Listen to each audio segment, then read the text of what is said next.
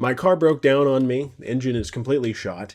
I'm moving on Saturday with no way to get there, and my love letter to Amiibo training video is not done yet. So today we're going to talk about something that is a really useful coping mechanism for me, and that is 6-star Tera Raids. So AMSA had Melee Yoshi, Pan and Koic 2012 has Super Mario 64, and I have 6-star Tera Raids. If you read AmiiboDoctor.com, this should not be a surprise to you. A couple of things to know about Tera Raids before we begin. First, yes, this will be a tier list explanation, but it's also going to be kind of an intro and a large, long-form explainer on how to actually be a good Tera Raider. The content you've seen on YouTube is poorly philosophized, we'll say. It tends to favor very risky builds that don't typically work the first time, when it would be faster and more efficient to just go slow and steady and win the race. Second thing to note is that if it works, it works. Okay? If I put forward a build for Belly Bolt and you think that's a stupid build, I use this one and it works. Great. Good for you. Every Tera raid is unique and different. The RNG is different. The Tera type, the partners, they're all different. Last most important thing to understand before we get into this, I am assuming we are talking about 6-star offline Tera raids. You are soloing this, okay? You have your NPC partners. NPC partners do make a difference. Sometimes, on rare occasions, they make a big difference, but generally, we're just assuming that it is you offline with just your build. So, otherwise, let's get into it. So, Belly Bolt. This is what the kids would describe as a hot take. Belly Bolt is generally the best Tera Raider in the game. Most people think it's Goldengo, Miraidon, Arceus, or something. No, it's not. They're good. They're good, but they're not great. By the way, we're starting on the special attackers. We're going to do SS and S on the special, and then go to the physical attackers tier list. There is a reason for having the two of them separately.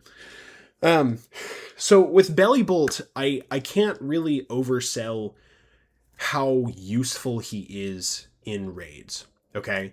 Obviously, there's going to be times where electric type is not the type you want to attack with, such as when it's a ground Tera, okay? I'm not going to pretend like that doesn't exist, but generally, just with Acid Spray and Parabolic Charge, problem solved, okay? He has so many move options available to him that it's... I discourage the philosophy of I'm at a 6-star Tera raid, so I need to build a Pokemon specifically for that raid. That's bad philosophy. It's wasteful. I'm assuming you want to do these raids to do something like farm Herba Mystica. I just do them for the love of the game. I've done thousands by this point. But I'm assuming you're not crazy. I guess, I don't know. But Belly Bolt is maybe the only Pokemon where I will actually say it's perfectly fine to change his moveset between raids because they're just so great, right? He's got Chilling Water. He can drop the enemy's attack if need be, right? That's very useful against physical attacking raids. You get 2 stat drops on them, easy as pie, right? He's got Eerie Impulse, which only works until the Tera Shield goes up, but I mean, and that's why it's not on the recommended list of moves, but it's still a useful move. He's got both screens. Yeah, so one last assumption here, and Belly Bolt is the exception to this, but Parabolic Charge is a self-healing move. It's part of the reason it's so great, right? If you drop Electric Terrain and you're Electric Tera type, you have Terrain, Double Stab, and you're self-healing. Okay, it's a 65 base power move, 100% accuracy. You put a Metronome on him, you're done, okay? I mean, it's a solved problem. You know what I mean? I used Belly Bolt. One time, the other day, I used him against a Steel type, just for the heck, like a Steel Tera, just for the heck of it. Acid Spray doesn't work on that, and he still pulled it off. It resists electric as well. Steel is probably the second real obstacle that Belly Bolt has, but otherwise, man, he just cleans up the carnival, okay? Belly Bolt's cheap, although Parabolic Charge is an egg move, so you're going to need, I think, a Mirror Herb, and then I don't remember how that process works. I've had my Belly Bolt builds for a couple of years now, but highly recommended. If you're not going to build anything else, build out a Belly Bolt, okay? Moving on to Goldengo. So, I mentioned the Metronome previously, okay? The big concern you're going to have with these 6-star Tera raids, they're usually going to last about 15 to 20 turns. You need a way to heal while you're doing that. All right. The problem is there's not a lot of moves that heal you while you're using them. Okay. Examples include like Giga Drain, obviously Parabolic Charge, Drain Punch. Those are like Arceus Grass. Spoilers, he uses Giga Drain, right? Um, Most of the Pokemon on this list are going to be holding Shell Bell. Okay, I've seen people try to not use Shell Bell. They're like, oh, Arceus has Recover. Okay, but you're taking an entire turn just to heal when the added benefit of whatever item you're holding isn't that good, right? The most value you can get out of your item slot is almost always Shell Bell. That way you can maximize your damage, which gets you ahead of the raid timer as much as possible, and it also heals you as much as possible. Make sense? So with Goldango, great special attacker. I would say he is extremely unique. Good as gold, no statuses, okay? So here's the thing. About 10% of the raids, between all the regions, are sleep raids. Okay, it's kind of a subcategory. There's a couple others that inflict statuses, but really the problems are the sleep raids. Sleep is a very broken status move in Tera Raids. It's a 15 to 20 turn raid. If you're unable to self-heal and unable to keep up with the timer for sometimes 2 to 3 turns, you're gonna die. That's the problem. We are really, really trying to avoid you getting KO'd. Because if you get KO'd, you lose a lot of time. You don't lose too much time the first time. Now, if you're terastallized, then you just lose your Tera permanently. And at that point, you might as well just quit. There's no reason to keep going. But Shell Bell solves that. So for Goldango, Goldango's immunity to sleep is immensely valuable. That's not why he's actually so high on this list, but it's very, very helpful.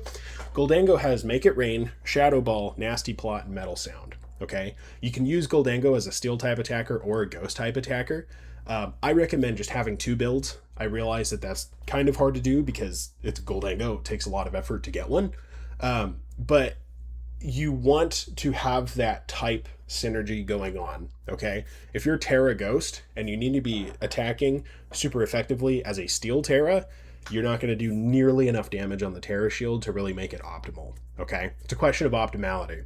I'm sure you can make it work either way, but which one is better?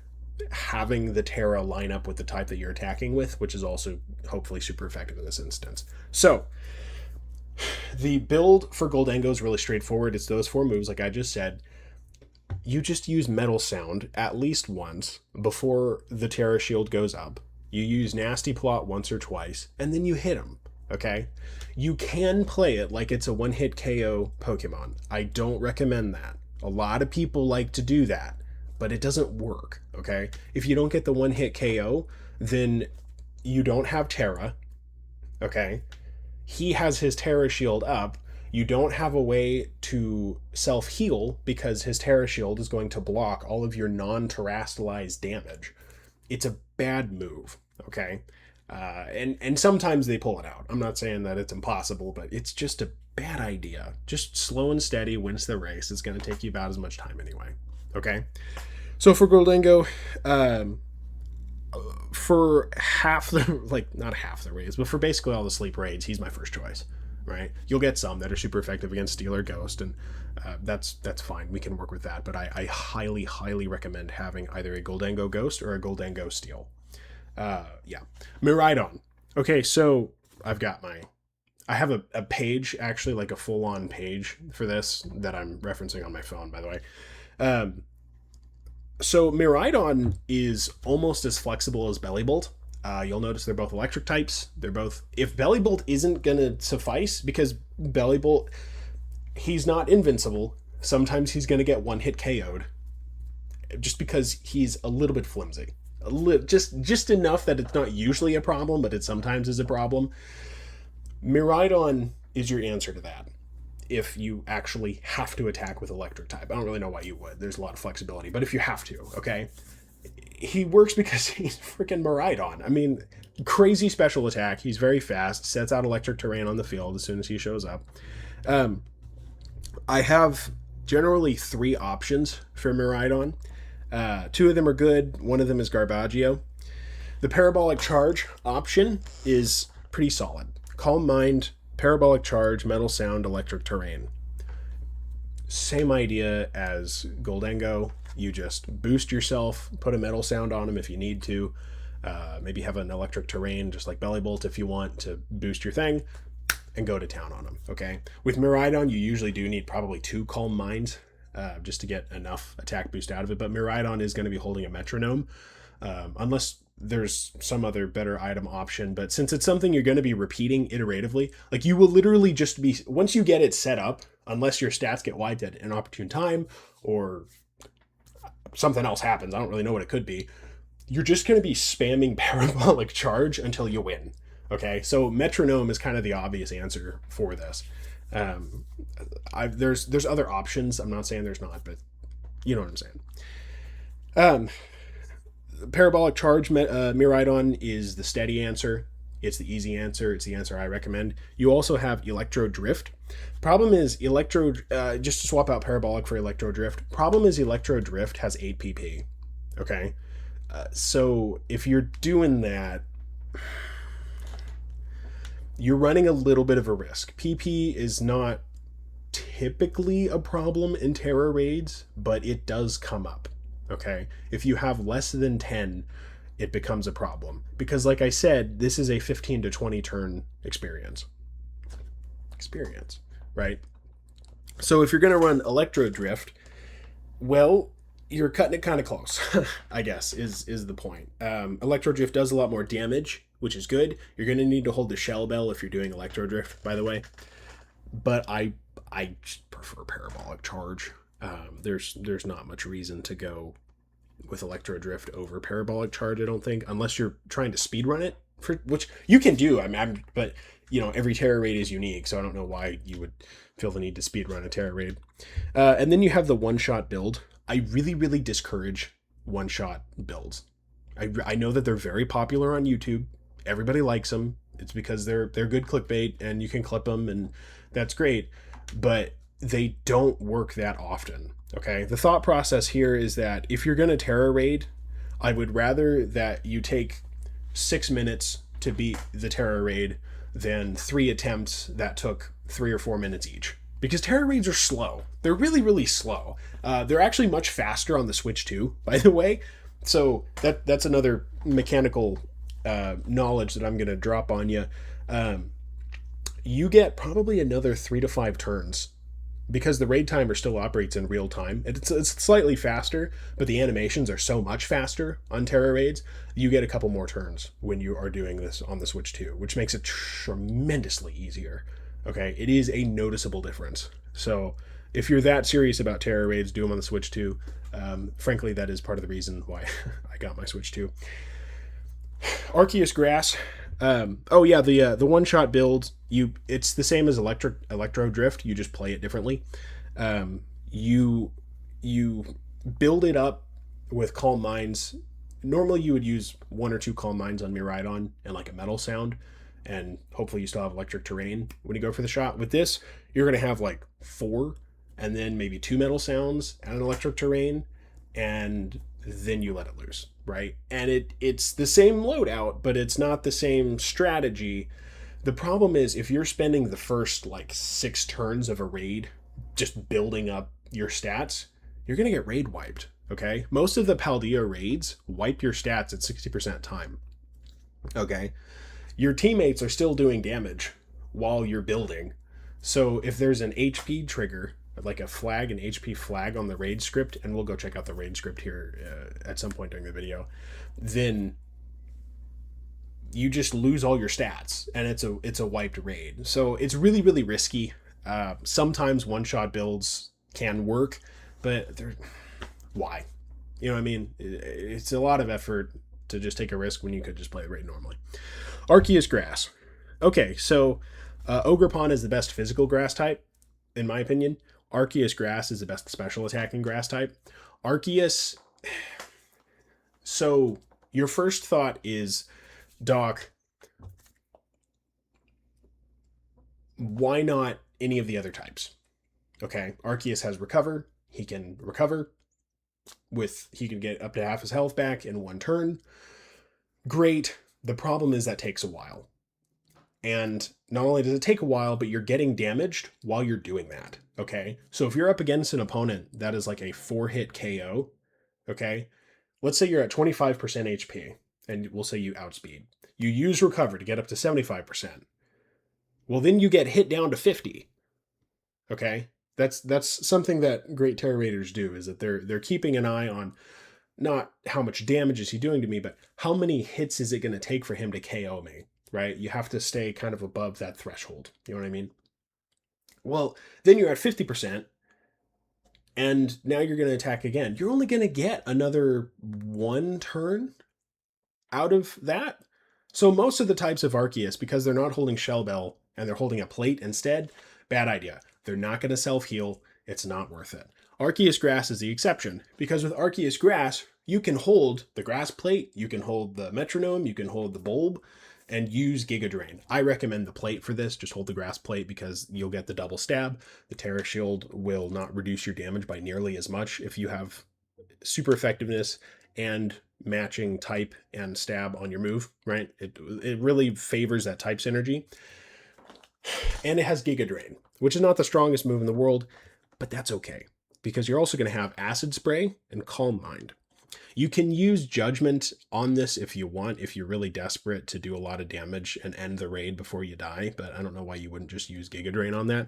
And Arceus has so many other good moves that it's very flexible, which you can run with Arceus. So, Kyogre. I once saw a cartoon, I think it was some kind of one-panel webcomic or something, but the bad guy from Pokemon Sapphire, I guess it was Alpha Sapphire, because he had his fancy design. He had a poster of Kyogre on his back wall, and it was like, it looked like it was pronounced Kyogre, and that's just the funniest. It's been 10 years since I saw that, and I'm still laughing about it. It's actually really funny. Kyogre. Okay, so I love Kyogre. Not as a Pokemon, but as a Raider. I don't really care about him as a Pokemon. Kyogre is my answer for whenever I need some kind of special attacker that's going to take a hit. I don't think I've ever died as Kyogre. Ever. Okay? He is the best water type attacker in the game. It's not even close. He runs typically Surf, Water Spout, Calm Mind, and Rain Dance. The synergy here is obvious, okay?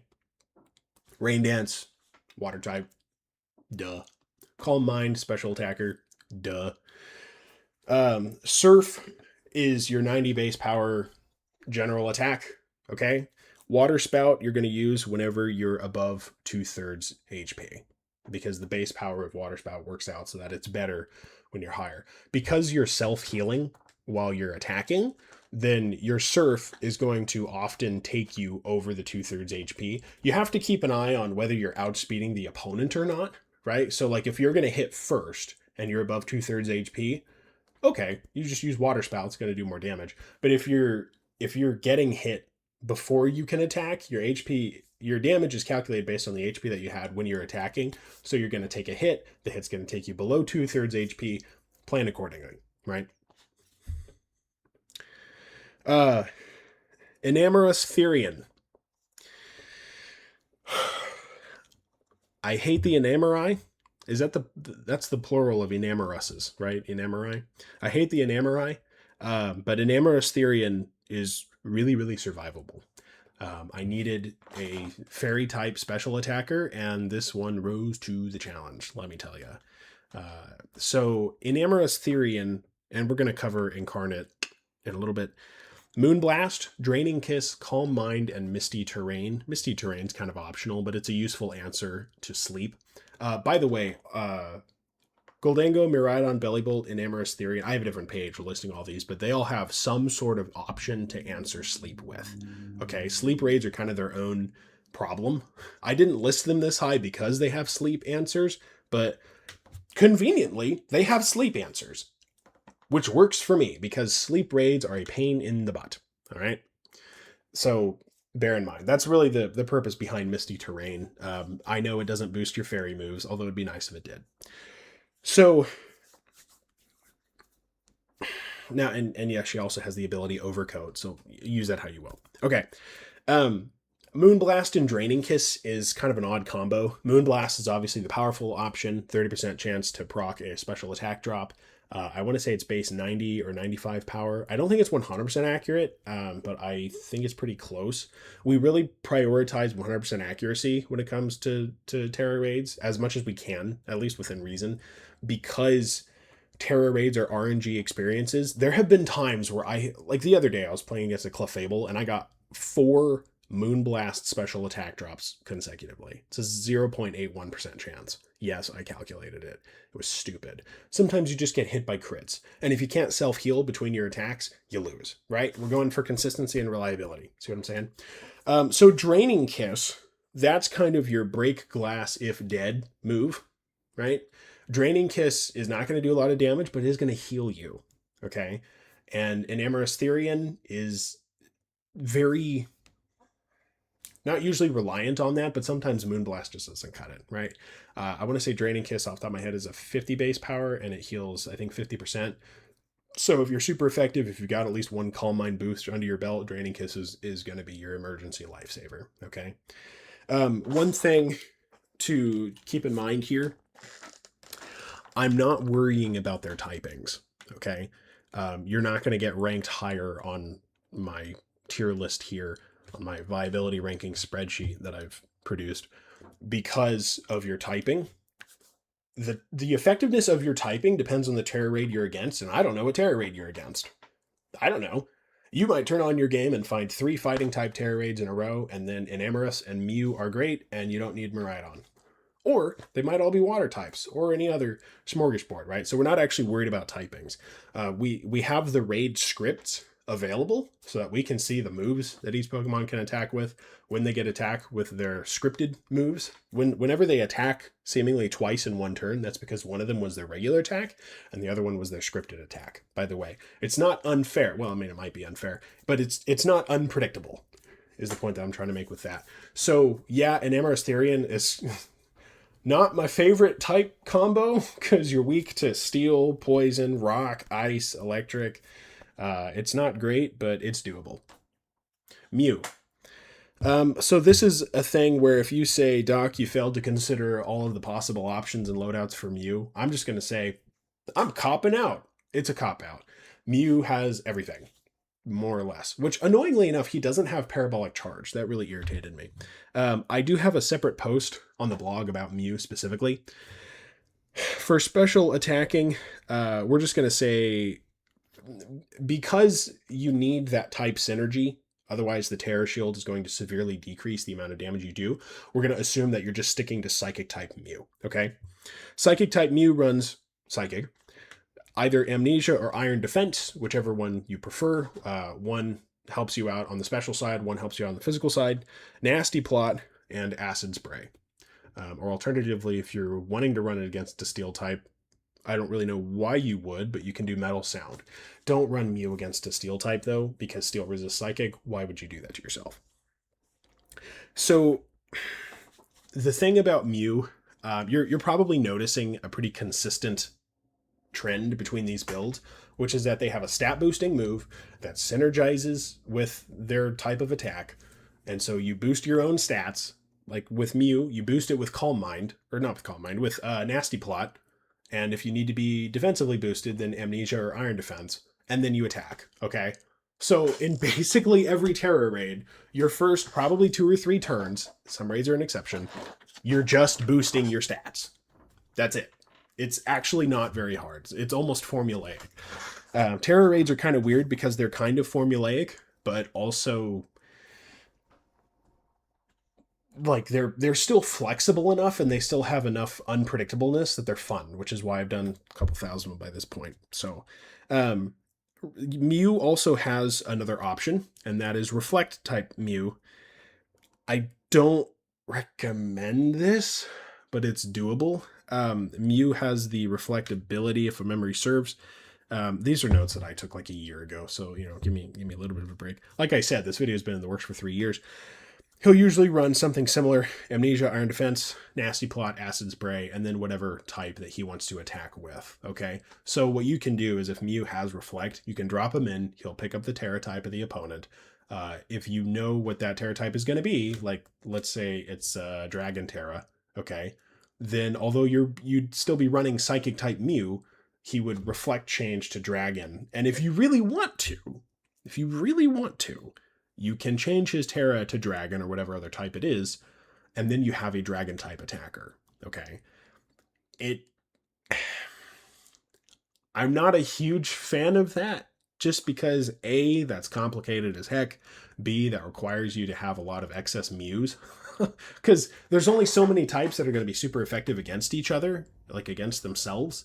And so that's really situational, right? I think it's actually only dragon and ghost. So really you're kind of limiting yourselves to types that don't resist itself, which is significantly more. But if you're going to do that, just use a different raider. You know what I mean? But that is still an option if that's something that you'd like to do. If you're going to run Reflect type Mew, you can do a Stellar Tera. It's nowhere near as good, but it's there if you're feeling creative. I don't usually tell people to get creative with Tera Raids, but life is short. Calyrex Shadow. Okay, so Goldengo is Steel Ghost. Calyrex Shadow is just Ghost. The problem that he has, so he doesn't have any of the vulnerabilities that Steel typing does. Thank goodness. No ground, no fire, you're fine. But he is triple weak to Ghost and Dark. So if you're going to use Calyrex Shadow, you need to know, probably by checking the raid scripts beforehand, that you're not going to be getting hit with Ghost or Dark moves. There's actually not that many Ghost type moves that are going to get used against you in Tera Raids. Frankly, I can't think of any off the top of my head. Well, I think Clefable has Shadow Ball, and there's probably, I think Sinistra also has Shadow Ball, and Gyarados has Crunch, which is Dark type. But otherwise, I mean, there's not that much, right? So it's still pretty usable. But like I said, we're not actually that worried about typing because we have access to the raid scripts. He runs Astral Barrage, Shadow Ball, Nasty Plot, and Taunt. This is something I've not gotten into yet. Taunt is pretty darn useful, but it's very situational, okay? Taunt prevents the opponent from doing anything besides attacking, okay? The reason that's useful is because some raids, they'll use Calm Mind, or they'll inflict you with a status or yawn. That's a hard one. I hate sleep raids. Have I mentioned that? I hate sleep raids. And so Taunt solves that problem ahead of time. The problem is you have to keep resetting Taunt, right? Which takes turns, and you don't have as many turns on the Switch 1 version, at least in practice. Okay, theoretically you would, but you don't, because the animations are slower, there's loading times. It's not as good. So, yeah, but Taunt, still, when it works, boy, is that the cure that you needed. So, and also he outspeeds, so that just makes Taunt even better. The idea is pretty straightforward. Nasty Plot, use Shadow Ball to build up Tera, and then Astral Barrage if you need it. I think Astral Barrage is an APP move. It's very powerful, so run with it. Shield goes up, stats are wiped. Yeah, so that's fine. Dawn Wings Necrozma. Sorry that I don't have the little guys showing up for these. I don't know why. It's supposed to link into the... I forget if it's Smogon or Bulbapedia, but it's supposed to link into somebody's server and pull the image asset from it. Dawn Wings Necrozma. That is the one that you merge Necrozma with Lunala. Okay, it's like a base 700 stat total. It's kind of nuts. So, fantastic Ghost and Psychic types. Just out of the blue. I mean, like, there's, yeah, you'll be competing with Goldengo and Calyrex Shadow for Ghost, and you'll be competing with Mew for Psychic. Oh, well. You're going to run Calm Mind, Psychic, Iron Defense, and Photon Geyser if you want Psychic type, or Moongeist Beam if you want the Ghost type. If you want to change them, just, change your Tera. The way that the merging works is that Necrozma doesn't learn the move. Necrozma doesn't add any moves to the moveset. That's all from Lunala or Solgaleo, whichever one you merge. And we're going to talk about the Solgaleo evolution with, or not evolution, the Solgaleo one with physical attackers. He's just fantastic. I mean, he just hits like a truck. Like worse than I'm turning into Jimothy Cool. I say everything hits like a truck. No, he is just brutal against the opponent, especially when he's super effective. He's one of those times where I have actually 1 raids in 5 attacks or less because of just by playing normally, because he is that powerful. You'll also notice something about this moveset, and I want to point this out. We're going to get into build strategy here. Calm Mind and Iron Defense. Okay, Calm Mind is a special defense boost. Iron Defense is a physical defense boost. Okay, so the way that you're going to build out your EVs on this, first of all, I'm assuming everything is level 100, 6 IVs, perfect, hyper trained. Okay, it doesn't have to be. If we're looking at something like a legendary, just generate your Pokemon. Don't let it leave your save file, but there's nothing wrong with Pokemon generation as long as it's not leaving your save file. Tera Raids should be available to everybody. But as far as EVs go, you're basically always going to be putting 252 into whatever type you're attacking with, and then put the rest into whatever type you can't defend yourself with. Okay, so let's say he only has Calm Mind. He can boost his own special defense, but he can't boost his own defense. So we're going to put his EVs into defense, right? That's maximum survivability. So with Dawnwing's Necrozma, we don't have to worry about that. He has Calm Mind and Iron Defense. So you can kind of do whatever you want. Put 252 into special attack. Put the rest in HP if you want. I don't care. It's up to you. Ho-Oh. Fire Flying. It's not a great type combo, but we know ahead of time what attacks he can get hit with and which ones he can't get hit with, which means we can use Ho-Oh. Yay! Ho-Oh suffers from bad typing, which is easily mitigated by simply not using him when he's going to get hit super effectively. Thank goodness. However, if you're using Ho-Oh Fire, which is what I encourage, you do lose your ground immunity. Don't forget that. Ho-Oh is a great special defender and has pretty good defense. So you're going to run Flamethrower, Calm Mind, Sunny Day, and then either Reflect or Sacred Fire. Okay. The Reflect and Sacred Fire trade-off is, well, it's a gamble. Reflect is guaranteed. It's going to last for 5 turns. Okay. It's going to cut the physical defense in half. Good for you. Sacred Fire, however, it's, what is it? 100 base power, but 50-50 accuracy. And then there's, I think it's a guaranteed burn, right? So, is that my cat moving around back there? So burn status cuts the opponent's physical attack in half. All right. Which is the same effect as Reflect. Okay. The damage that it does each turn, we don't really care about. It's so small, it's never going to matter. That's why poison status is absolutely useless in Tera Raids. If poison status is actually a detriment because it prevents them from being statused with something that's actually useful. Similar story for burn status, except that it cuts their attack in half. So the question is, how do you want to do it? If you hit with Sacred Fire, yes, it's a risk, but you can self-heal from it, and you might even be able to get another Terra Orb charge. That's another thing. You need 3, you have to hit with 3 attacks before you can terastalize. And once you terastalize, that's when you start doing damage. Well, do you want to do that with Flamethrower? You can, it's not a problem. Flamethrower has a 10% chance to burn as opposed to a 50% chance through Sacred Fire. Or would you rather just run Reflect, right? Truly is up to you. I've had success with both of them. I think presently my build runs Reflect just because it's easier. Sometimes though, and they're really, I could actually go into a lot of detail about this question because it is a very worthwhile question asking. Do you even want to protect your teammates? Ask yourself that, because if your teammates have Intimidate, or if they're Arbalava and they're going to set grassy terrain every time they respawn, well, then maybe you want them to die more often. Offline, your NPC teammates dying does not hinder you whatsoever. So it's worth considering.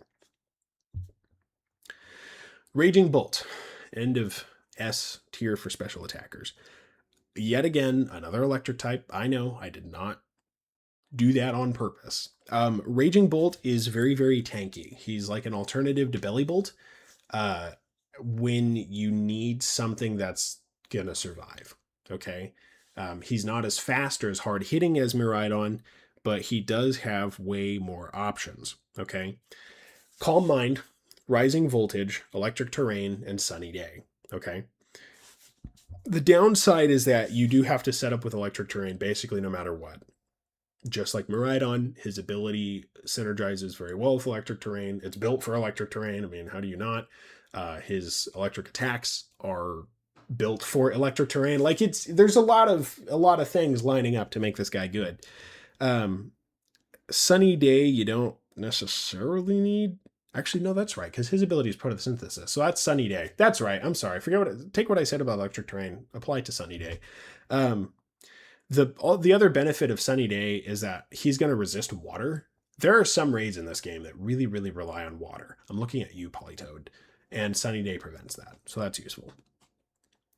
The downside of Raging Bolt, although he's a great answer to sleep as well, the downside of Raging Bolt is that Arbaleva basically invalidates him as a partner. Because Arbaleva is going to keep setting grassy terrain. That is not helpful. Rising Voltage does a lot more damage when it's on electric terrain. I would go so far as to say it's comparable to Miraidon. But it's a little bit more situational. So although these tiers are not ordered, they're not ordered within the tier because I don't know what kind of Tera Raid you're going to be facing. Miraidon is probably better than Raging Bolt.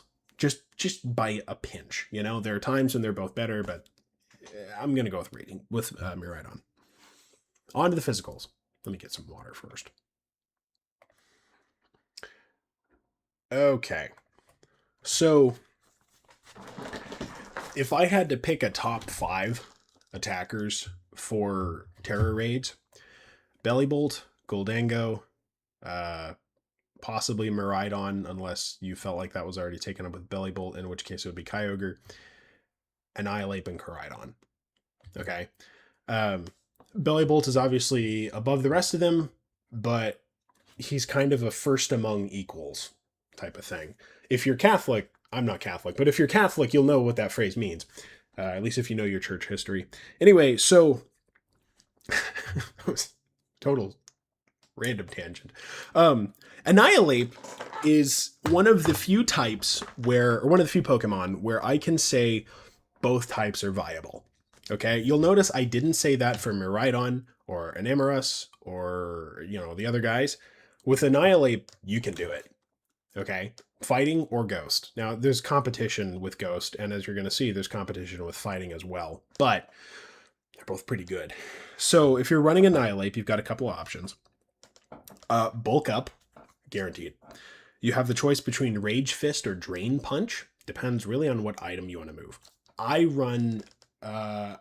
actually, no, that's right. Rage Fist is Ghost type. Okay, that doesn't matter. For some reason, I thought Rage Fist was a fighting type for some reason. It's not. It's a Ghost. In terms of just raw damage output, Rage Fist is better. If you run Rage Fist plus Shell Bell, good job. If you run Drain Punch plus, I don't know, you could do Metronome with that. Metronome is kind of an easy answer to all of the self-healing moves. That works too, right? For your third move slot, kind of up to you. Taunt, Focus Energy, or Screech.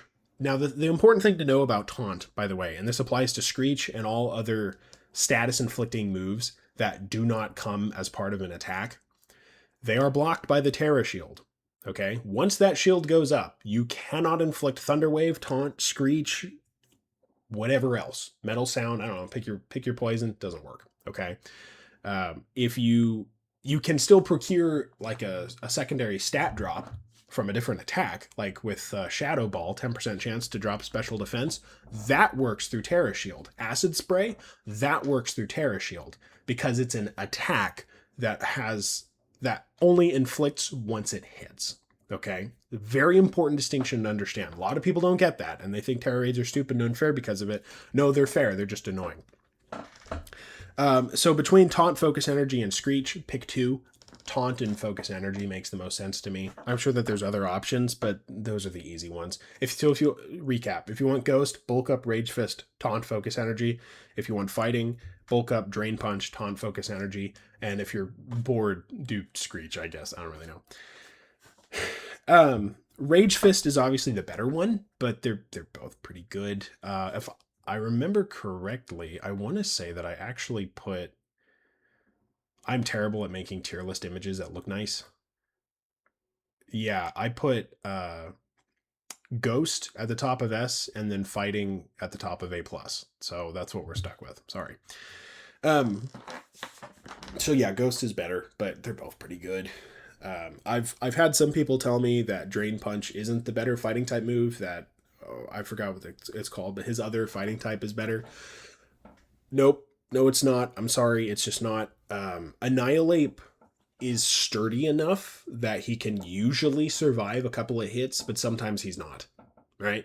He's not a tank. He's bulky, but he's not a tank, especially against special type attackers, or special attackers, not special types. That hasn't been the case since Gen 3. Notably, oh yeah, you can run Life Orb for fighting type Annihilate, by the way. I mean, 30% boost at the cost of some HP. You're never going to finish a turn at full HP, but it's pretty powerful. You also actually have two really good abilities with Annihilate. You have Defiant and Vital Spirit, okay? Defiant is, if your stats are going to get dropped, then I think it's your attack goes up, I want to say. That's useful. Not that many raids where it's useful, but still useful, right? There have been times, especially in the DLC raids, for some reason, Kitakami and Indigo Disc raids seem to be harder on average than the Paldeo ones. And they'll often have moves that have secondary stat drop chances, especially Psychic and Shadow Ball. And so that's like a free attack boost. The thing is, if you're running the Ghost type, you have a 300 base power Rage Fist move, okay? You're going to get 5 turns in, it's going to be maxed out, and then you're just going to steamroll it, all right? So you don't really need that. What's more useful overall is Vital Spirit, because that's going to block out sleep, okay? Sleep is a problem.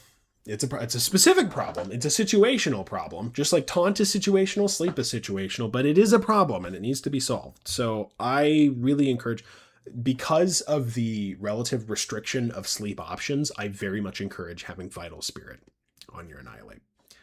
Koraidon, fighting dragon. We can do dragon, but I encourage fighting. But nothing wrong with dragon. It's just as far as offensive types go, why not fairy type? So, we'll get to that in a sec. Koraidon, the fighting type option, there's, like I said, he has a pretty wide moveset. I haven't said that yet, but I will.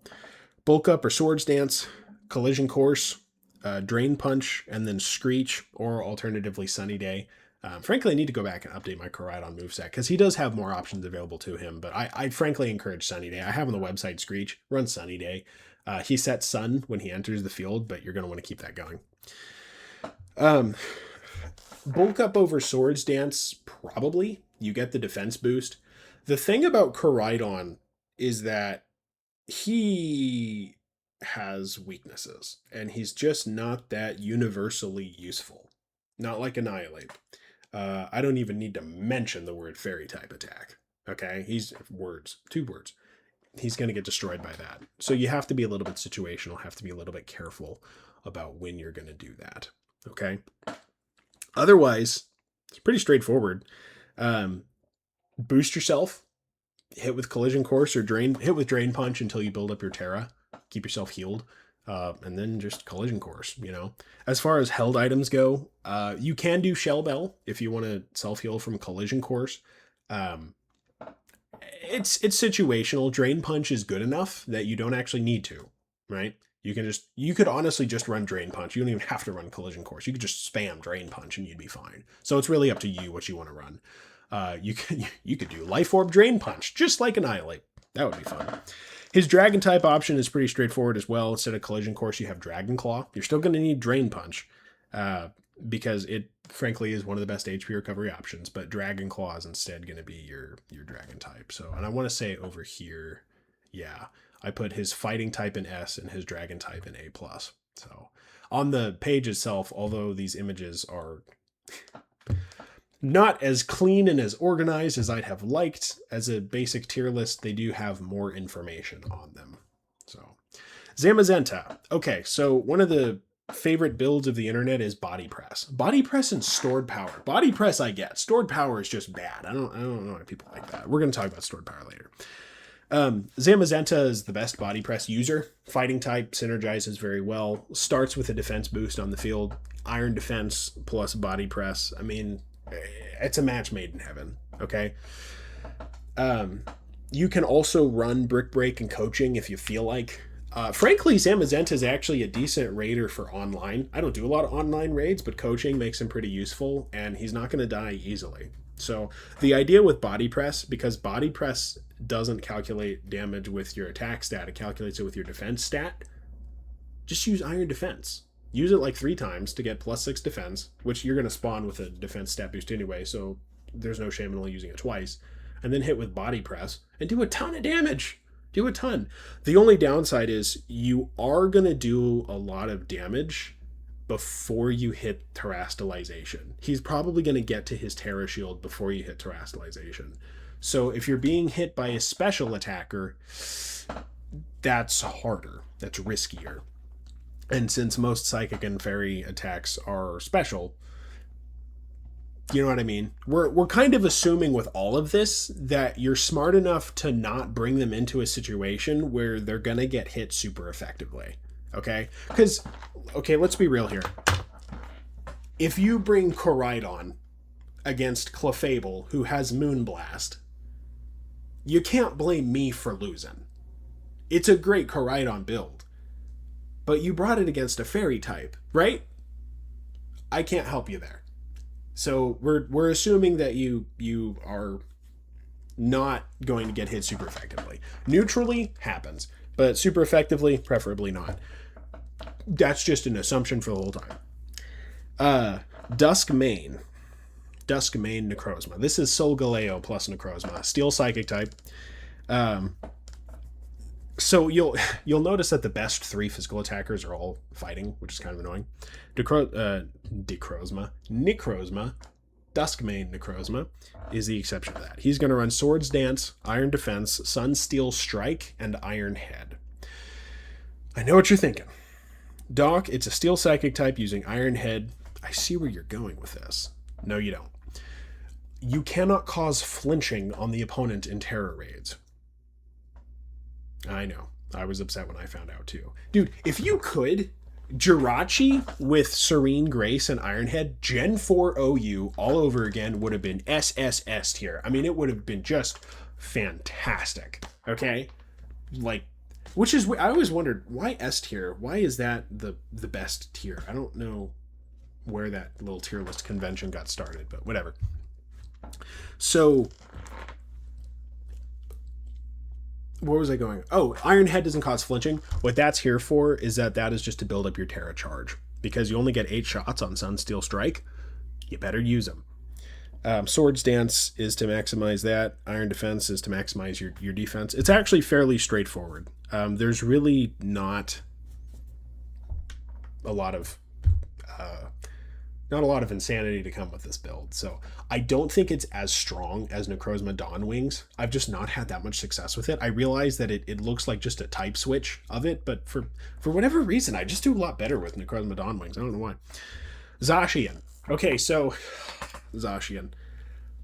We are not running the Zacian Crowned. We're not doing that.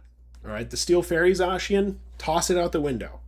We can't run it. He has no way to self-heal.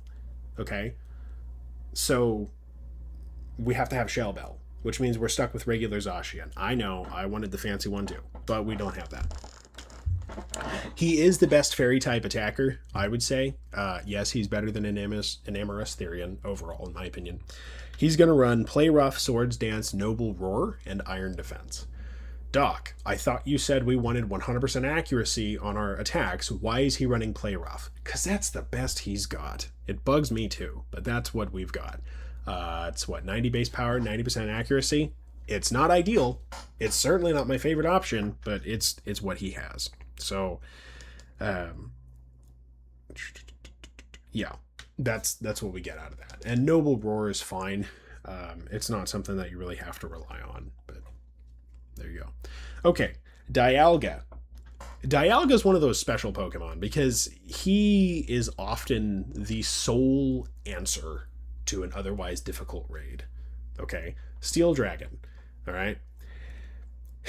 He will just resist everything they can throw at him and then just, he's got that kind of typing.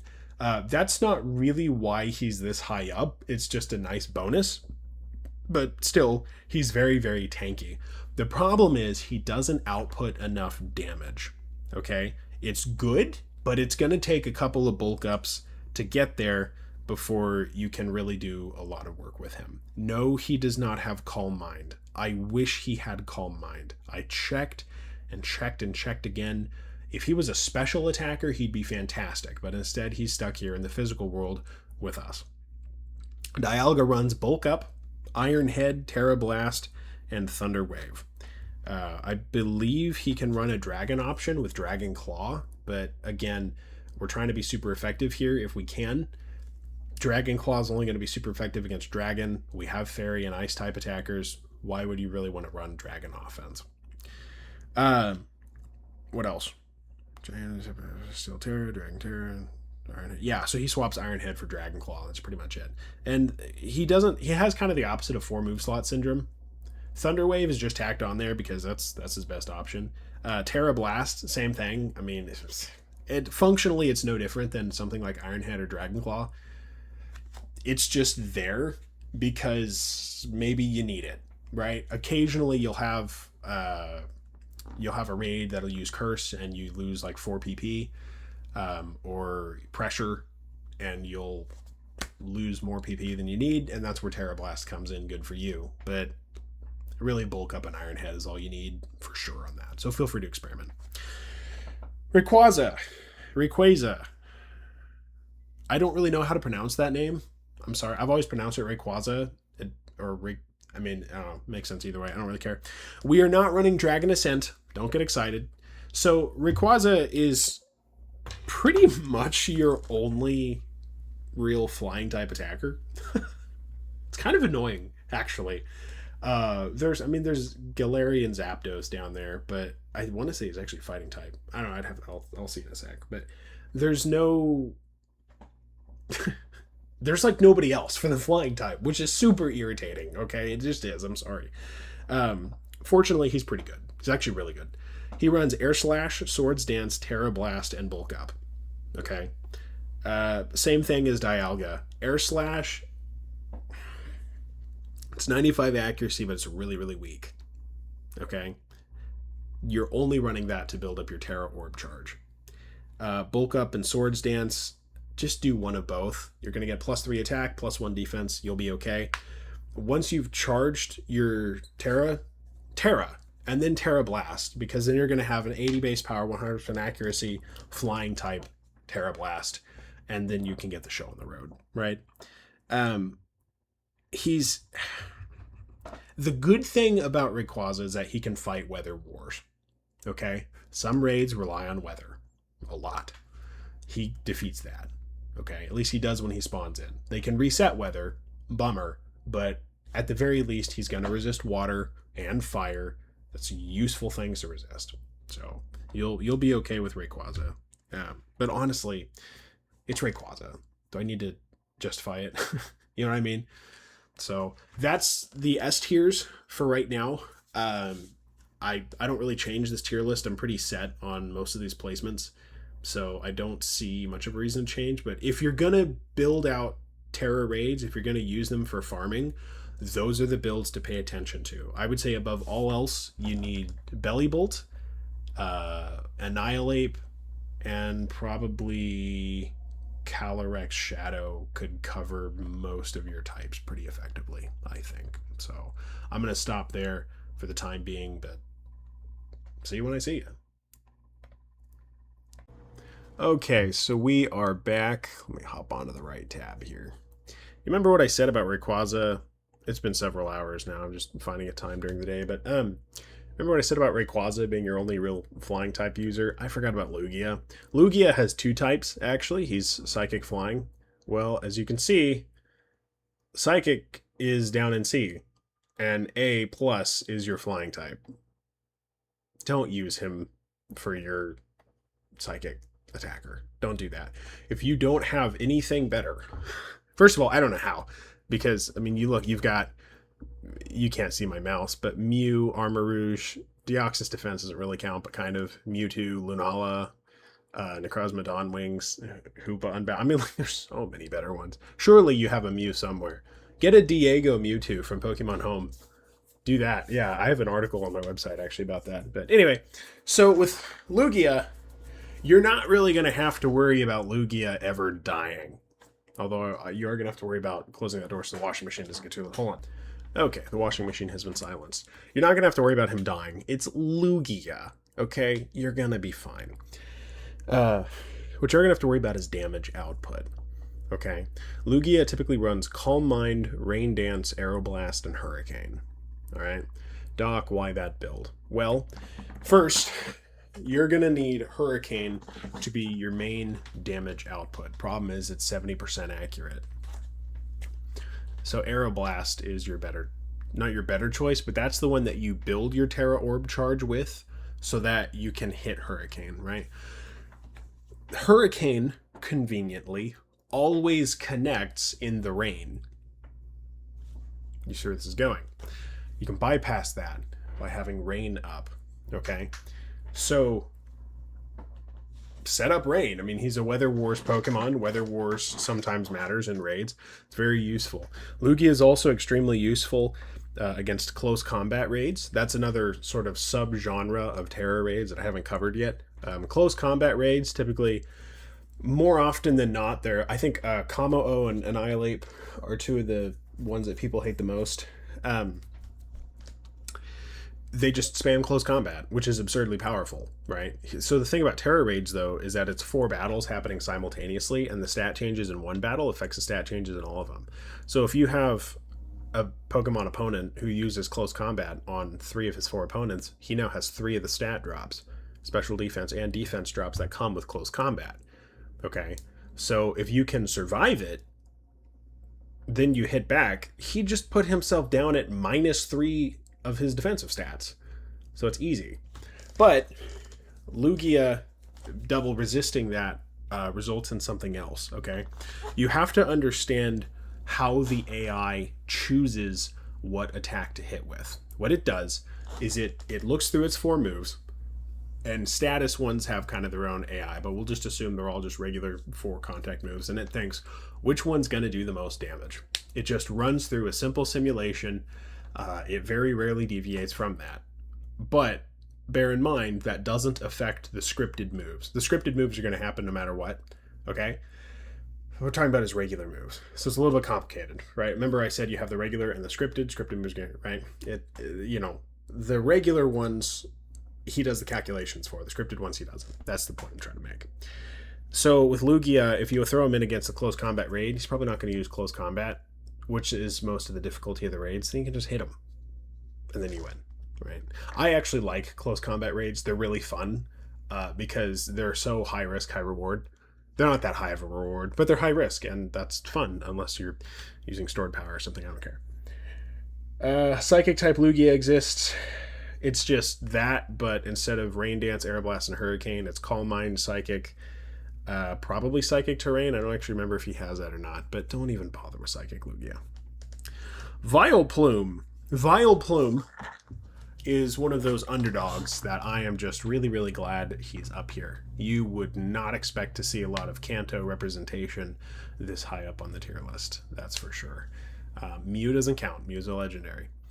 And I guess same thing for Mewtwo now that I look at it. So with Vileplume, you're going to see this trope a lot. You've already seen this trope a lot.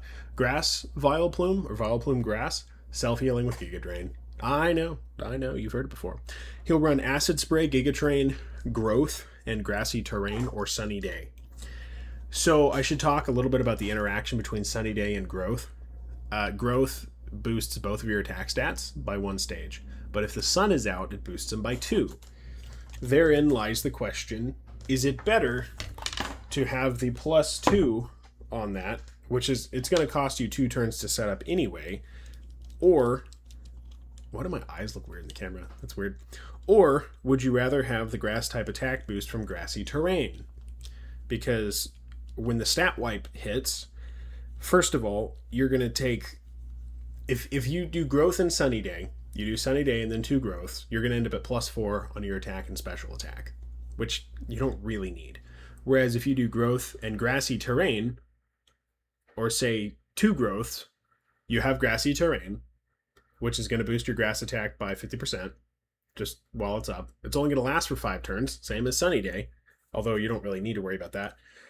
You're going to have 2 growths, so you're at +2 on your attack stat, which, because it's Giga Drain, is going to be special attack. So the downside is, oh no, I don't have Sun, and I do have Grassy Terrain, but I also am at +2 attack instead of +4.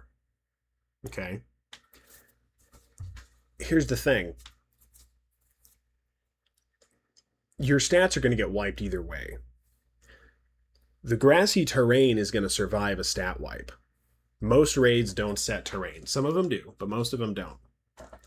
So what you can do, if you're expecting a stat wipe here in a bit, which, I mean, there's 114 different raids, so who only knows when, depends on the raid script. But if you're expecting a stat wipe and you want to keep your positive stats up, you're not going to keep the +2 on your attack stats, but you're going to keep the 50% grass boost. That survives the wipe. And you're still getting self-healing from that, right? Each turn. So it's not a lot. It's basically leftovers, memory serves. But it is certainly... There's a trade-off to both, is what I'm trying to say. So I typically run grassy terrain and growth, although sunny day is equally viable. Frankly, you might as... If you're going to do sunny day...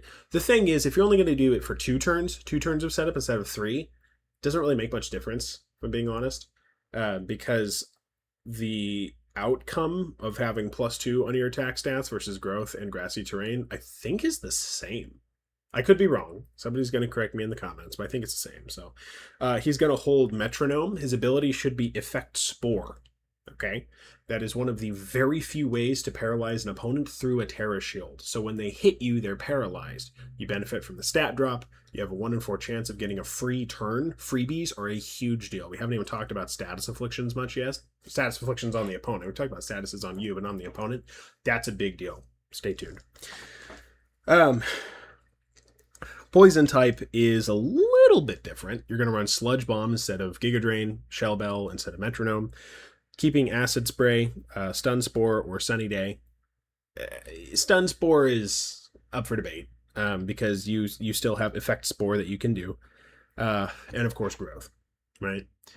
Growth is going to be how you boost your stats. So Acid Spray really is what makes him uber duper viable on that, I think, because anybody can, well, not anybody, but self-healing with a lot of that is doable, but it's not a huge concern, I guess, thanks to Shell Bell. But Acid Spray, being able to knock out 2 of their special defense stages during the shield, big deal. That is a big deal. I consider Acid Spray to be, frankly, the best move in Tera Raids. I have a page on that on the website as well. I've done a lot of writing on this. I've been doing this for like over a year at this point. So, okay. Armor Rouge. Armor Rouge is A+. His cousin Sarah Ledge is A in the physical tier list. But I would actually consider them... I would say Sarah Ledge is actually equal. Just for the record, S in special attacking is not equal in power level to S in physical attacking. That's why they're different, right? And we're going to get into the special physical dichotomy here in a little bit because there's a lot of things to consider down the line, but we're not going to touch that right now. So Armor Rouge typically runs Calm Mind, Mystical Fire, Acid Spray, and Taunt. Okay. Mystical Fire is pretty good. If memory serves, yeah, I remembered correctly. So it drops the enemy's special attack by 1 stage, which is helpful. It's really nice. Aside from that and Iron Valiant's attack, whatever that's called, I don't think there's a way to easily do that, right? So that's helpful. It's not helpful that often because usually the real problem raids in this game are the physical attackers, but oh well. Still, use it if you can, right? He'll run Flash Fire ability. It's kind of doesn't really matter, but sometimes the AI will throw out a fire attack, and then you're like, "Oh, thanks for throwing out a fire attack. Didn't do anything." And that's about it. He does have a psychic type option. He is a popular stored power user.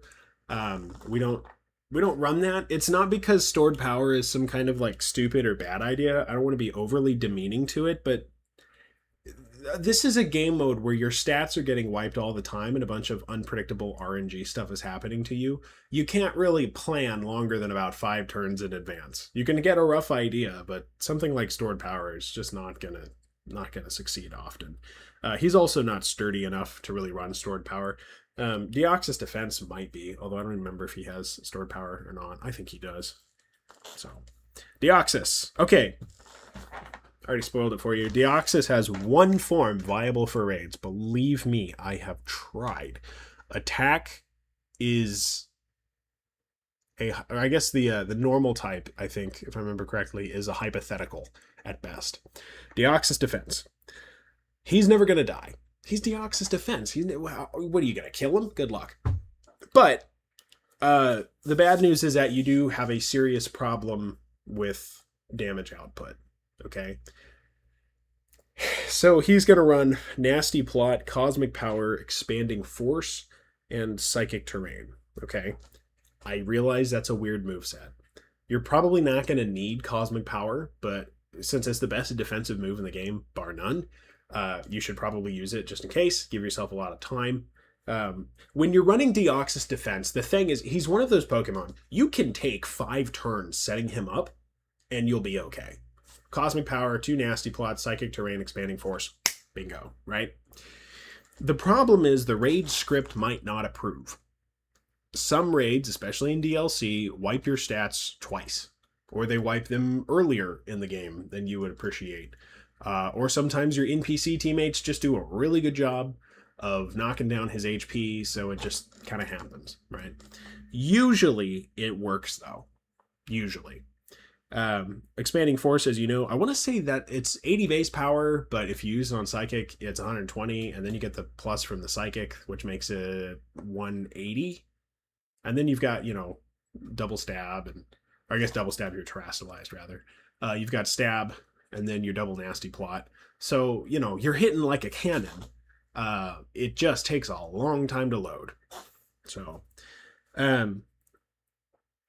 if you have Arboliva, no, Arboliva is a great NPC partner to have, unless you need a terrain, in which case you're screwed. So, but it is, I would say, aside from the time it takes to set up, I would put Deoxys defense at roughly the same power level as Mew, except for the time it takes, which is why he's an A+. Terapagos. This one's fun. I like Terapagos. Let me just increase my size a little bit here, because I don't think you can see enough of me. There we go. Terapagos, really, really cool raid, actually. Not all that helpful, but a very cool raid gimmick. For those of you unaware, his Terra type is always Stellar. Can't change it. So at base, he's normal. Defensively, he's a normal type, but his Terra type is Stellar. Okay? His ability, when you throw him in, he's basically a legendary in terms of stats, and then when you terastallize him, he becomes like more of a legendary in terms of stats. I want to say 780 base total. Maybe 700 or 780. It's a ton. He's got a lot going on. His problem, stop me if you've heard this before, is damage output. So he's going to run Tera Starstorm, Calm Mind, a third move option that attacks. We'll get into that logic in a sec. And probably Substitute, but you can kind of do whatever you want with that. He doesn't have really anything great, so I just threw in Substitute. Very opposite of 4 move slot syndrome. He has 2 move slot syndrome. Is that I don't know if that's a thing. So, Terapagos is only weak to fighting, okay? So you don't have to worry too much about that one. You can put up a Substitute if you want. I don't recommend it. This guy is a tank. He's a tank, but he's a lot like Lugia, because you're going to need probably 3 Calm Minds to really start, kerplotzing on him. That's not what that means. Anyway, yeah. Don't use Starstorm, so you have 3 Calm Minds. You only get 8 shots of Tera Starstorm. That's what I want you to be aware of. So as far as that third move slot, the third move slot serves 2 functions. The first function is you need something to charge your Tera Orb. The second function is you need something to not use Tera Starstorm PP. Okay? That is the win condition, the bottleneck of this game, is that you need Tera Starstorm PP. All right?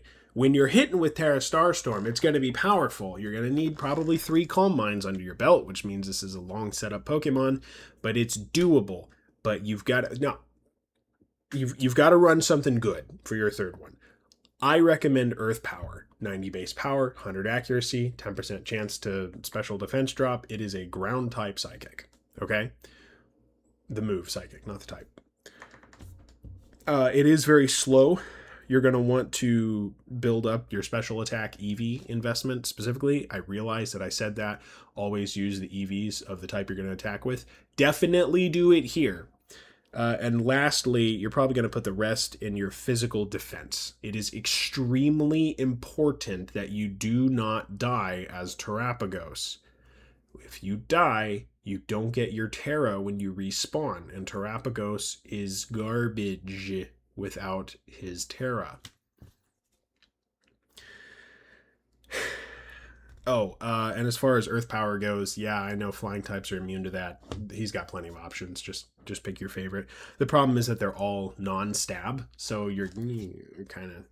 You don't really have great options. So, the thing holding Tera Starstorm back the most is that it's Stellar type, actually. So the way that the Tera Shield is calculated, Teras were programmed before the Stellar type was added into the game. Okay, remember the Stellar type is DLC. The Tera Shield operates where it looks at the conditions of the raid about whether you're getting stabbed, whether you're super effective against the Tera Shield, whether the type you're attacking with is the same type as your own. And basically, Stellar type is considered to not be your type. Okay? Because he's normal Tera. You can't be a base Stellar type, right? So he's normal type, Stellar Tera. The game says, that's a mismatch. Even though it's Stellar Tera, you wouldn't think it would be. And so it knocks off, I want to say, about half of the damage that you're going to do on the Tera Shield. Okay? Damage output is a problem for him. Mewtwo. He's Mew, but 2. He is the second best Mew around. So they're not all that different, if I'm being honest. Obviously, Mew is one of the base... 100 across the board legendaries. It's like him and Celebi and Jirachi, and I think they have one from each generation. I'd have to look. Doesn't really matter. But his stat differences, there's trade-offs between them. Okay? I think there's a reasonable argument to have Mew up in S. It's just not good enough. Okay? So he's another straightforward Psychic type legendary. Imagine that. Nasty Plot, Psychic, Psychic Terrain, Expanding Force, Light Screen, Reflect, Calm Mind, Psy Strike, Amnesia. You've got a ton of options available to you, okay? I typically run Psychic, Nasty Plot, Expanding Force, and Psychic Terrain Mewtwo, but you have so many options available to you. That's just to... The Expanding Force and Psychic Terrain combo is just to maximize damage output, because at that point you're hitting with a base move that is really, really powerful. Good for you, but it takes 2 turns to set up, plus stat boosts. Up to you.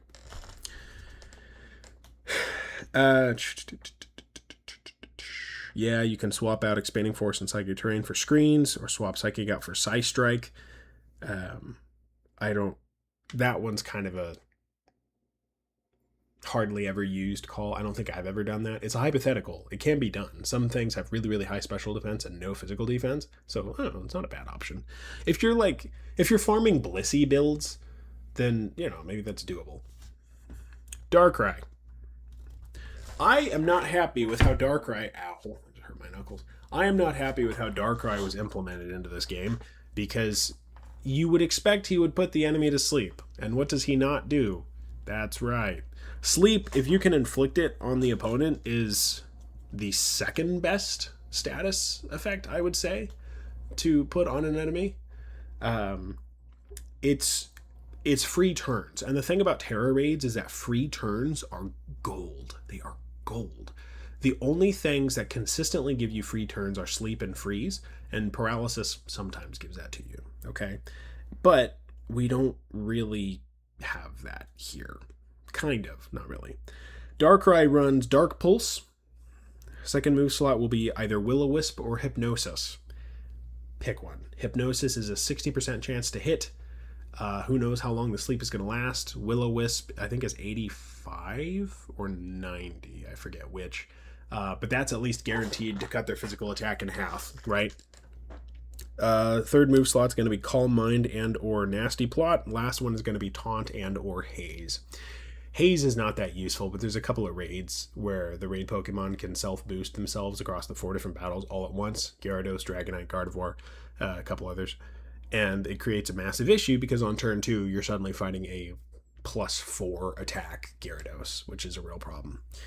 So don't be afraid to use Haze if you feel like you need it. So,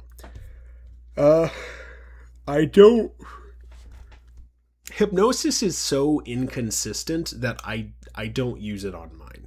But it would be very understandable if you did. The thing about, and really that goes for pretty much any hypnosis user, I just don't use hypnosis. It's 60% accurate, okay? You have a 1 in 3 chance of using it twice, and it still doesn't work. Actually, no, the math on that's wrong. Because what? 40. You have a 1 in 6 chance, about 16% chance. I just did math in my head in the age of AI. That makes me superhuman.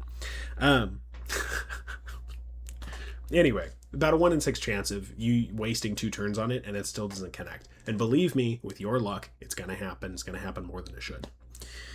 The setup's pretty straightforward. Calm Mind, Nasty Plot if you need to. Hit him hard. That's all it takes. He's actually got some beef to him, which is nice. And otherwise, just go for it. Galarian Moltres. Oh, Galarian Moltres. So the thing I love about Moltres is that somebody looked at that bird and they were like, you know what? That bird needs to get really pissed off. So they gave him the ability Berserk, and then he turned into Galarian Moltres. So we're not going to talk about Magearna yet, but keep Galarian Moltres in mind when we're talking about Magearna, because they're kind of two sides of a similar coin here.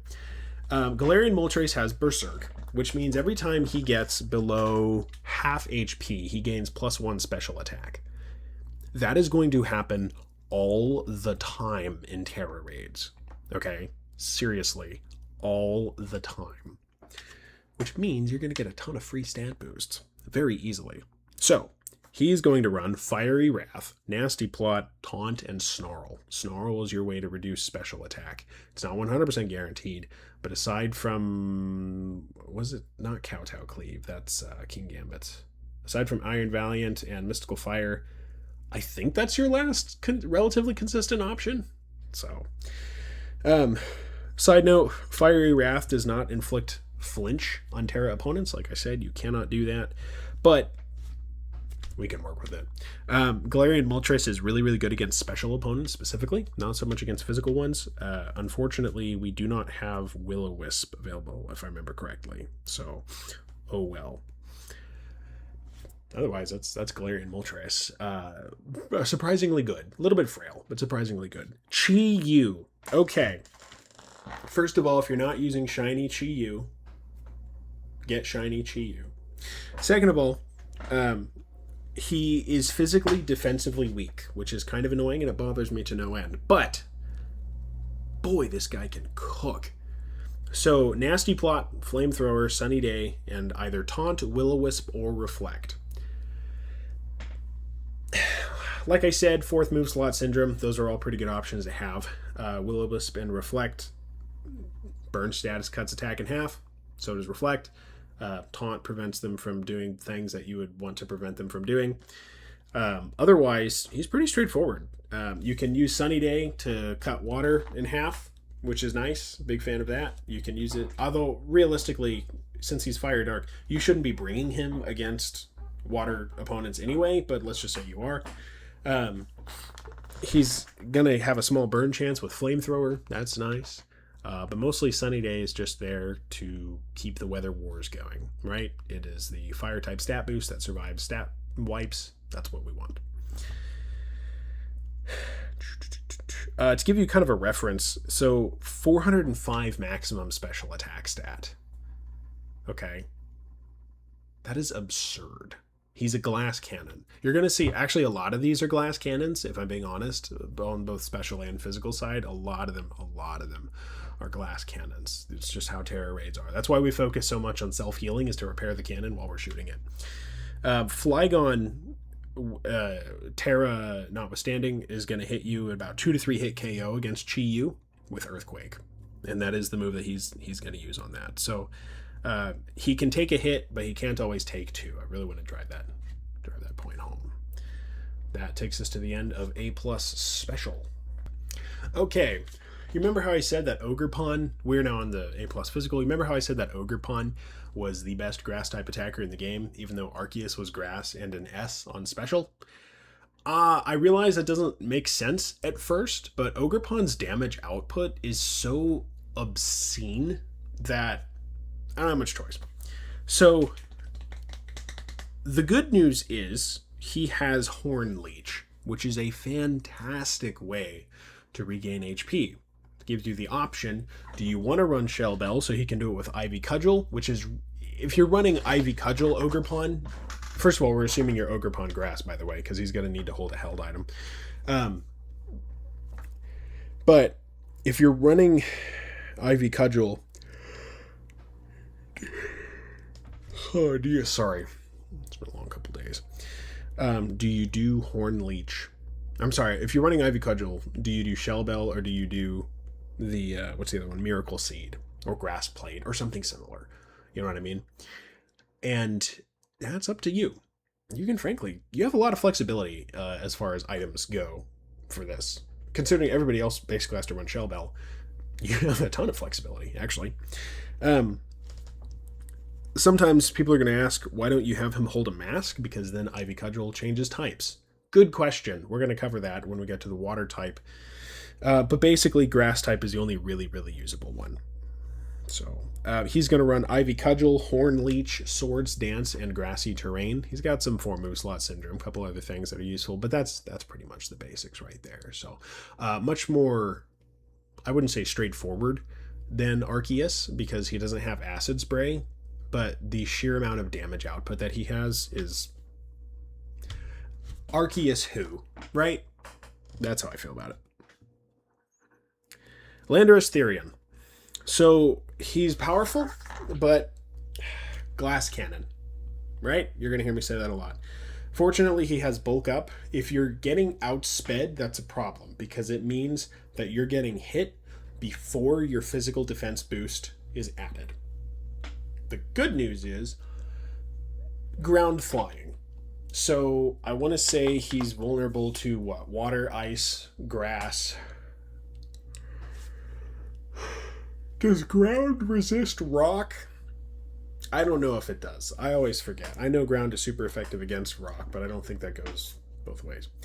Anyway, he's going to run Bulk Up, Earthquake, Mud Slap, and Swords Dance. Okay? Mud Slap is the odd one out there. So, frankly, this is something I need to experiment with a lot more, because Mud Slap is actually a fairly common move. Lowers the enemy's attack, lowers their accuracy by 1 stage. It's only 20 base power, but you get a free Terra Orb charge out of it, okay? If you can Mud Slap to the point where you're not getting hit, that's way better than a defense boost, you know? It's like, well, I didn't need the defense boost. I didn't get hit at all. Problem is, it's still RNG. We're angling for consistency, but I forget exactly what the stat changes are. Like what -1 stat stage on accuracy does to accuracy. I want to say it reduces it by 1/3, doesn't it? I could be wrong. Either way, if you can land that investment early on with a Mud Slap, put 1 turn into that, maybe even 2, it'll pay off. It's pretty effective. Otherwise, Earthquake, very powerful, 100. I mean, come on, it's Earthquake. It's been the king since Generation 1. Bulk Up and Swords Dance, fairly self-explanatory. So Regirock. Okay, this one. What do you say about Regirock? Defense stat of 200. So the thing about rock type attacks in this game is that there are none. Basically, there might as well not be any.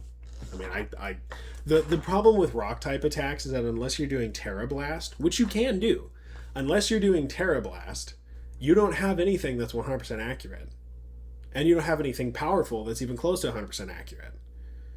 So, what do you do? Well, today's your lucky day because he's not going to be attacking from the rock type. He's going to be using body press. I know, right? Most body press options are like B tier at best. Regirock and, of course, Zamazenta are the exceptions. So, Iron Defense, Drain Punch, Body Press, Sleep Talk if you really want. I mean, Sleep Talk. I've tried to implement Sleep Talk. Don't even take the Sleep Talk recommendation on that too seriously. It's just not. It's too random. You know what I mean? It's too random. So, I'm sorry, man. Give him the impish nature. Don't give him adamant. Basically, all the physical attackers are going to have adamant. Basically, all the special attackers are going to have modest because you're only attacking from the special attack or from the physical attack. So you can just drop the other one, and you'll be fine. Right? Simple optimization. With this one, you're going to want impish. We need to boost his defense stat, and we can do that at the cost of his attack stat. So that's nice. Do keep him as a rock Terra, by the way. You don't have to. Technically, it's going to do more damage with body press if you change him to fighting. The problem is that changes your defensive profile. So if you looked at the script and you were like, all right, I'm a rock type. I'll be okay. I'll survive this. He's only got, I don't know, psychic and fairy. Oh, great. But then you terrestrialize into fighting and you're dead. So it's probably optimal to have him Terra into fighting, if just in terms of damage output, but it's not strategically sound. Urshifu, who doggy? Okay. I really debated on putting Urshifu into S, but he is not bulky enough. He just doesn't have it. Okay, it'd be nice if he did, but man, does he come close. So Single Strike is the dark type one. Don't ask me which one is which. I always forget. His Wicked Blow is a critical hit. Okay, if you're doing Generation 8 or even Gen 9 OU, you're like, Doc, I know what Urshifu is. No, I know. Just sit still. Because it's a critical hit, it bypasses defense boosts. Doesn't come up that often, but it is really nice. Critical hits also mean that you are basically going to be doing a ton more damage than anticipated. So to that end, Swords Dance, Wicked Blow, Taunt, and Crunch. Okay? You only have, I think, 8 shots of Wicked Blow.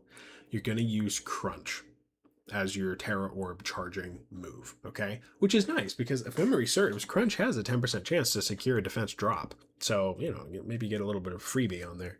If you have a, 90, you have about a 1 in 3 chance, a 28% chance. Yeah, 28% chance of getting, if you do 3 hits of Crunch, I think.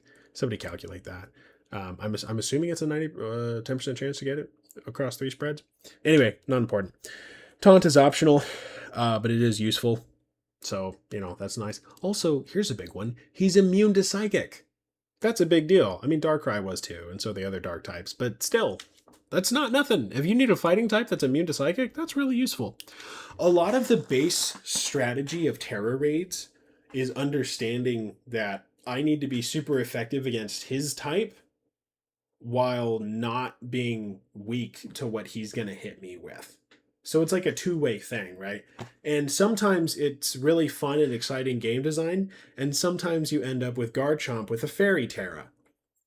What are you going to hit him with? Steel and Poison? It's Garchomp. He has Earthquake. You lose. So that's the trade-off. Rapid Strike. This one is the one that I like more. We've got a couple of good dark type attackers. Frankly, I have about 30 more Tera Raid builds that I need to test and get put on this list, but I just haven't had the time. Rapid Strike is the water one. He's going to run Waterfall, Swords Dance, Surging Strikes, and Taunt. I believe that Shell Bell self-heals from all 3 Surging Strikes hits. I am not 100% sure on that. Um, yeah, otherwise that's pretty much it. Yeah, same idea as the dark type one. So I still have my notes here. Groudon. Somebody tell Jimothy Cool that Groudon. No, Groudon, because he's Groud type. So very similar story to Landorus. Only real difference is that no Mud Slap, you just have Sunny Day.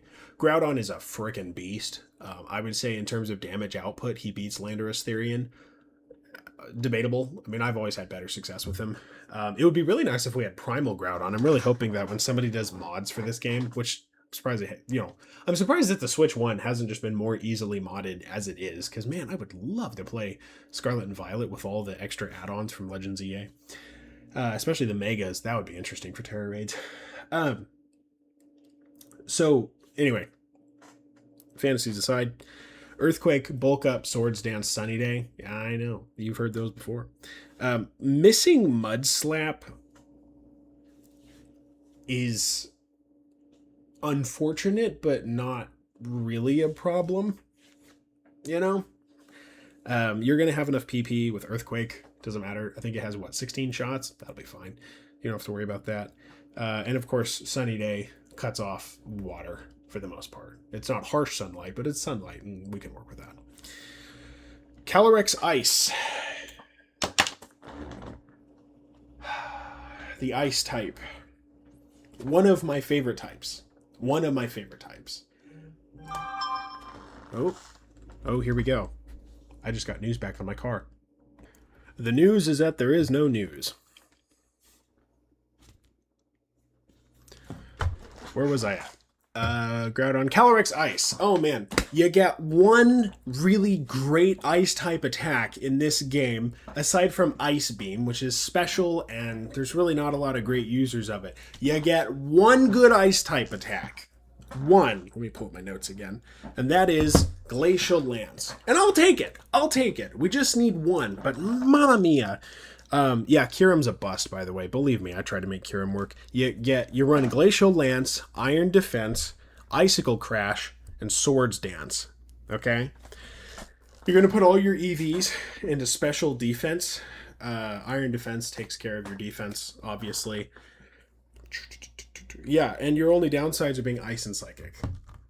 It's not a bad run. You could run Snowscape, but remember Glacial Lance only gets 8 shots. So, maybe don't do that. Just a thought. Palkia. So, man, Dialga and Palkia, I just love them. Dialga's got the really great type combo, but dude, Palkia, you throw Palkia in front of a water raid, he's gonna just giggle. It's like, ha! Not a water terror type raid, but a water attacking type raid where you're gonna get hit with water attacks. He just chuckles. Palkia's typing, Water Dragon, I want to say it double resists water. Is it neutral to ice or does it it's neutral to ice, and it double resists fire, so that's pretty cool. Palkia is kind of a slower and steadier version of Dialga. He's a little bit slightly more damage output, but they're both going to be slow and steady to win that race. Liquidation, Rain Dance, Bulk Up, and Aqua Ring, but 4 move slot Syndrome, Chilling Water, and Thunder Wave also very useful options here. He can fight Weather Wars. He has his own version of Leftovers thanks to Aqua Ring, which, my BDSP run like 3 years ago, Aqua Ring got me through it. I was terrible at Pokemon back then. Fun fact, still am. Otherwise, he also has a Dragon type option. I don't think No, I do. I have one for Dialga. It's just also terrible. If you really want to run Dragon type Palkia, you can. Dragon Claw, Bulk Up, Aqua Ring, and then, I don't know, whatever else you want to do. But you don't need it, I guess. I don't know. The thing about Palkia is that really this is the thing about weathers and terrains overall. Taking the turn to set up weather or terrain is both a blessing and a curse. And it's a blessing because attack boosts and it hinders types that you might be getting hit by, right? The curse is that it takes a turn and you have to keep re-upping it, basically, which is not that helpful. Okay? So, I mean, it's your call. You don't have to run Sunny. You don't have to run Rain Dance with him. I think you should. I think it's well worth it. I mean, he doesn't. If it's something like Palkia, if we're looking at Koraidon doesn't need Sunny Day. Let's be real. But Palkia kind of does, right? They become a bit more reliant on weather as we climb down the power ranking levels here. Okay, so Palkia, you really should consider Rain Dance. Meloetta Pirouette. So, uh, let me explain how I built this tier list. So this tier list is the iteration of several years of Tera Raids, but once I started seriously plugging away at it, the Pokemon on the left side of their rows were added first, and then I just added them to the right side of the rows as they went on. So Meloetta Pirouette, I don't know what to call it, is the newest one to A+. And let me tell you, I've gotten a lot more clever with my Tera Raid builds over the years. So, yes, it's another Drain Punch spam Pokemon, but there's a catch. The catch is that it's inconvenient. So, Meloetta never starts battle in her Pirouette form. She always starts in her Aria form, which is the green hair. To get into the orange hair one, which is what you see here, let me expand this really quick. You see, I'll try this one more time. I'm doing this in real time if you can't tell. To get that orange one, that's her normal fighting, right? You have to use Relic Song, which takes up a move slot. It does have a small percent chance to put the opponent to sleep. The animation takes so long that you can't really spam it. So don't try. But in its normal type anyway, so you wouldn't want to. Unless your name is Arceus, you don't really have a reason to. Don't talk to me about Ursaluna Belly Drum. I haven't even touched on Belly Drum and why it's overrated and stupid. Belly Drum I will be demeaning to. Sword Power I will not. Anyway, so I just totally messed up my setup. That's hilarious. All right, whatever. So for Meloetta Pirouette, you're going to run Drain Punch, Swords Dance, a Relic Song, and then whatever you want for the last one. She has a ton of useful ones. Skill Swap, yep. Thunder Wave and Screens, yep. There's a lot of options there. Don't get caught up in it. Get caught up in the fact that you're going to have to Relic Song as soon as you get thrown in, which means you need to be aware of her defensive type changing. She goes from normal Psychic to normal Fighting. Well, that's fine, because you don't have to worry about Ghost types anyway, but you still have to worry about Bug and Dark on that first turn, right? Now, you can tough it out the first turn. You're probably going to overspeed them. I want to say she's one of the base 100 totals, so you'll be okay. But when she goes to Fighting, that opens her up to Psychic, Fairy, Flying. That's a lot of vulnerability she didn't have a second ago. So, oh, and she's vulnerable to Fighting again. So, be aware. There is a change on that. But otherwise, it's just Drain Punch spam. I mean, if you... Well, some of these builds, honestly, I picked a legendary or mythical that I liked, and I was like, let's find an excuse to use them in a Tera Raid. And then I did, and this is an example of that. So, anyway, that is A+ physical. Dear Lord, I hope my car gets fixed soon because I cannot take any more of this. Okay, so as you can tell, I've been busy. I don't know why I took all the blankets. Actually, I did. I took them off to wash them, but I'm going to have to put them back on even though I'm moving in like 3 days. 2 days now. I'm going to have to wipe my arm off. That was not enjoyable.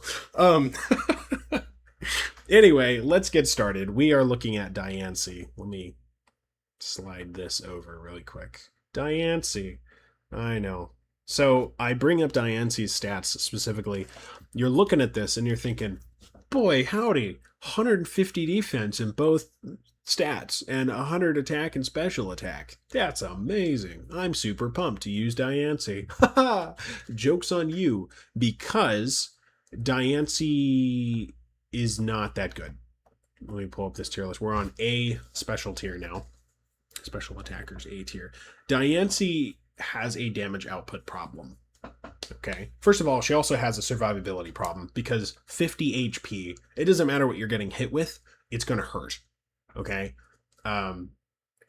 If she resists, excellent. But otherwise, dude, you would think that it would be good, but it's not.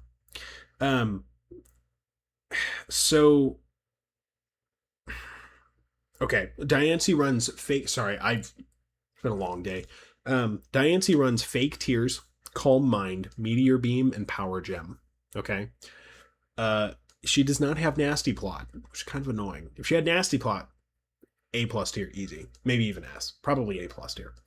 Diancie fundamentally has a very hard time building up damage output. Okay. So, aside from her other shortcomings, you are fundamentally going to struggle with, well, with damage output, I guess. I don't know. You have two options. Diancie is Rock Fairy. Diancie does have Moonblast. For the record, she does. If you want her to be Fairy type, then you can just swap Meteor Beam Power Gem for Moonblast. It's very doable. And then I don't know what your fourth move would be. I didn't take notes on that, and these notes are a couple months old at this point. Problem is, there's a lot of fairy type attackers already, so it's like, yeah, it's up to you. If you want a fairy type attacker out of your Diancie, go for it. What I saw and capitalized on in my post is that we have an extremely rare chance at a rock type attacker. Okay. And the reason that's important is the bug Tera. Okay. The bug Tera, forget what you think about the bug type, because generally it's terrible. But with Tera Raids, it becomes actually a lot different of a story, if that makes sense. With Tera Raids, you're much more restricted. The types, you don't have to worry about counterplay to your type, right? But it also is very isolating, because with bug, if you're going to be super effective against a bug Tera, what are the three types you have to have? Flying, which basically doesn't exist outside of Lugia or Rayquaza. Yeah, no, not. I was going to say electric. I was thinking about flying. Bug, fire, which we have some fire type attackers.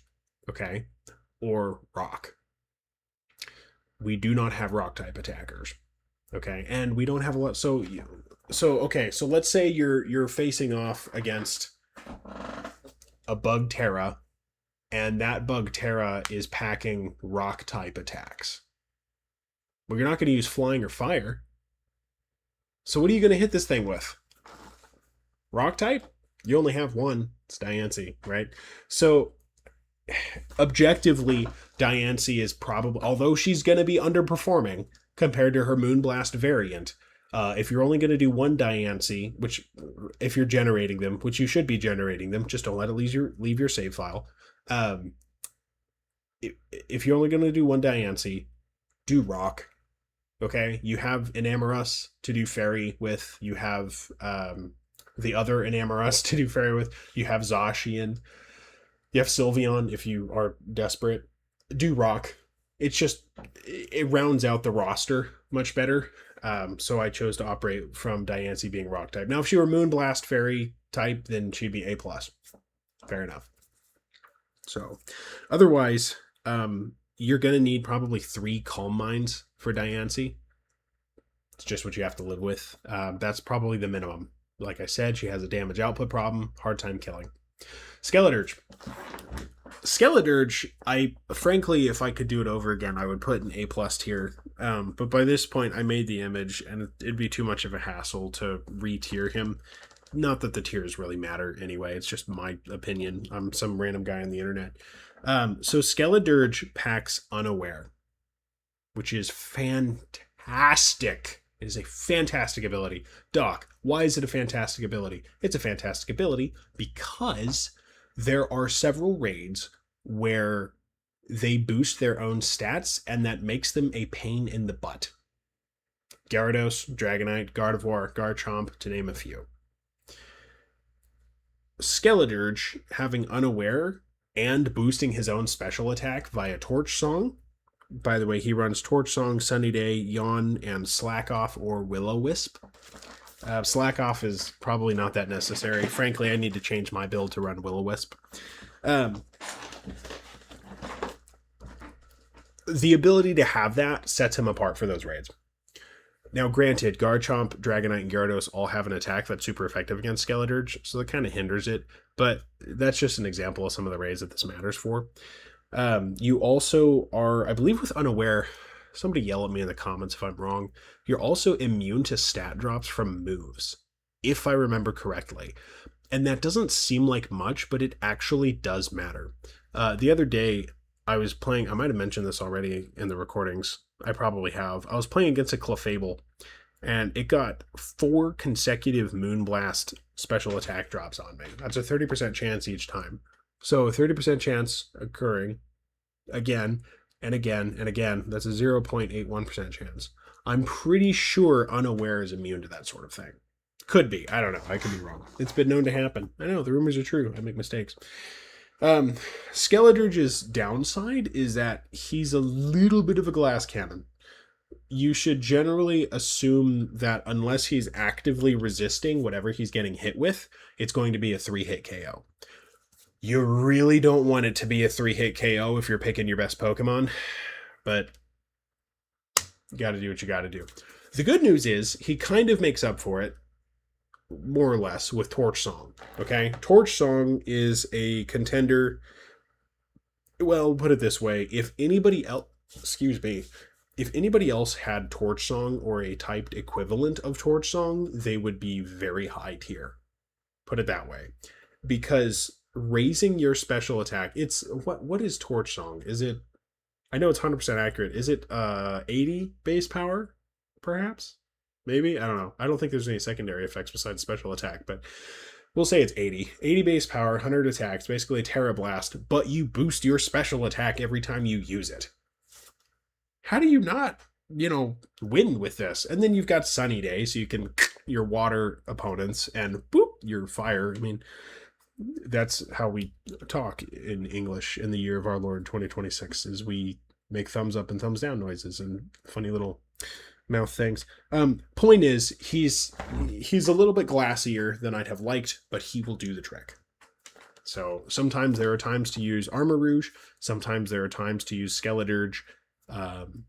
They are both, I think defensively, they're mostly the same, because Armor Rouge is what, Fire Psychic, Skeledirge is Fire Ghost. There's a few resistances, obviously, that they have different between them, but for the most part, they're pretty similar. So anyway, up to you as to which one you'd prefer. Lunala. Okay, so Lunala is exactly what you would expect if you were looking at it in comparison to Necrozma Dawnwings. First of all, if you're going to use Lunala, use the shiny. Very cool. Necrozma Dawnwings is what Lunala wants to be when it grows up. Okay? On his own, pretty good ghost type attacker. Reasonably tanky. Just not as much. Lunala runs Moongeist Beam, Calm Mind, Cosmic Power, and Shadow Ball. Much like Necrozma Dawnwings does.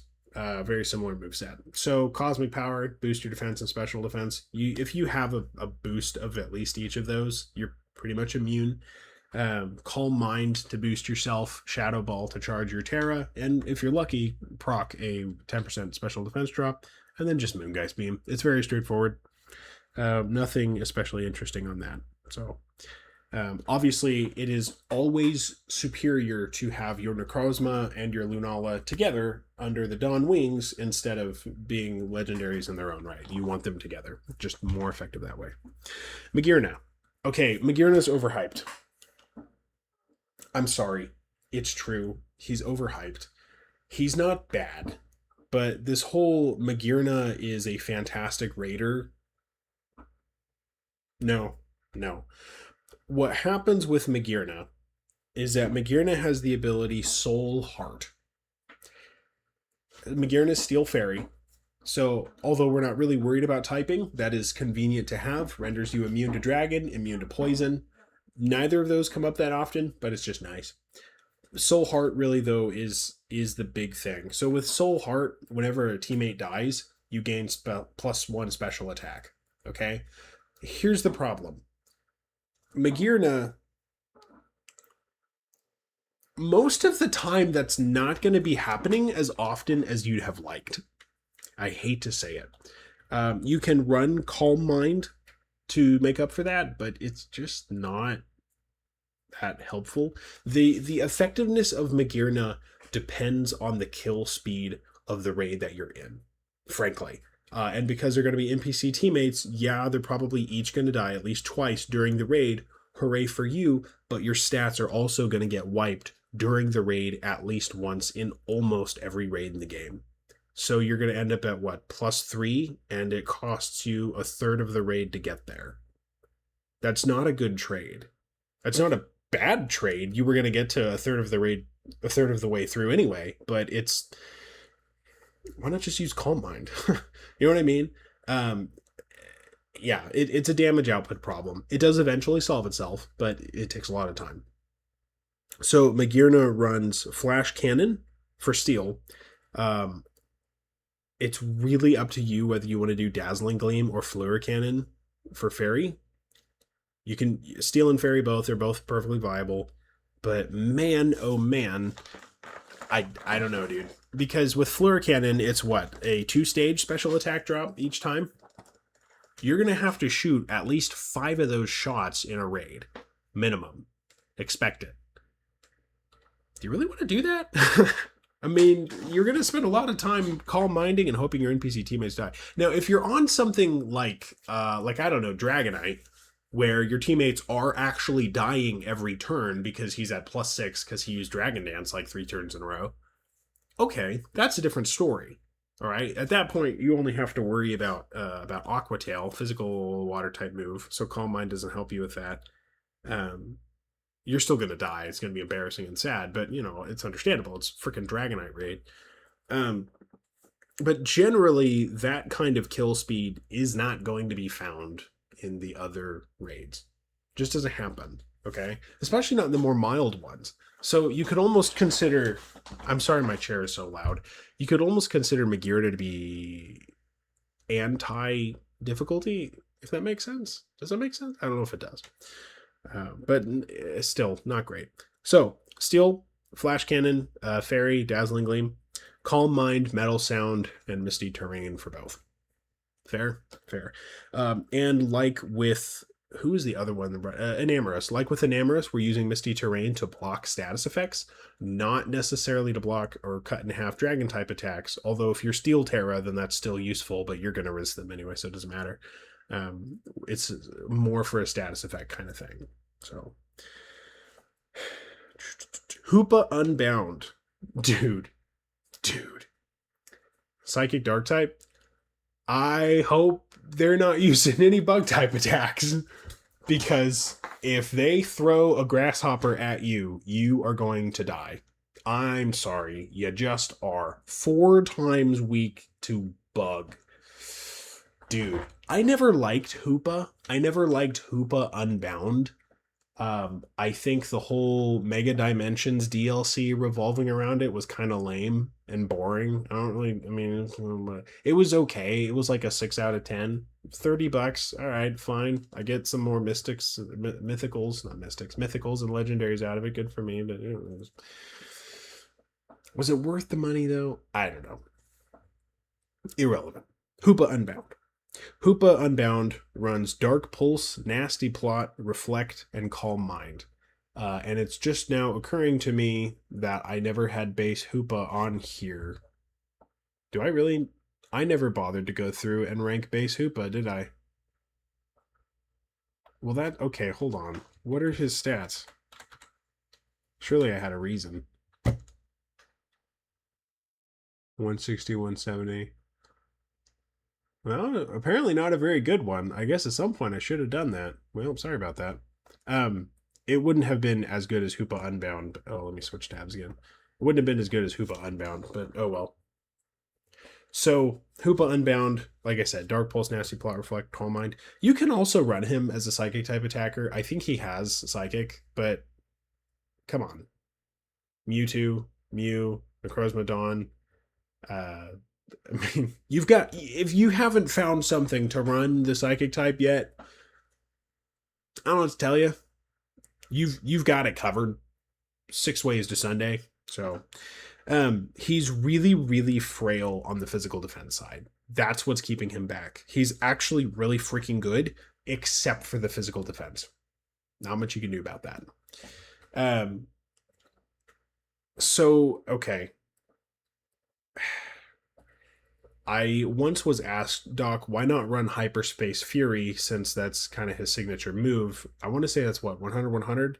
But doesn't it come at the cost of one of your Control Shift T rather? Doesn't that come at the cost of one of your, yeah, lowers your user's defense by 1 stage, 5 PP, 100 BP. Why would you do that? It also just doesn't synergize well. Because he has Calm Mind and not Sword Stance. At least I don't think he has Sword Stance. Either way, bad idea. You don't really need to drop your own defense lower than it already is. You're basically made of glass as it is. So, you can swap Hoopa, Unbalanced, Tera, Psychic. Okay, cool. So that covers that. Okay, Espathra. So Espathra is the noob test. All right. People have complained about not ranking Espathra higher like you wouldn't believe. And I get why they like Espathra. I do. They like him. He's useful. Doesn't he have what, speed boost? As a stored power user, Espathra is the best one. Probably the best stored power user. Here's the thing. Stored power, generally, is B. Espathra is better than stored power. If you use stored power as a legit actual strategy, like in conjunction with Lumina Crash, and not just, I'm gonna sit here for a while, get up to +6 special attack and +6 speed, and then, right? If you actually play the game instead of trying to spend 6 turns using Calm Mind, okay, Espathra can pull it out. That's awesome. And Lumina Crash is just 80 base power psychic type acid spray. Okay? Drops the opponent's special defense by 2 stages. That's nothing to sneeze at. So I don't want to undersell Espathra here. It's good, but I'm sure as hell not going to oversell it and say it's A+ here, right? There's what I say, Calm Mind, Lumina Crash, Stored Power, Reflect. Yeah, it's the only stored power user on this list, actually, because it's the only one that's better than B tier. And I felt like it earned it, if that makes sense. You can have just about anything. You can have Mew run stored power if you'd like. It's a one-size-fits-all thing. But remember, some things resist Psychic, and some things hit Psychic super... Actually, a lot of things hit Psychic super effectively with Tera Raids. Crunch, very common. Shadow Ball, same thing. So it's not as good of an idea as people tell you. So now the problem is, with him, yeah, he speeds up at the end of each turn, which is why stored power is so useful. Because, 6 turns later, you're going to be at least base 120 stored power plus any Calm Minds that you use. I mean, it's great, right? The math really actually works out very well in his favor. But he is so frail. He's so frail. Okay? You know how Pokemon usually has, here's the really tanky bird. Does not apply to this guy. All right? He does have Reflect or Feather Dance. I don't know why you'd want Feather Dance, but let's say you do. That is not... It's not enough, basically. So that's another thing. You can't really run the classic, I'm going to beef the hell up like crazy stored power thing with Espathra the same way that you can with some of the tanky stored power users. You can try it against special attackers, yeah, but slightly more than half the Tera Raids in this game are special attackers. It's not a good universal strategy. It's only going to... It's a coin flip. It's going to work half the time. No, don't do it.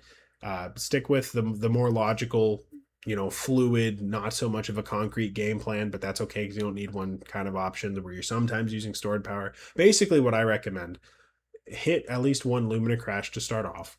Or actually maybe do a Calm Mind. Yeah, do a... I always forget the golden rule. Start with stat boosts in almost every raid. 1 or 2 Calm Minds. You'll get speed boosts on that, thank goodness. Hit with a Lumina Crash, and then stored power, right? It works. If you can survive that long, which is just, that's the problem, right? That's the problem. So yeah, Espathra, we're getting into the middle of the road ones, is the point. Raikou. Okay, so I'm really proud of this build. I have never seen this build. So the thing about Pokemon Terra Raid builds is that there's a bunch of guide air quotes websites that they'll plug it into AI and ChatGPT will be like, well, yeah, if you want to use Raikou, just use and then it'll spit out like the Gen 7 OU Raikou build or just something, I don't know, just some random Pokemon competitive team not understanding the context of a Terra Raid. Okay. And so, if you've ever seen a Raikou build, to my knowledge, I have never seen a Raikou build like this. This is my own original creation. This is a speed based build. Yep, speed based. Raikou runs Calm Mind because, come on, Agility, Electro Web, and Electro Ball. Yeah, so with Electro Ball, when you're 4 times faster, when your speed stat is 4 times higher than the opponent, it has a base power of 150. Okay, so the strat here, Electro Web is just, I think it's basically just sticky web, isn't it? It cuts their speed in half. Agility doubles your speed. Okay, you can just drop 2 agilities, or an Electro Web and an agility, or something like that. And there's a bunch of different ways to run it, to do the build. You could build it for special attack, you could build it for speed, kind of up to you, on your EVs. But the basic idea is you have to outspeed him by a bunch, and then you will be doing a base 150 power electric type attack. Okay? This is the kind of stuff that Miraidon sleeps about and dreams about. He dreams about. Miraidon dreams about this. he sleeps about it, guys. No, I'm sorry. I actually, the funny thing is, I'm actually a pretty good public speaker, just not when I'm on camera. I don't know why. Like I've given speeches to dozens of people before. I mean, I public speak probably not regularly anymore, I wouldn't say, but when I was in law school, I did all the time, and I do for work sometimes. Like it's anyway. Um, it does take some time to set up, and it might take a little bit of raid knowledge as well. You've got to know more or less whether your opponent Pokemon is going to be how much faster, slower is he, right? So if you're fighting, I don't know. If you're facing something like I've never paid much attention to Pokemon speed, so I'm probably not the guy to ask. But let's say Snorlax. Snorlax is slow, right? I don't know. Let's say he is. If Snorlax is like 50 speed and Raikou is 100, okay, you only need 1 agility, and then you're good. So you can just drop the Electro Ball, and you're hitting base power 150. Whereas if it's something that's going to be faster, like Mew, which is 100 base speed, and Raikou is, again, we'll just say 150 for hypotheticals, or 100. We'll say 100 and 100, right? You're gonna have to drop 2 agilities because the first one's going to take you to 200 speed stat, and the second one's going to take you to 400 speed stat, right? And I realize that that I'm simplifying it because it's base stat totals, but who cares? So it does take some setup though. So anyway, very proud of my Raikou build. Last but not least is Entei. If you like Kyogre, you're going to tolerate Entei. So imagine Kyogre, but he's fire type. Entei runs Flamethrower, Calm Mind, Eruption, and Sunny Day. You remember how Kyogre had Water Spout, where he does more HP, or does more damage the more HP he has? Same thing with Eruption. It's just, you're going to play him like he's fire type Kyogre, basically. He's bulky enough on the physical side to be fine. Calm Mind will take care of it on the special defense side. You just need more damage output. You're going to have at least 2 or 3 Calm Minds.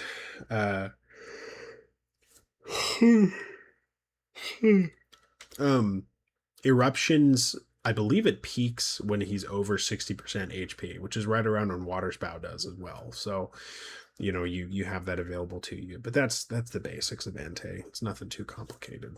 So, okay. I still don't know if the car is covered, and I've frankly had enough of this not knowing thing. I'm hanging out in limbo, seeing whether or not I'm going to have to pay probably 10, 15 grand for a complete rebuild of an engine on a $20,000 car or not. I did everything I was supposed to do, but you know, at the end of the day, you have these contract companies, and they're like, "Ah, we're going to take your money and never make good on our promises." So we'll see how this goes. Frankly, if this happens to me, I am financially ruined. So, yeah. Sarah Ledge. Um,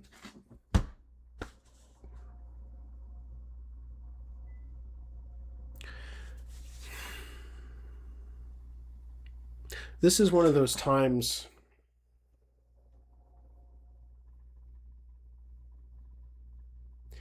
I feel like I've done everything right in life, and I'm still getting kicked in the teeth. Just for the sin of having wanted to better myself, I guess, having wanted to improve my situation, I'm getting kicked in the teeth. So, anyway, we'll see how this goes. It's going to be no time at all for you. It'll probably be a while for me. Sarah Ledge. Okay, so Sarah Ledge runs Bitter Blade, Swords Dance, Taunt, and Iron Defense. Okay, so he's kind of a glass. He's Fire Ghost, kind of a glass cannon. Not really, but a little bit. Um, he's one of those things. I said previously that he's better than Armor Rouge, and the reason I consider him better than Armor Rouge, even though he's ranked lower on his own tier list, is because of Bitter Blade. Bitter Blade is a self-healing move. As far as I'm aware, it's the only fire type self-healing move. There's not a lot of self-healing options available in Tera Raids besides Drain Punch, Giga Drain. Draining Kiss is really bad, but it's there. Bitter Blade is one of the good ones. That's rare. It's also only his move. So, darn. Let me turn my ringer off in case they call me with the news. He has Bitter Blade, Swords Dance, Taunt, and Iron Defense. It's exactly the kind of moveset it sounds like. Iron Defense to buff you up physically. Taunt in case you need it. Swords Dance for physical attacks. No big deal. I would encourage Life Orb for this build as opposed to Big Root, because you're gonna probably make it up with having a Life Orb. Let me bring this down. You're gonna make up the difference in healing with Life Orb over Big Root. Having Big Root is fine if you're really, really concerned about self-healing, but I don't think you need to be. I think you'd be better off doing more damage. So, because Bitter Blade is what, 50% heal? Is that right? So 50% plus, 30% more damage. Yeah, you're never going to finish a turn at full HP because you're going to pay a little bit of cost. But you're going to finish at 90% HP. So that HP difference is slim enough. Yes, he's frail, but it's slim enough that I don't think it makes a huge difference. So, Metagross. I hate Metagross. I really like Metagross. Man, I hate Metagross. Metagross is one of those Pokemon where you're just like, dude, you could have been fantastic, but you're not. Doesn't help that he is the third best of the Steel Psychic types in Terra rating. So, Hone Claws, which raises your attack and your speed. This is the first time that we have had something besides Bulk Up or Calm Mind or Swords Dance or Nasty Plot show up. Hone Claws is nowhere near as good a move as Bulk Up. It's nice to get the speed boost, it's nice to get the attack boost, but frankly, you need the defense. Fortunately, he still has Iron Defense, and then he runs Heavy Slam and Iron Head. So, it's a trade-off. You're not going to quite get the roll compression that you would by running Bulk Up, or the move compression, rather. Make do, frankly. Metagross has decent attack. Not that great moves. They're acceptable, but he just doesn't get that much leeway out of them, and he's somewhat slow if memory serves. I'd have to check his stats on that. For some reason, I always just assume that physically larger Pokemon are slower, even though you would expect that, but that's not really a thing in Pokemon, which is weird. I don't know why. I mean, this is the game where like the Pokemon that is in control of time is slower than, I don't know, a water ninja. Like, it's, I mean, it's like, you know, it just doesn't make any sense. So, you know, it's the rule of cool, right? Um, Oh, I'm sorry. Hone claws is actually your attack and your accuracy, so not even your. And the accuracy boosts, by the way, you get absolutely nothing out of boosting your accuracy. Okay, off the top of my head, I can't think of a single time in the entire Tera Raid scheme where your accuracy is being dropped, ever. So Hone claws is literally just an attack boost plus nothing else. Okay, heavy slam is very situational. If they're under 404 pounds, you're going to use heavy slam. Okay. As long as you don't, doesn't Metagross have that one ability that cuts his weight in half? Yeah, don't do that. Bad idea. Double plus ungood. Double negative ungood. I don't know. It's been a while since I read 1984. Iron Head, of course, is to build up Tera. Again, does not cause flinch in Tera Raids. That would be so dope if it did. Do you realize how good Jirachi would be if Iron Head flinched in Tera Raids? I could literally just copy paste the OU Gen 4 tier list and be like, yeah, here's Jirachi. Anyway, Mew. Yes, we covered Mew in special attacks. No, we're going to do it again. So, obviously with Mew, you have as many options as there are grains of sand on a beach, but for simplicity's sake, let's just say that you're going to run Psychic Fangs, which is his physical. I think it's the only physical psychic attack, actually. Psychic Terrain, Bulk Up, and whatever else you want to do. It's Mew. I mean, he's got 4 move slot syndrome out the wazoo.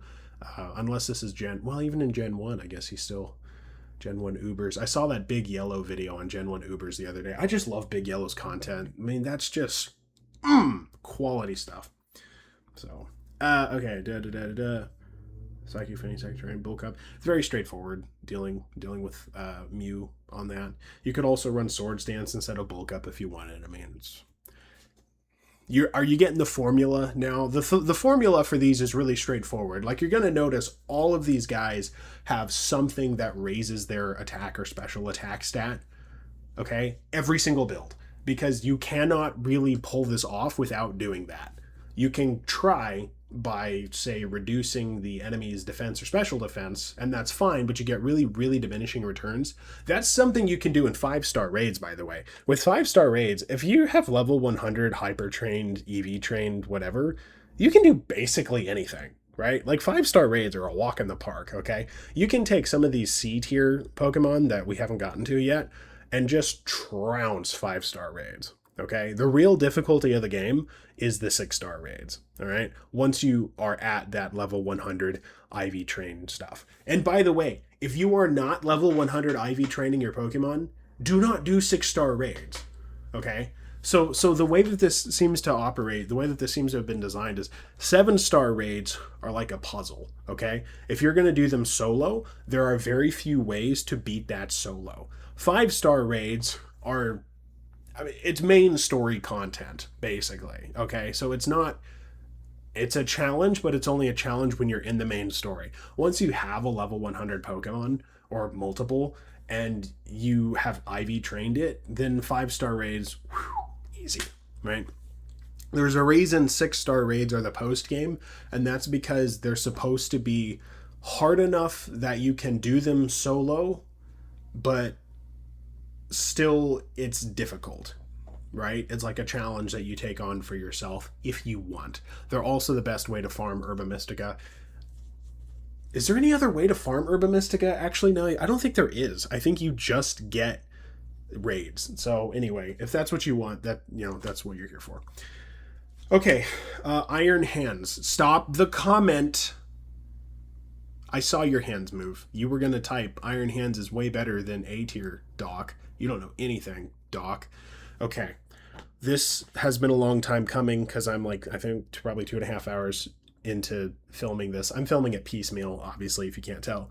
By the fact that the time of day is changing, my clothes are changing, my background is changing because between takes I'm going and like moving stuff and taking care of car stuff. And anyway, so Belly Drum.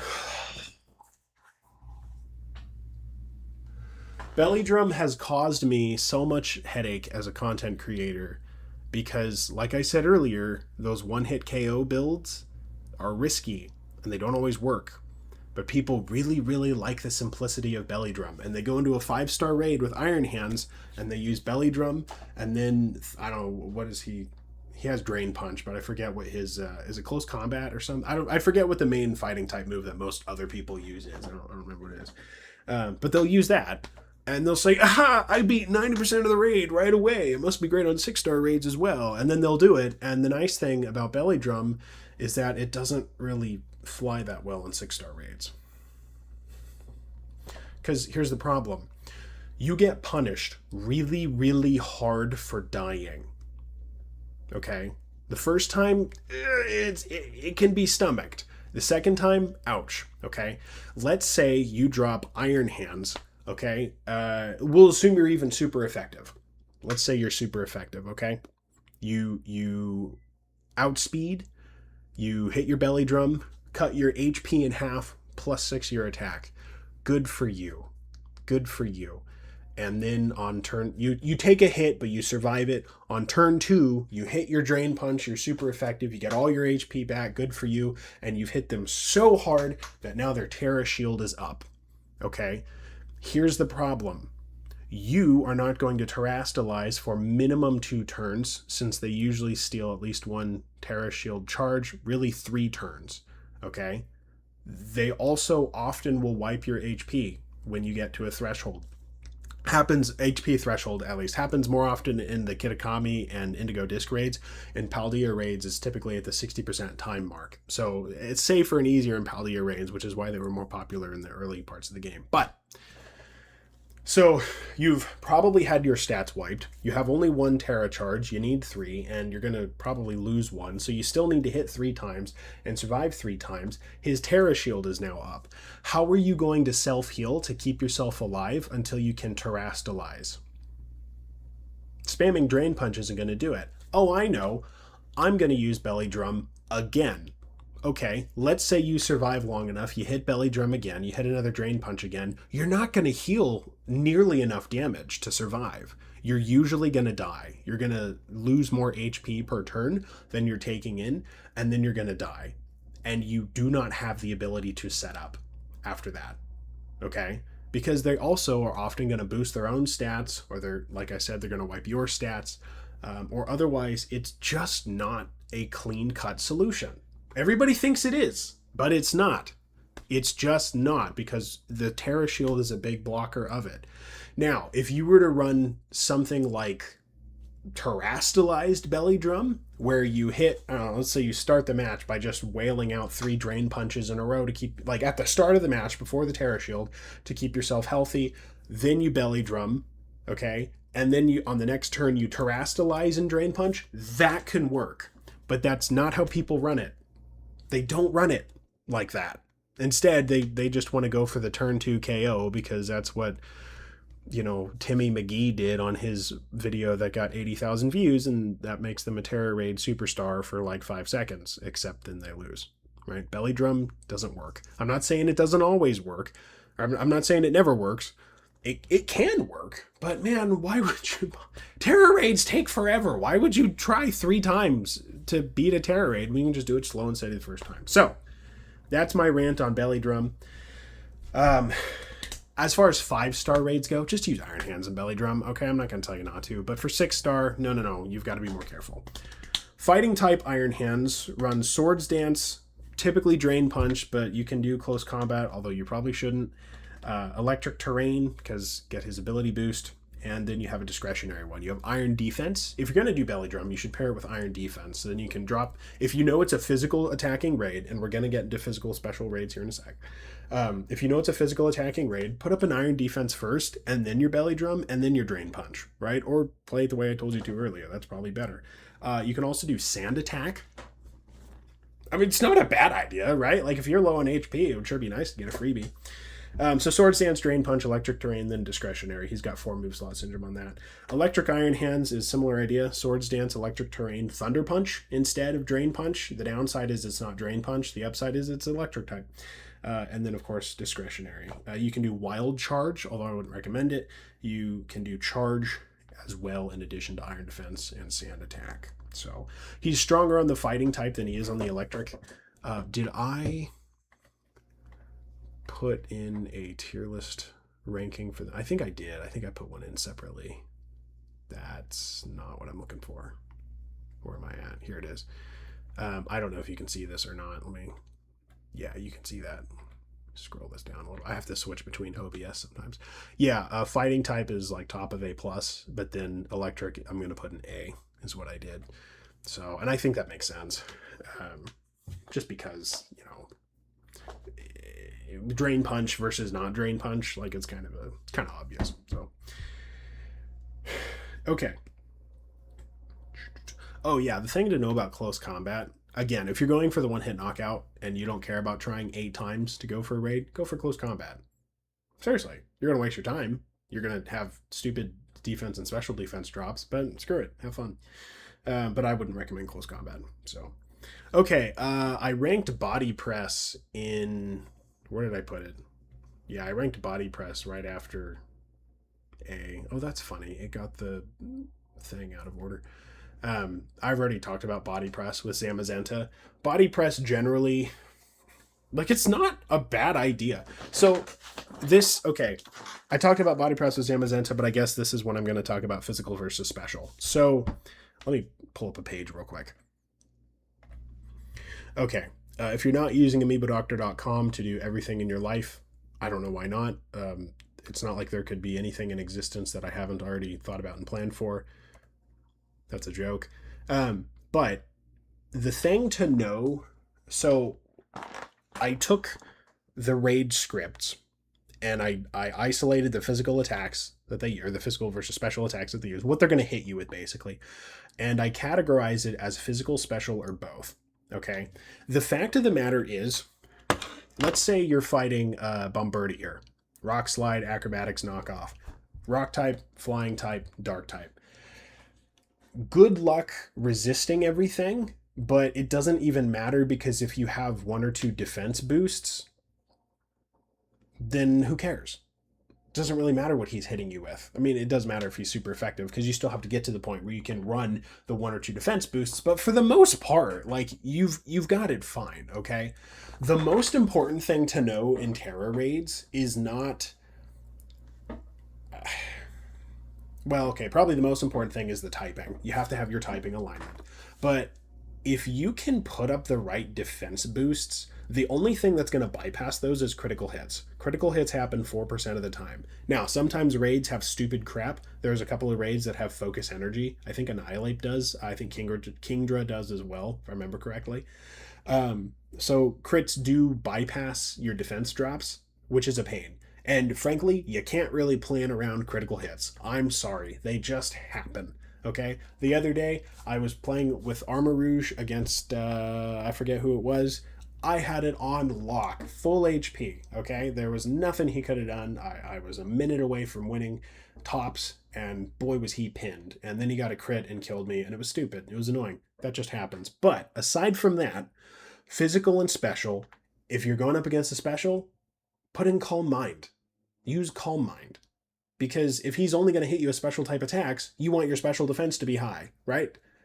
Physical, if you're going up against Annihilate, well, okay, focus energy, so forget that. If you're going up against Bombardier, and he's only going to hit you with physical attacks, you want your physical defense to be high, right? So there is an extra level of team building that you can do. You can have these designs in mind of, well, I want it for special raids or I want it for physical raids. I think that's kind of overcomplicating the issue. I don't have my Switch plugged in right now, but if I did, I would show you that I have 3 full boxes of Tera Raiders. So any type, I have physical and special options on them. That's probably too much work for normal, not obsessed people. But you get what I'm saying here, right? Like, so if you're going to run Zamazenta, okay, Zamazenta maxes out, or just any body press strategy to tie this back into body press. Body press strategies max out their physical defense, okay? But if you're going to run that against, say, where's a good special type attacker here? Dragapult? That's not going to do you any good. Okay, so body press is really only useful against physicals, not even against both, because you'll notice some of these are both, right? you have to be judicious about it. That's the point, is that you have to be judicious. So it matters much more what you're going to get hit with than the physical or special that you're hitting with, by the way.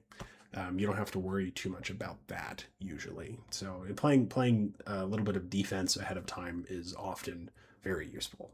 So, and then, yeah, I recommend referencing this page if you can. It doesn't actually get a lot of traffic, but it should. It's a good page. It's very useful. Although frankly, I have like a basic WordPress plan, which frankly I need to upgrade because it costs about $300 a year. So I've stuck with that. Once I start making some real money and get out of debt more, then I'm gonna upgrade it. But I'm not able to plug in spreadsheets just yet. So yeah. Oh, and I have a ton of Tera Raid content on my website as well. So amoebadoctor.com for all your Tera Raid needs. Enough of the plug. That's my lecture on body press. Just know when to hold them and know when to fold them as far as body press, stored power. The same lecture goes for stored power, by the way. Garchomp. Let me switch back to the tier list here, actually. Garchomper. One of the hardest Tera Raid opponents. Not one of the best Tera Raid raiders. So Garchomp is like Groudon, but he's not weak to grass or water until he terastallizes. Okay, so he's got that going for him, which is nice. And of course, there's also the gambling aspect, because if there's one thing we love, it's gambling in this country. God help us. So Garchomp has the ability Sand Veil, which boosts his evasion in a sandstorm. Okay. And then you have Sand Attack in his moveset, which lowers it further, right? So if you hit a Sand Attack and you have a Sandstorm up, that lowers a 100% accuracy move down to a 66% accuracy. That's pretty good, I gotta say. Yeah, every third turn, roughly, you get a freebie. That sounds good to me. Groudon Ground. I'm sorry, Groud. I called him Groudon in the post. Garchomp Ground runs Earthquake, or if he's going Dragon, he's running Dragon Claw, and then the rest of his moveset is Swords Dance, Sand Attack, and Sandstorm. Swords Dance to boost physical attack to attack physically. Sand Attack if you needed. Sandstorm to keep up a Sandstorm. You get the idea. Plenty of HP and acceptable defensive attack. He does have 400 attack when he's maximally invested, and he has Swords Dance, right? So stay away from, I don't know, Blizzard, and you'll be fine. King Gambit.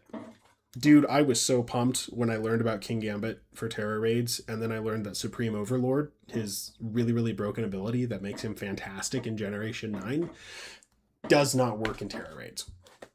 It does not work. Even if it did work, it wouldn't actually be that big of a deal, which is also kind of annoying. Let's say if you somehow found a bug and you went in with 5 dead party members plus King Gambit, right? And the game forgot that it's in a Tera Raid, and so it referenced that you have 5 dead party members, gave you a 50% boost. Okay, but that's not actually a huge deal. It's not bad. It's certainly not bad. It's basically a free attack stat stage that you can't wipe, probably, hypothetically.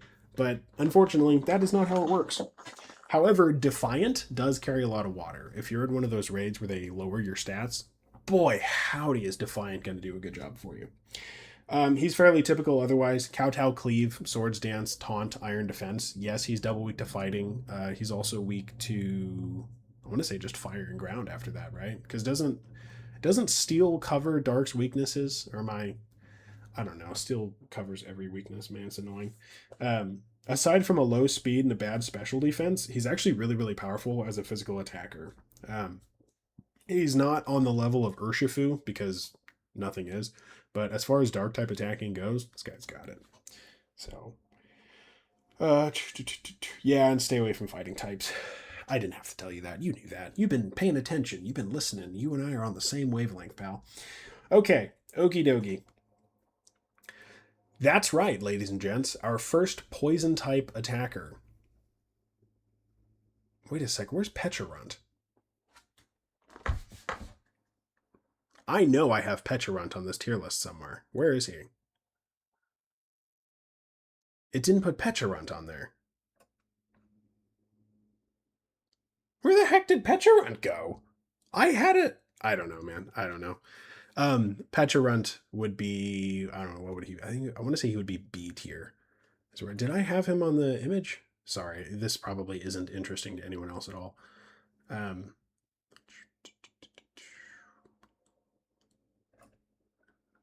I forgot to put him on. Well, that's embarrassing. Well, Petron would be somewhere around there. I guess I'm going to have to reevaluate him. Anyway, so now that we've had that little escapade, Okie Dogie. Okie Doggy? I don't know. I think it's the Pheasantipity and Okie Dogie and Monkey Dory. That's a legendary trio I couldn't care less about. But hey, poison fighting. I hope you don't have any psychic type attacks, because then you're really, really dead. In the meantime, Okie Dogie is going to run bulk up, poison jab, taunt, and then whatever you want for your fourth move. Doesn't really matter. You don't even really have to run taunt if you're being honest. I mean, he's not. Oh wait, we're on the specials right now. He's not good enough to really put that much time into, but he can do it. Like, if you're in a situation where you need a poison type attacker for whatever reason, and Okie Dogie is the only one who can do it. First of all, I don't know how you got into that situation, because that's going to be what, either grass or fairy. Grass is weak to everything, and with fairy you have steel and poison. Okay, if you can't solve that problem with Dialga or Metagross, okay, fine, run Okie Dogie, right? He's just not. There's not much use for offensive poison in Tera Raids. There is some, the fairy type, but it's not that frequent. Where was I going with that? I don't know. Anyway, bulk up, poison jab, taunt. You can try toxic, but the thing that you need to know about poison, and I think I commented on this earlier, all of the other statuses have some useful effect. Freeze is the best one by far, but it's also the rarest. Freeze is just tons of free turns, man. Good stuff. Frankly, I've been trying to find ways to use Ice Beam on Pokemon so that I can have a freeze chance on something somewhere, right?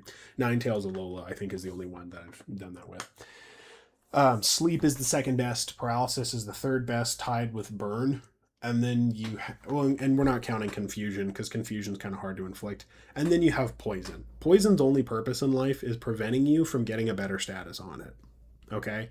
Toxic Chain means that every time you hit the opponent, you have a random chance of putting poison on them. Okay?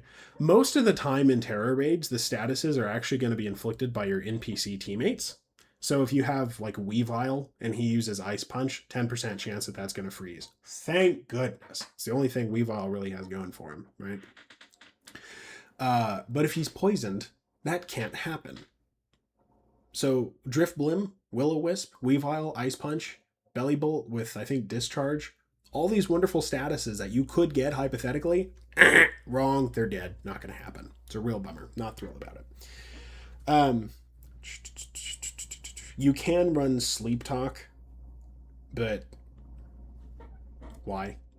I mean, you could try it. There's just really no point. It is technically a solution to sleep raids, but they're not. I tried, so I mentioned previously I have about 30 more builds that I need to test out and put on this tier list. See even if they're worth running. 2 of those builds were Origin Form, Dialga, and Palkia. The problem is their item slot is locked down. They have to hold their respective items, so they can't do Shell Bell. I'm going to say Shield Bell. They can't do Shell Bell. So how do they heal? Well, I thought, we'll keep them in a state of perpetual rest and just have them Sleep Talk. Doesn't work. I mean, it works. Like, mechanically, it functions. It just is a bad strategy, because you're not going to rest long enough, you're not going to heal yourself often enough, and Sleep Talk, you have no discretion over the moves that you use. That's a bad idea. Very non-functional. So okay, so the special tier list has Arceus Grass. The physical tier list has Arceus Normal. Yes, he's holding Shell Bell. Arceus Normal actually has a ton of potential. Frankly, it kind of feels like Generation 1 Snorlax. He's just fantastic stats across the board, just really, really OP, except for the fact that he's not super effective against anything. So, bummer. But he's still the best normal type, I think. That's your winner right there. So, Arceus runs Swords Dance, Cosmic Power, Misty Terrain, and then there's a trade-off. You can run Body Slam or you can run normal type Judgment. They're both normal types. You're going to get stab on either of them. The question is, Body Slam has a 30% chance to paralyze. So you are going to get paralysis sometime in the raid, which gives you free turns. Whereas Judgment is going to have the 15 extra base power. Body Slam is 85 base power. Judgment is 100, remember? It's a trade-off. It is a trade-off. Arceus does so much damage aside from the fact that he's not super effective that, I mean, there's something to be said for both of them, you know? Truly is up to you. I personally run Body Slam on mine because the paralysis chance really, really comes in handy. But the thing is, so if you're in a 15 turn Tera Raid, let's assume that you're going to have to proc it twice, okay?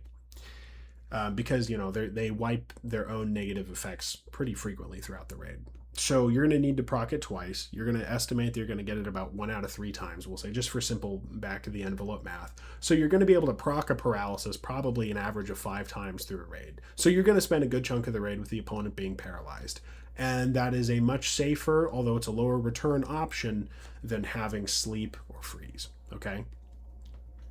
Problem is, with paralysis, you have a 1 in 4 chance of being paralyzed. You do have a speed drop on them, which is nice, so you're probably going to get a move first after you hit paralysis. So there's that benefit as well. But if you're really looking for free turns, that free turn on paralysis is what you're going to need. Okay, so if you're going to proc paralysis an average of 5 times, you're going to probably spend, let's just estimate and say, minimum half the raid with the opponent paralyzed.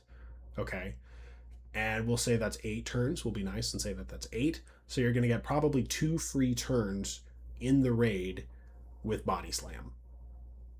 Now that's all hand wave math right there. That's very back of the envelope. We're generalizing a ton here, but you see what I'm saying. Would you rather have 2 free turns per raid plus moving first in most raids, or 15 extra base power?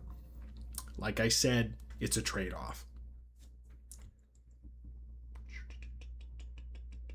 Obviously, as before, Cosmic Power makes him practically unkillable. Misty Terrain makes him basically unsleepable, and except for Rock, Steel, and Ghost, he has a shot against every type. Swampert. Okay, so we're talking about Swampert Water specifically because Swampert Ground is not really all that great, to be honest. Obviously, stay away from anybody mowing their lawn because a single blade of grass is going to kill you. However, there's actually not that many grass-type attacks in Tera Raids, at least none that I can think of off the top of my head. Where did I put Swampert Water in the tier list? I know, I want to say I put Swampert Water in A, and then Swampert Ground in C+. Yeah, that sounds about right. So Swampert Ground runs Earthquake, Bulk Up, Amnesia, and Screech or Chilling Water. It's fairly straightforward. Swampert Water runs Liquidation, Bulk Up, Chilling Water, and Rain Dance or Amnesia. So on both of those, Swampert can boost his own defense, which is good. The problem is, Swampert basically was designed for water type attacking and not for ground type attacking because of his ability Torrent, okay? When he gets low on HP, he does more damage with water. Yes, Liquidation has 15 less base power than Earthquake, so it's an 85 to 100 trade-off, just like Arceus, incidentally. But Rain Dance plus Torrent, he's going to do more damage with water, and that matters a lot. That actually matters quite a bit, so don't forget about that.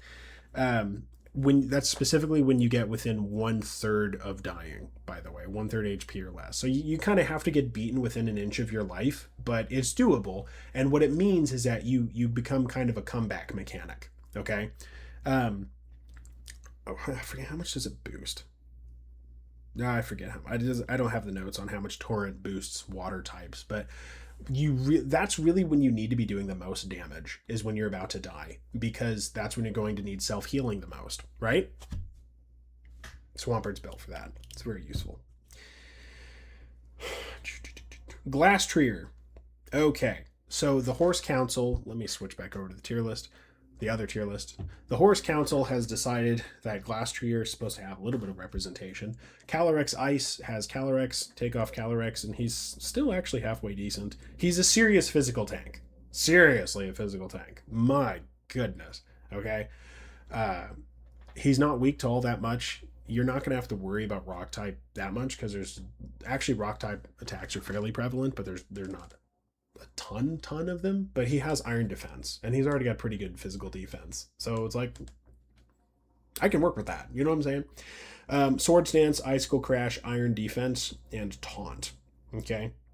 Obviously, put all your EV investment into special defense and attack because iron defense has got you covered on the physical defense side. He is extremely slow. He's probably one of the slowest legendaries, if I'm being honest. Because I want to say he's what, 50 speed or something like that. It's so slow. So he is going to be moving last in every circumstance. But that also means you get to self-heal after they've hit you. The thing about speed in Tera Raids is that it's a trade-off, okay? If survivability is more of an issue for you, you want to move first, okay? Because you want to be able to make your decisions after you know how much you've been hit by, okay? Whereas if it's not as much of an issue, you're fine moving last because you can take the hit and you don't have to worry about it that much, right? Uh, it is a trade-off. And of course, when you have critical hits in the mix, that's kind of a problem because you don't even know that you're going to survive long enough. So it's like, if you're afraid of getting a critical hit, which is legitimately a concern in Tera Raids, most of the Tera Raids that I lose are because of undefendable critical hits. Because, again, you can't defend from them. You want to go first because then you can heal before the critical hit might come in. Make sense? So there's a strategy on that. Otherwise, no, he's a glass cannon. He's an ice cannon. I don't know, but very powerful attacker. Very powerful in his own right. Calyrex Ice is just an improvement. Baxcalibur. So stop me if you've heard this before, but a pseudo legendary dragon type is a heavy physical hitter. I know. I don't remember where I was when I heard the news, but boy, that really rocked my world. I've never heard of Garchomp before. So his full strength, it's like over 400 physical attack, which is nuts. The problem is he doesn't have very good moves, and he's kind of glassy. I realize I've said glass cannon 58 times already in this video, but we're going to keep saying it. Swords Dance, Icicle Crash, Snowscape. Now, the thing about Icicle Crash is that it has a 10% mischance, which is a problem. So you can run Terra Blast as your fourth move. I don't not recommend it. It's actually not bad. Frankly, if you have a 10% mischance, that means that there is a 1 in 3 chance that if you use the move 3 times in a row, one of them is going to miss. I'm fudging the numbers here. I think it's a 28% chance, roughly. But because, if it's a 10% chance to happen each time, you do it 3 times. The chance that it hasn't happened is 72, I think, something along those lines. Anyway, I haven't done stats math since high school. So that was like 10 years ago now. So, the fact that I'm remembering statistics hardly at all is good on my part. Ice Body is actually pretty nice. So he gets a plus 50% defense when snow is up. That's the point of Snowscape. He'll also get a little bit of HP back. That doesn't really matter that much. But I don't know, it's nice, I guess. Frankly, when it comes to HP restoring moves that only give you just a sliver, I honestly debate if they're even worth it. Because there's so much time between animations in Tera Raids that it's like, well, is it worth it? Or would you rather, because if you're going to go through a 5-second animation 10 times in a Tera Raid, that's 50 seconds of animation. Because you have the gap before the animation and the gap between the next animation, right? So wouldn't you rather have the 50 seconds? It's honestly worth considering. It's really, really worth considering. That's also why I don't think grassy terrain is the best terrain. It's the most flexible, that's for sure. It boosts your grass types, and yeah, there have been times where grassy terrain boosts have really, really came in handy. That's also why heal cheers are kind of a toss-up, because sometimes heal cheers, they heal up everybody in one shot, and sometimes they take 25-30 seconds and go through and heal up one by one each single animation, and then you get a text box for all of it. I mean, it takes forever, right? Time, DPS is important, but this isn't a turn-based battle. It's a turn-based battle, but it's not a turn-based battle. It's a time-based battle. Remember? So it's a, like, think of it like this. If you were able to defeat the enemy in 2 turns, okay? 6-star raids, I think about a 7-minute timer. It kind of fluctuates a little bit between the regions, but I want to say it's about a 7-minute timer if you just leave it alone. Let's say you have on turn 1 a move. The move animation for this takes up 6 minutes, but it boosts your attack to 8 bazillion and you one-shot the opponent. That's a winnable raid right there. But let's say you don't one-shot the opponent. You beat them within an inch of your life, an inch of their life, right down to the last sliver of HP, and then you have to sit through a leftovers animation, a heal cheer animation, a grassy terrain animation, whatever other healing animations you can think of, and the text boxes for all of them, and you wait a minute, and then you lose because you ran out of time. Did you win or did you lose? You lost, because although you were able to beat them almost on turn 2, you didn't get to turn 2. You have to be fast about it. That's the other thing. That's partially where skill as a player comes in as well, I feel like. Because if you know what you're going to do and you can navigate through the menus quickly, which is much easier to do on the Switch too, again, then you're going to be a lot more potent as a raider. But if you're constantly checking statuses and stat menus and identifying what's going on in the raid, you're going to actually lose a lot of time. And if you're having to sit through a bunch of animations, you're going to lose even more time, right?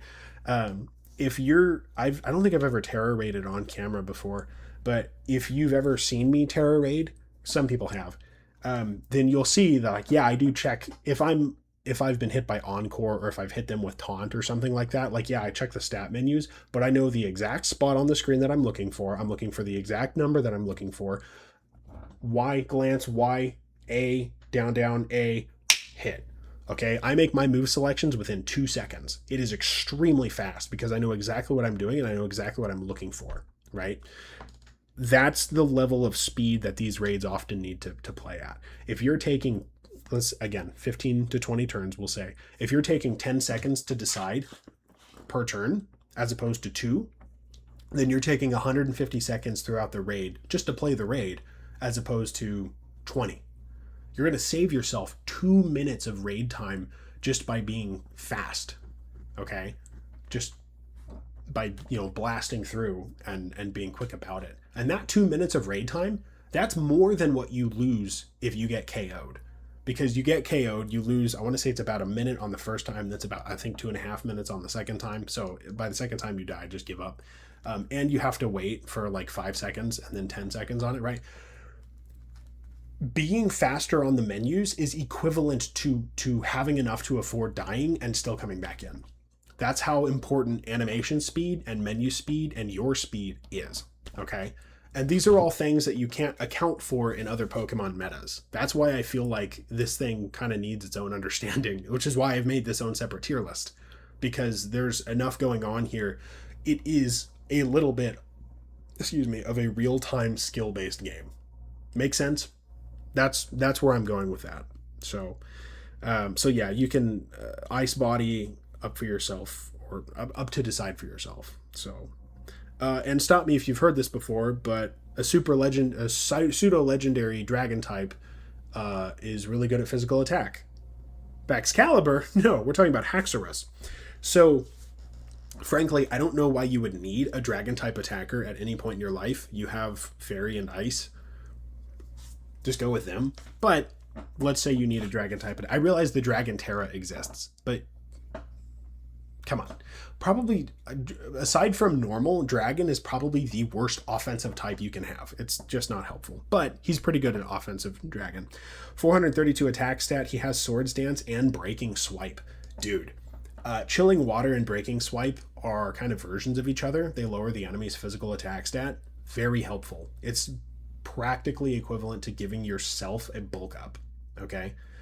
Well, let me rephrase that. It's equivalent to giving yourself a defense boost, okay? The problem is Breaking Swipe, if they wipe negative stats, which they certainly will, then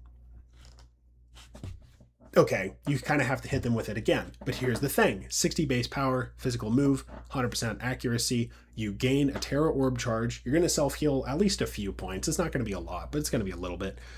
And you cut their physical attack in half. That's really helpful. And Chilling Water is the special water type version of that. So he is also a glass cannon, just like Excalibur, but he's going to run Swords Dance, Dragon Claw, Taunt, and Breaking Swipe. The hard part about Haxorus is that he is much glassier. Okay? I really debated on whether I was going to put him in A or B. And once we get past Haxorus, we're going to talk about the line of super effectiveness. Okay? I decided that it didn't really matter whether he was super effective or not. He was doing enough damage to self-heal. His problem is that he tends to die quickly. Okay? So he can win when he's not super effective. It is doable. It's just irritating. Fair point. So there's that. If you're running him against a special attacker, you're also toast, by the way. Don't do that. So let's talk about the line of super effectiveness here. So I haven't mentioned this yet, but do you see, let me open this in a new tab. Do you see right here? I realize this image is kind of a mess right now. My Photoshop software is not great. And it's kind of hard to see in the background, so maybe I'll pull up the other one. But there's that line of super effectiveness between A and B tier. Okay? Gee, Doc, why is that? Good question. I put that there because I don't know what kind of Tera Raid you're going to be fighting. What I do know is that the decision of whether you need to pick something that has to be super effective versus something that doesn't is a big decision. Okay? So, for example, Entei, if I'm going to run Entei against a normal type, I'm fine with that. I'm actually really fine with that. Did I not get to Volcarona? Dude, I need to make text updates to this. I don't think I got to Volcarona. Okay, I'm going to need a part 2 for this video down the line because I clearly missed a few. Where's the image? There it is. So it's really more of a guidance on should you bring this raider or not. Okay, so down here, and we're going to cover Regice in a sec, but Regice, B tier. He's below the line of super effectiveness. He's an ice type attacker. I am never going to bring Regice to something that he is not super effective against because he's not going to do enough damage to make it worthwhile. He's going to lose. He just cannot keep up with that. Okay? Whereas if it's Lugia, I can bring Lugia to something that he doesn't have to be super effective against because he doesn't need to self-heal that much. He's going to be fine. Right? He's going to do enough damage to win. He's not going to need that much self-healing. It works, right? So the line of super effectiveness it's kind of a sophisticated topic, but it's not that hard to understand.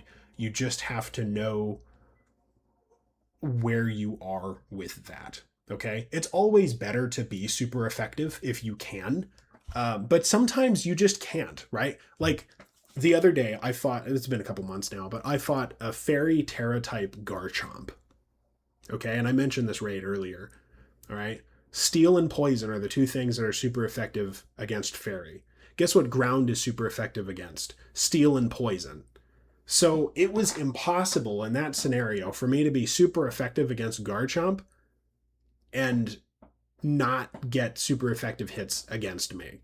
Okay, unless I had, I don't know, Skarmory or something, which isn't a good raider. I've tried. Or a poison type that resists ground, which I don't think I have available. I guess I could have used a Namorous. Because doesn't he have Levitate, or is that Pressure? I think it just says Pressure, actually. I don't know why he doesn't have Levitate. That's stupid. Anyway, it was impossible, right? So at that point, it's like, okay, well, I can't really be super effective against him. What else do I have available to me? Well, at that point, you've opened up kind of a lot, right? And so that's where stuff like the S tier, the A plus tier is really valuable to know about those relative rankings, because if you can't be super effective, or if you don't have something that's super effective, go with something that doesn't have to be super effective to win. That's the point, right?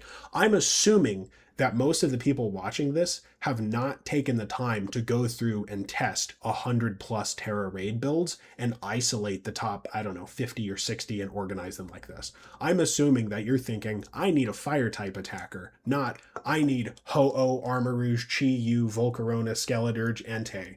You know what I mean? So it's designed for your convenience, if that makes sense. So that's how I feel about that. Anyway, that is the conclusion of what tier are we on? That is the conclusion of the above the line of super effectiveness tiers. Next, we are hitting B special tier and physical tier. And at some point, I've got to make that part two because I did not realize how many individual builds that I missed and how many more that I need to test and plug in here. So, wish me luck on the car thing. Okay, it's now been 3 consecutive days of recording this video while moving. Sometimes you just got to sit down, take a seat, chill out for a little bit. I still have no information or updates on my car. I do not know. So, B tier. One thing that to note, I think on my last recording, I covered the line of super effectiveness, right? We are now assuming that everything here has to be super effective against its opponent. Okay. This truncates the usability of the Pokemon. This truncates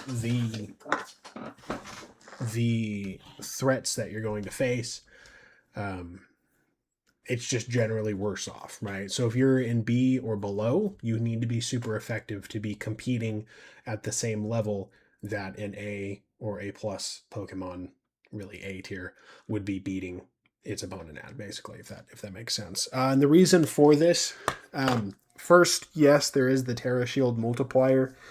Second, you simply do more damage, even without the Tera Shield, and that's important for self-healing, just for keeping up, right? That's not to say it's impossible for you to win when you're not super effective, but good luck, you know. I think the most important thing to know when deciding on a Pokemon, aside from typing and things like that, is it below or above the line of super effectiveness? So, Enamorus. Okay, so there are going to be, I guess now 3, when I think about it, 3 instances where you're going to be stellar type. Okay, the first one is Terapagos. The second one is Enamorus. This is Incarnate. Judges set aside disciplinary action of nurse. I don't care about that. News headlines. And then, of course, the third one is Superior. We're going to get to Superior here in a sec. But Enamorus Incarnate is going to run Terra Blast, Draining Kiss, Taunt, and Misty Terrain. Doc, there's no Calm Mind. What do you mean there's no Calm Mind? Okay. Don't get me wrong, Calm Mind is good, but not on this, because it has the ability Contrary. When you use Terra Blast as a stellar Terra type, not Terra Starstorm like Terapagos does, but Terra Blast, okay, you lose 1 from each of your attack stats, or your stat stages, rather. So you get -1 special attack, -1 attack, unless you have Contrary, okay? So what you're going to do is you're going to hit some Draining Kisses to charge your Terra Orb. You're going to put down a Misty Terrain if you need it. Hypothetical. Just sleep, way to deal with sleep if you have to. And then you're going to hit a lot of Terra Blasts. A lot of Terra Blasts. You have 16 shots, so you have time.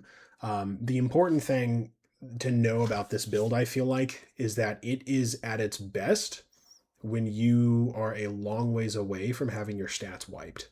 Because if you can get 5 shots off in a row, well, okay, you're at +1 attack, special attack, then +2, then +3. That's when things start to get really interesting. Then +4, and then +5, right? That's a lot of damage. You're not going to do that much until you're at +3 or higher, is my general advice. It's kind of a steamroll build. It's similar in nature to Terapagos. Very, very important you do not die. The downside is that you're stellar type.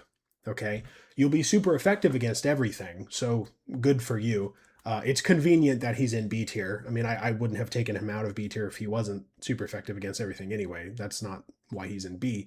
The reason he's in B is because although Stellar is super effective, like I said, you still don't get the Terra Shield multiplier that you need from that. So that is still a difficulty. right? Some raids wipe your stats multiple times too. Those very hard counter in Amorous. Those are just generally hard raids, but they really hard counter in Amorous Incarnate.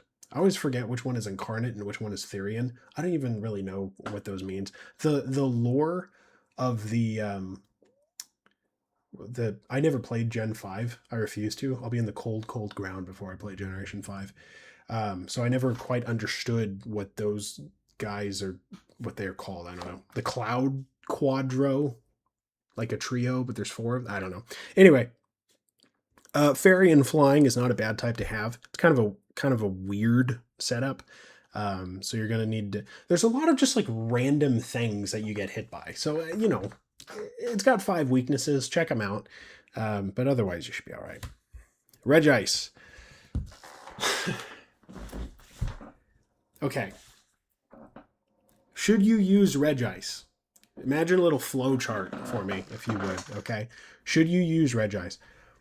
Question number 1. Is it flying Tera type? If yes, consider using Regice. If no, do not use Regice.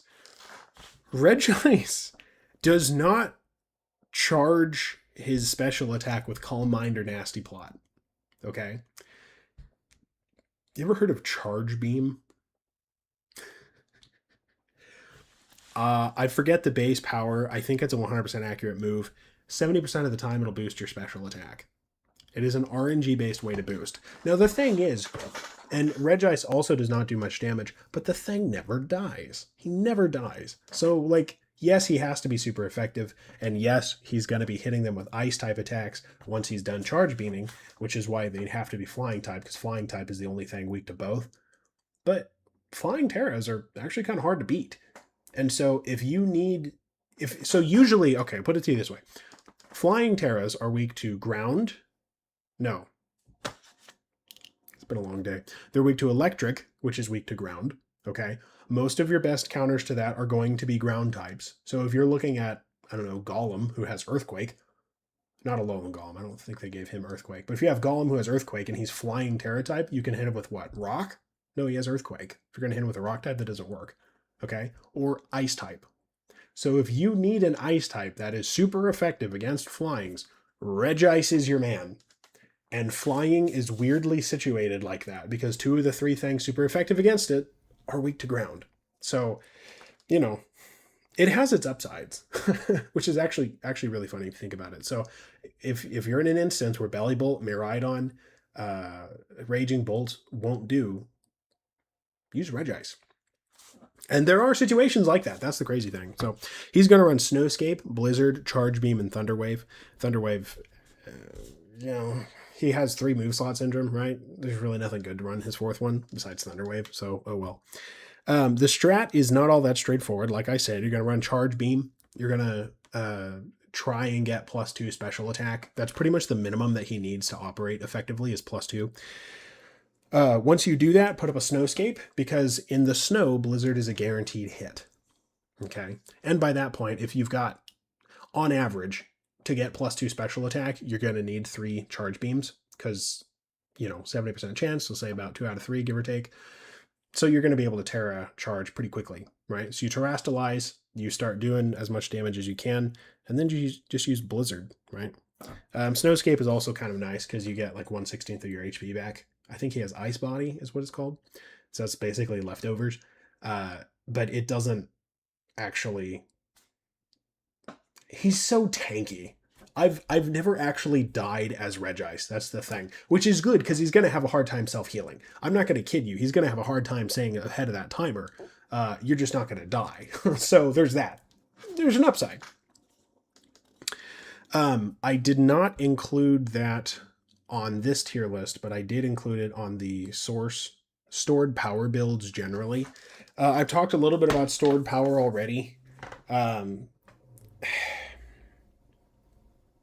They're not a terrible way to learn how to Tera Raid, but if you stay with them, you're kind of a noob. Okay? Stored power, it's not consistent. It's not something that's going to work against every raid, or even most raids.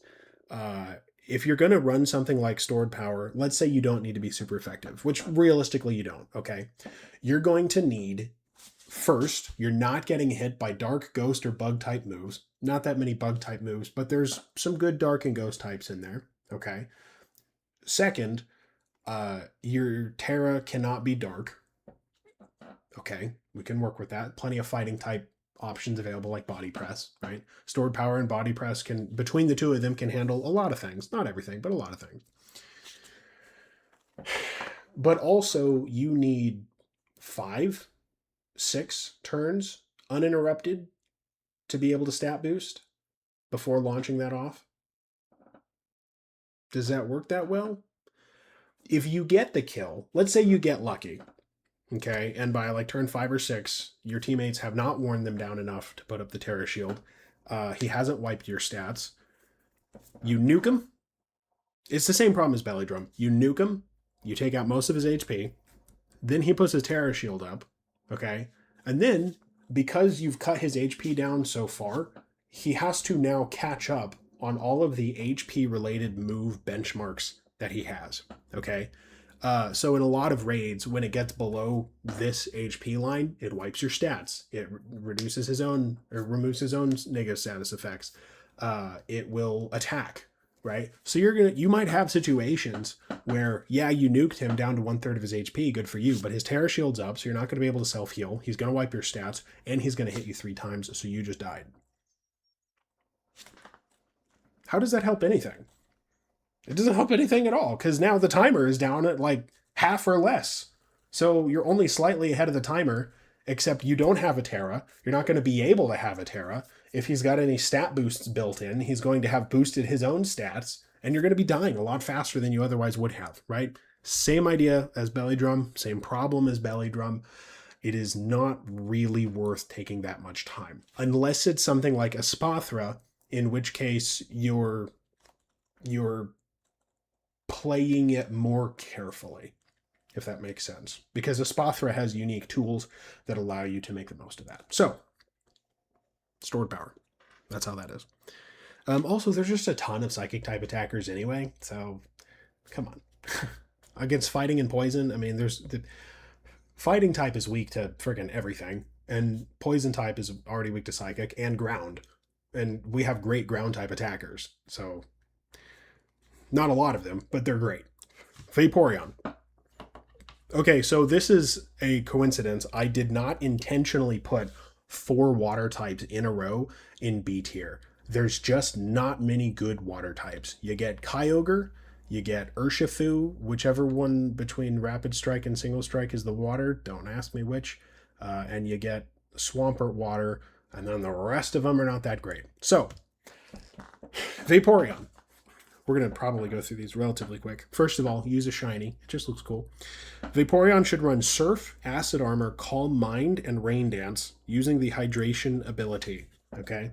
Rain Dance is going to keep your statuses away. It's going to boost water damage. That's not a great way to deal with a sleep raid, but it can work. It's an option. It's like your 8th best option, but oh well. Rain Dance is pretty obvious. Acid Armor, physical defense. Calm Mind, special attack. And Surf, of course, 90 base power, 100% accuracy, right? So he's like Kyogre, but cut in half. Suicune, significantly less tanky, same idea.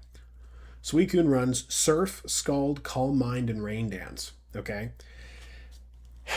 This is inferior to Vaporeon, but you do gain Scald. Scald, 80 base power, 30% chance to burn. We like burns, remember? Big fan of burning.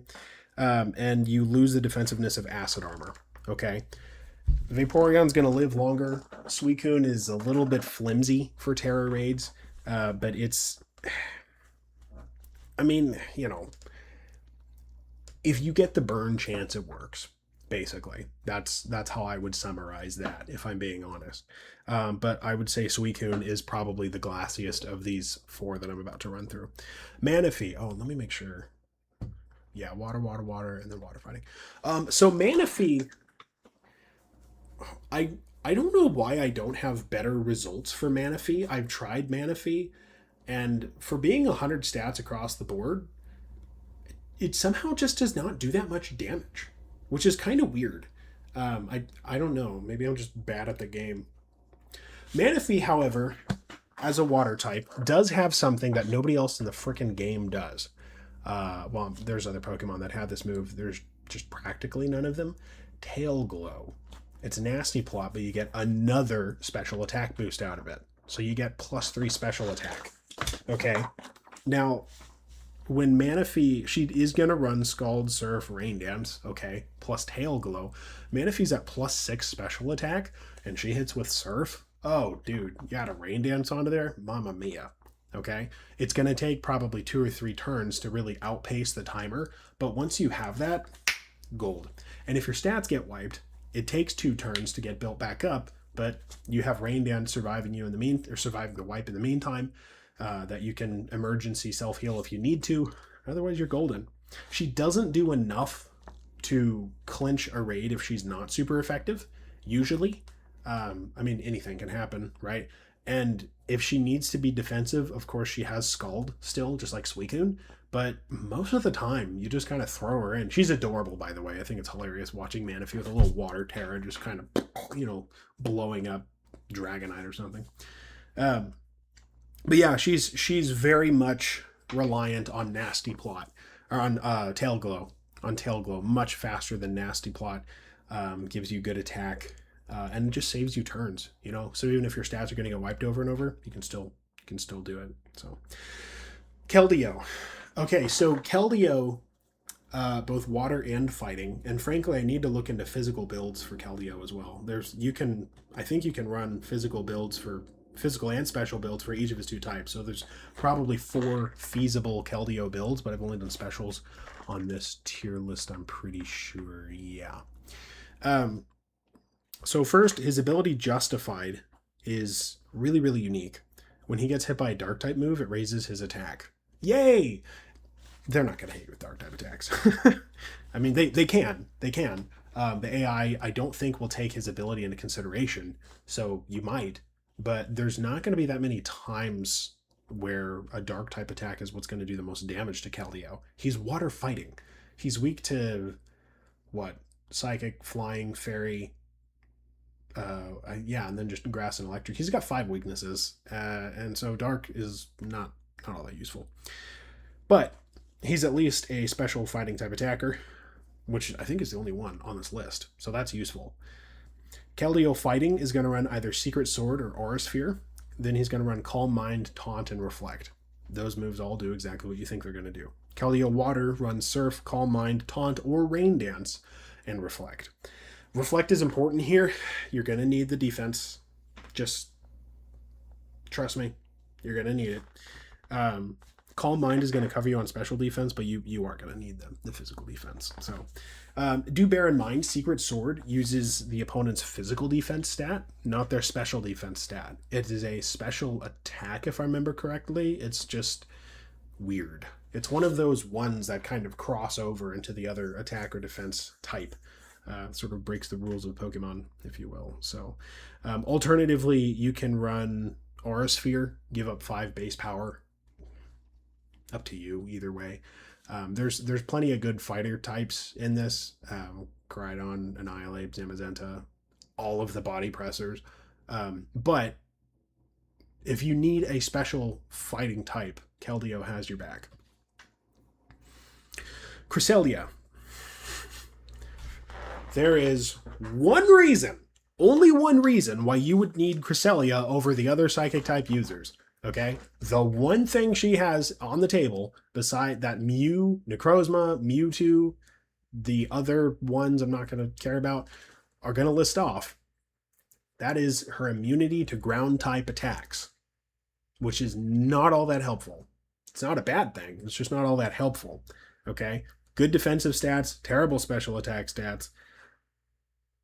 Your hard time with Cresselia is going to be staying alive, which is kind of the running theme of B tier, if I had to put it that way. Or not staying alive, but doing enough damage. It's damage output. Staying alive is going to be fine. It's damage output that's the problem.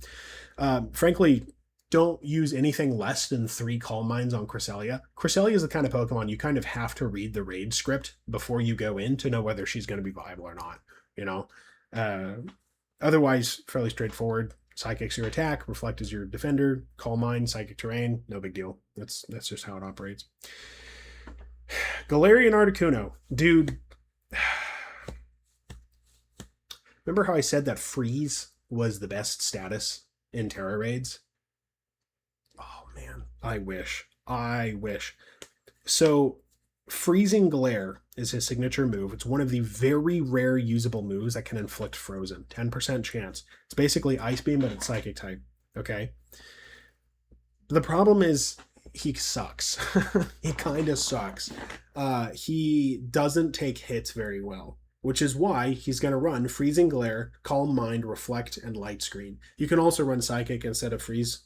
I don't really know why you would, but it's an option. Put your EVs into special attack and defense because Calm Mind will take care of the special defense. But honestly, look, I mean, he's Psychic Flying. If you're feeling that you want to fish for a freeze, he's a good way to do it. You know, at least until I can get some of my Ice Beam builds up on here. I think Alolan Ninetales has that, but we're not going to know until I get there because I haven't read over that in a while. Wo Chen. Okay, so Wo Chen confuses the hell out of me. Sometimes he's actually really functional when he's not super effective, and sometimes he's absolutely awful when he is super effective. And I'm not talking about his double weakness to bug, okay? Wo Chen pairs really, really well with Arbalva. Otherwise, he's going to run Giga Drain, Growth, Sunny Day, and then he's got like 9 other great moves. Solar Blade, Stun Spore, Reflect, Light Screen, Taunt, Grassy Terrain, Solar Beam. A lot of options. You can use Wo Chen as a physical or a special attacker because of the way Growth operates. Okay? I don't encourage physical attack, but he has the moves for it. So it's doable. But I'm going to put him down as special because of Giga Drain spam. Yes, we have a lot of Giga Drain spam in this meta, but it's doable. Does this count as a meta? I don't know if it does. His dark grass typing does hold him back, I feel like. And you might be able to make a good dark type attacker out of him. I just don't think it's going to compare to Giga Drain. Yeah, I didn't put a dark type icon over him. So, Thunderous Therian. So, if you're really, really afraid of getting hit by the electric types, Thunderous Therian is your boy. He's usually a 2.5 hit KO on pretty much everything, though, which is not worth the trouble. Volt Absorb is his ability. It does restore your HP every time you get hit by an electric type attack. I do believe that the Tera Raid opponent takes that into account for some reason, whereas it doesn't do that for something like Justified, I think. So you're just not going to get hit by them. So it kind of defeats the purpose. But he has Nasty Plot, Rain Dance, Charge, and then he'll run either Wild Bolt Storm or Thunder. Okay? The strategy is a little bit different depending on which one you do. So Nasty Plot and a Rain Dance means that Wild Bolt Storm is going to hit with perfect accuracy. Thunder is a side grade to Wild Bolt Storm. Okay? 10% more base power, but is 10% less accurate when you don't have Rain. The thing about Rain is that you're not going to be spending every single turn of your raid with Rain up. There are just going to be times where you have too low of HP, and if you hit Rain Dance now, you're going to die. So you need to go for the riskier hit first. You know, you have to self-heal firsthand. So typically I run Wild Bolt Storm, although remember, Charge provides special defense boost, and it boosts your next electric type attack. So if you're at full HP and you're expecting special defense attacks coming in, you might drop Charge because it might help you down the line. So you don't really know. But with Thunderous Therian, very long setup time, probably 2 Nasty Plots plus a Rain Dance before you're doing any damage. That requires really 4 turns of surviving, and you're going to survive for 3. Now, this introduces one more important mechanic that I haven't brought up yet. Your first 3 turns of every Tera Raid, as NPCs, they drop a defense cheer right off the bat, which means you're going to take, I want to say, 2/3 as much damage because it boosts your defense by 50%. Okay? So if you're going to set up immediately. All right? That's your only time you're really consistently going to be protected as well as you are. Okay? Cheers are interesting in Tera Raids. I completely forgot that I hadn't talked about them yet, but here we are. They move before everything else. I believe terastallization moves first. I'd have to look into that, which one happens first. Not that it actually matters. At least I can't think of a situation where it would matter. But they prioritize everything by far. It's not even like a +6 priority. I think it's just a hard and fast rule of like Terra, cheer, and then it immediately takes effect too. So with heal cheers specifically, by the way, the amount of HP that it heals you is random. Okay, I believe there's a 1 in 4 chance of it healing you all the way, and there's like a half chance of it healing you at, I want to say, 1/3 of your HP, and then the rest of it from there is just kind of random. I don't know if it's like specific predefined intervals or if it's kind of a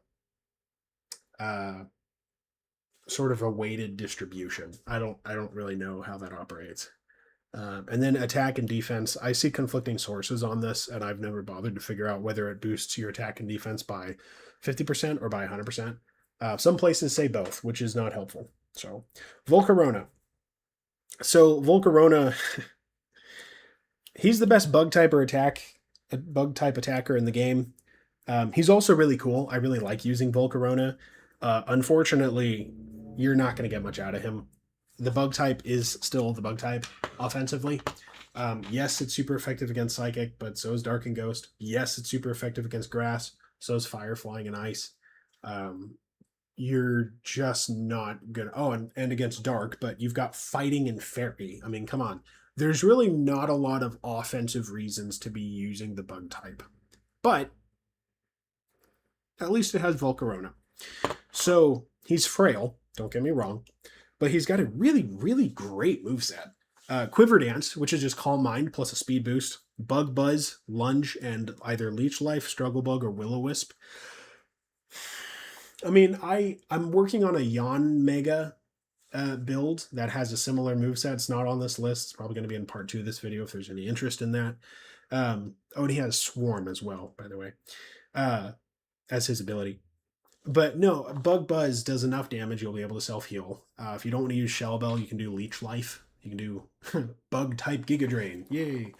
Run a Metronome with that if you want. He's actually got good enough flexibility. But dude, Giga Drain, oh man. And you definitely want to have Lunge on there because Lunge reduces their attack by a stage. So if you have Quiver Dance boosting your special defense, if you have Lunge reducing their attack, your frailty is not going to come in and be that much of an issue, fortunately. So it just depends on which one you expect to be more of a problem. So Leech Life is useful for healing. Oh, you also have a fire type option. Where did I put him on there? I put Volcarona Bug in B, and then Volcarona Fire not even on the tier list. Okay, well, that's fun. So I don't know what tier he would be. Anyway, Volcarona Fire is going to run Quiver Dance, Fiery Dance, Sunny Day, and then Harden, Will-O-Wisp, Leech Life, or Lunge. If you're running Fire-type Volcarona and you're using Leech Life, that means the only type that's weak to both of those is going to be Grass. And if you can't find anything better to use against Grass, I don't know how to help you. Might I point you to the top 4 tiers of this list and of the other list? I mean, it's not hard. So don't bother making Volcarona Fire. It's pointless. Just use Armor Rouge or Ceru Ledge. I don't know. Anyway, that runs through the special B tier. I think I'm going to get back to packing. So I am probably going to disassemble my PC here in a sec, or at least all the cords and whatnot. So I don't know what I'm going to see you next. We'll see. God, I hope my car's covered, dude. If my car's not covered and I have to get a new car,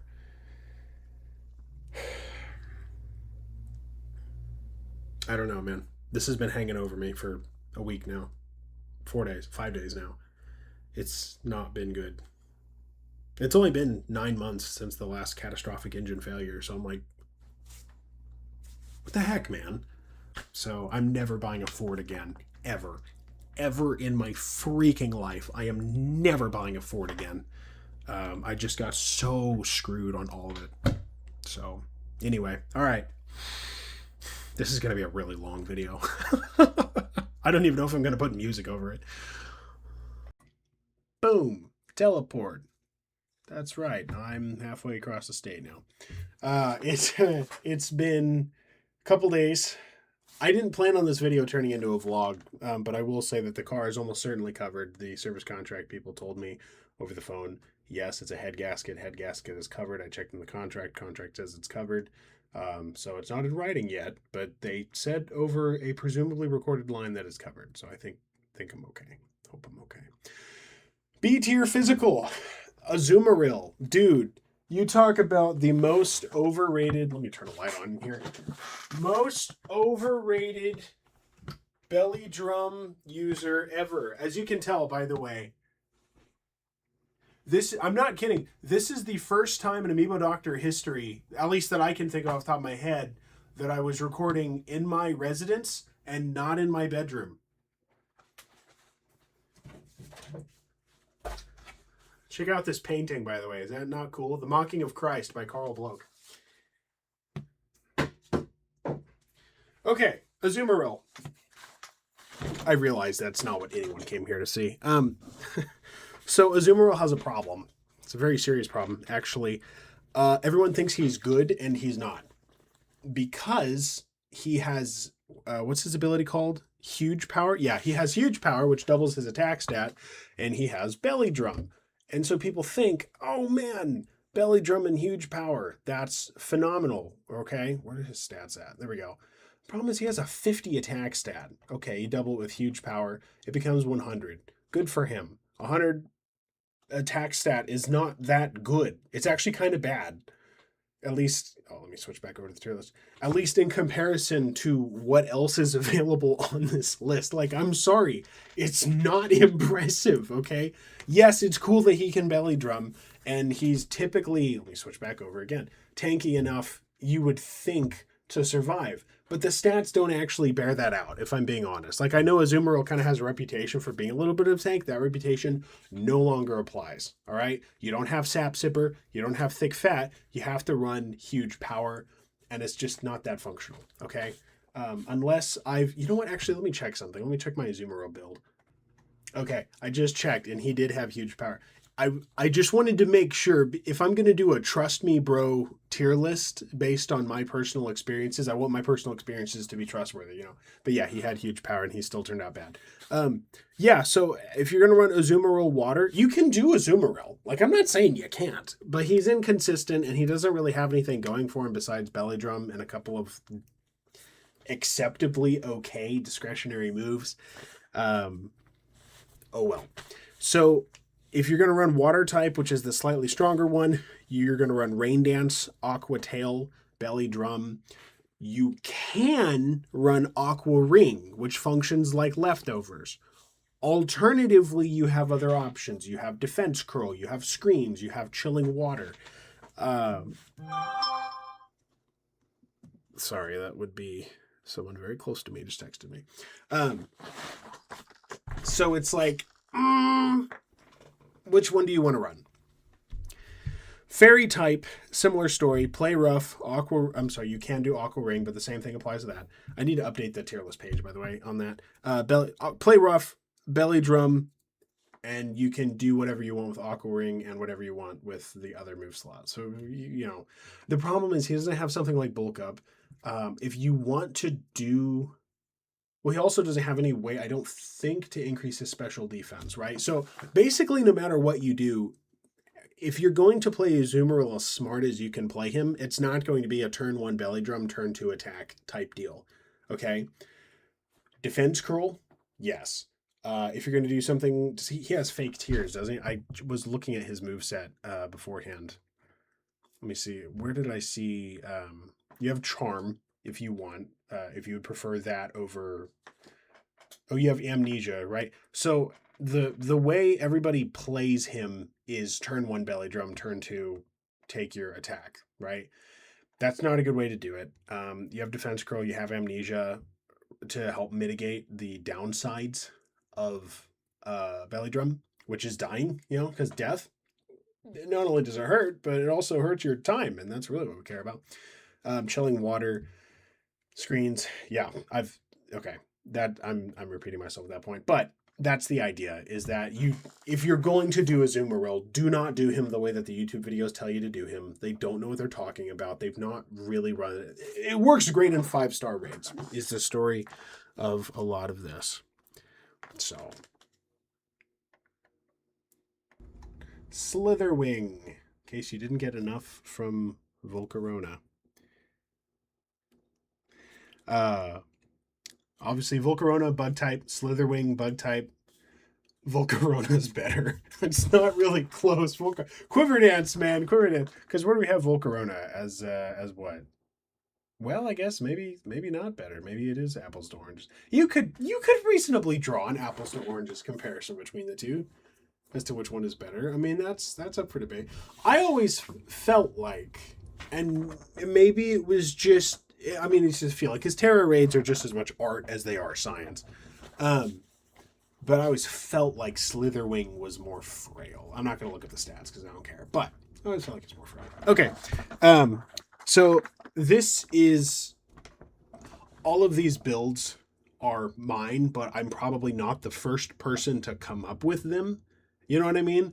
This build and the Raikou build, I can very confidently say is mine and mine alone. I didn't see anybody at all ever talking about using Slitherwing for anything before I came up with this build.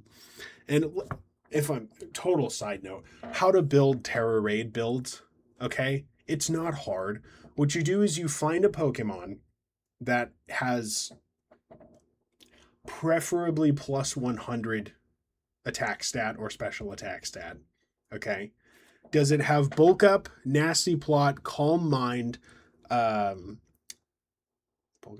Swords Dance, that's the fourth one. Does it have that or some other way to stat boost itself just, well above what it would normally be able to output via moves? Not via items, but via moves. If you have that, you have the recipe for pretty decent odds of success at building a successful build. There's alternatives too, like Curse. We're going to get into that here in a little bit. Curse is just bulk up, but you lose a speed stat if you're not a ghost type, right? If you are a ghost type, don't use Curse. But it's functional, like it works. I mean, there are alternatives to these things. I have a list of them on the website. So anyway, yeah. Okay, so Slitherwing, Leech Life, self-healing move. What does that tell us? Metronome build. Bulk up, Sunny Day, and Stun Spore. Okay. Paradox Pokemon. He has Photosynthesis, so setting a Sunny Day boosts your attack by 1.3 repeating. I think that's the number, isn't it? 1.3 repeating. Obviously, it stacks with Bulk Up. He already has high physical attack. He's a physical attacker. Leech Life is a physical attack move, and Leech Life conveniently is how you're going to self-heal as well. Stick a metronome on that puppy, and you are good. Uh-oh, Doc. I need to buy time with paralysis or just by getting it set up so I can outspeed. Stun Spore, 75% chance to hit. Paralysis is extremely helpful. I'm not going to kid you. I think he has Drain Punch, although if this is your... Side note from the not going to kid you. If this is your preferred way to Drain Punch spam, you and I need to sit down and have a conversation because, dude, it's like the worst Drain Punch spam you've ever seen in your life. Yeah, so you can do fighting with him. Just don't do fighting with him. That'd be dumb. Leech Life is much better. I think it's actually 5 more base power, too, so I don't know why you'd want to run Drain Punch. You have Koraidon. Run Koraidon for Drain Punch spam. What are you doing with... Anyway. Yeah, so... But he is double weak to flying. I mean, bug fighting is not exactly a fantastic set here, we'll say. I was going to switch. Let me park that puppy right there. Bug and flying is going to take, yeah. No, I'm sorry, not bug flying. He's bug fighting. Yeah, so he's going to take ×4 from flying, and he's weak to fire, psychic, and fairy. Now that's not a terrible set of resistances, right? Like there's upsides to it. I'm not saying that there's not. Point is, it's not a great type combo. So, but he's doable. He's doable, right? He's doable. So, Great Tusk. Okay, we have Groudon. We have Landorus Therian. We have even Swampert Ground, although Swampert Ground is terrible. I want to say I put Swampert Ground in C+. What did I put him in? Was it C+? Where's the tier list? Give me your tier list. That's too low. There we go. I did put him in C+. Okay, cool. Swampert Ground is Garbaggio. We're not going to worry about that. But Great Tusk is similarly bad for different reasons. So, obviously, Ground type is not a great defensive move. Yeah, it's great if your opponent's electric type. It's not great if they're weak, if they're a water, ice, or grass type. Water type attacks are weirdly common. I don't know if you noticed that, but they are. Less so with grass. I feel like there are grass type moves and they just kind of show up randomly. Point is, those are not good types to be weak to for Tera Raids, and he's weak to all of them. And he's fighting type, so he's also weak to psychic and fairy. Flying is less of a concern, but flying is there. That's a lot of type weaknesses, okay? I realize we're not taking type weaknesses into account. We have raid scripts. You can read the raid script and decide is he going to get hit super effectively or is he not, and then just not bring him when you don't need to bring him. But it still irks me. He's going to run just like the other two ground types. Earthquake and Bulk Up. Stop me if you've heard this before. And Sunny Day. And you can do Taunt. He has Taunt. It operates. He's just strictly inferior, though, because he can't take as much of a hit and he doesn't have as much of damage output. That's really it. He's got great moves. Earthquake for Tera Raids. Unless they patch in the stuff that Primal Groudon has with, it wasn't Precipice Blades that I'm thinking of.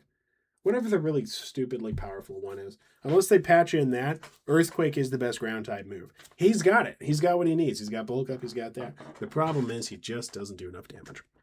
Poor guy. So, far worse typing. Yeah, he's just bad. Just Groudon, but, Rapid Spin's not going to save you in this format, pal. So, Galarian's, dude, I'm in a way better. Can you tell that I'm in a way better mood than I was a few days ago? Jeez, Galarian's Aptos. Okay.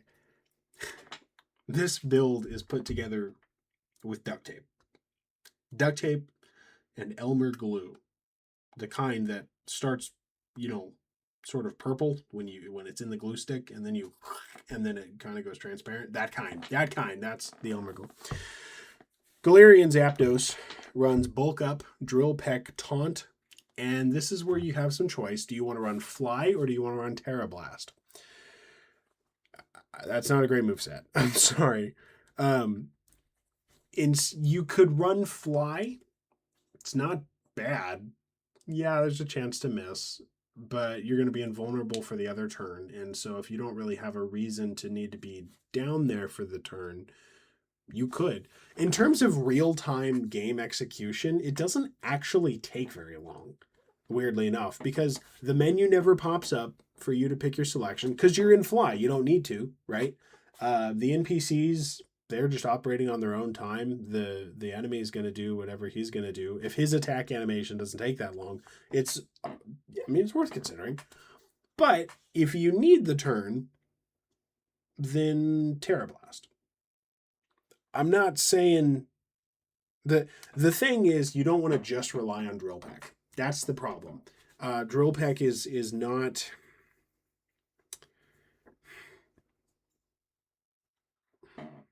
You're going to need them both. Put it that way. There's a reason I have Fly and or Terra Blast on here. It's once you get to the point where you can terrestrialize and you need to hit harder if you can. That's the point I'm going for. Shaman. Okay, so this one is weird. So Shaman growth is a unique move because it boosts your attack and your special attack, right? Wow, it turned nighttime. Now, on something like Vile Plume, we're not that worried about it. But Shaman is a flat 100 across the board. Just, you know what I mean? So,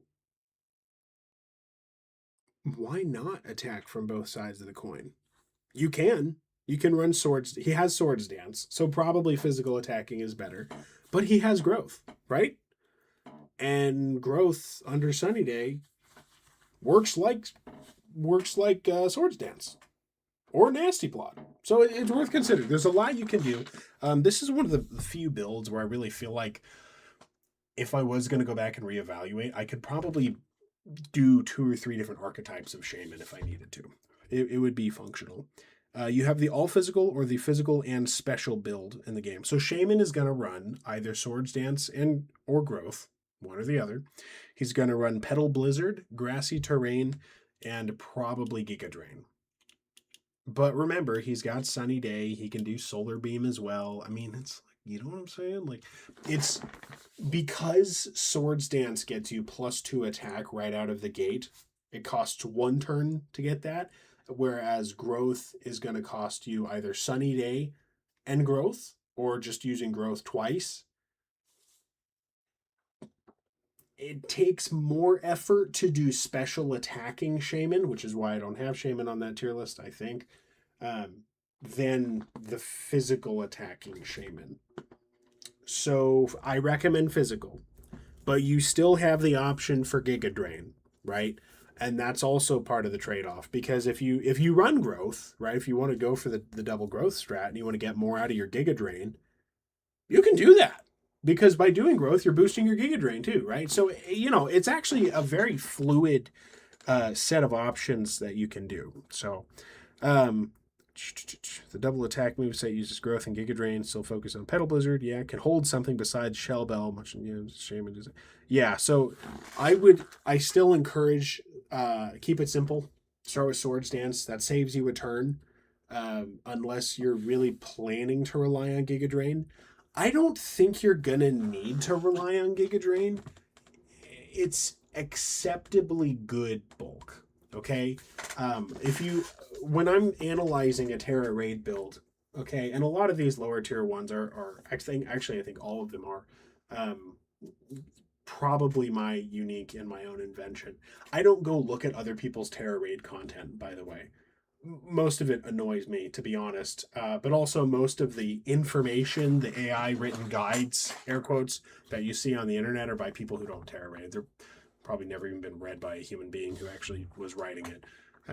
You would not believe how incorrect. Now, AI these days, when GPT came out, it was kind of around the time Scarlet and Violet came out. If I'm remembering that correctly, I might be off by a year. I was in law school, and time kind of operates like a vacuum at the time. But anyway, at the time, it wasn't really like Google searching stuff and trying to incorporate what it found into that. You know, at the time, it was just operating off of its own memory and its own weights. So it would just tell you competitive Pokemon builds, which is where most of the Pokemon Scarlet and Violet Tera Raid content came from. Is that it came out, people were like, I need to make Tera Raid builds for, I don't know, 400 something Pokemon. Just plug in as many of those names as you can and produce a post on each one, and now my little blog website can go get tons of traffic, right? But the problem is that's not how Tera Raids work. They don't work like competitive Pokemon. They didn't know that at the time. So that's why you see so-called guide websites recommending stuff like Fire Fang on Koraidon, because it was AI generated. Anyway, that was a complete side note. What was I talking about? Shaman. Double attack. I don't know, something along those lines. Iron Leaves. Okay, so Iron Leaves annoys me in a funny way. It's one of those Pokemon, I don't really care for Virizion. I've never cared for Generation 5 at all. But I like Iron Leaves. High attack stat, high special defense, boostable defense thanks to having iron defense, electric terrain to block sleep. It's got sword stance. Like, dude, the move set on this guy is goated. All right, it is fantastic. But Grass Psychic? What are you, an Executor wannabe? I mean, come on, what is it, Gen 1 RBY? What are we doing here? You know? Okay, we'll forget the typing for a sec. He just doesn't resist anything. Not really. I mean, what's he going to resist? Fighting? Grass? Like, okay, I don't know. That doesn't help. Defensively, he's a problem, okay?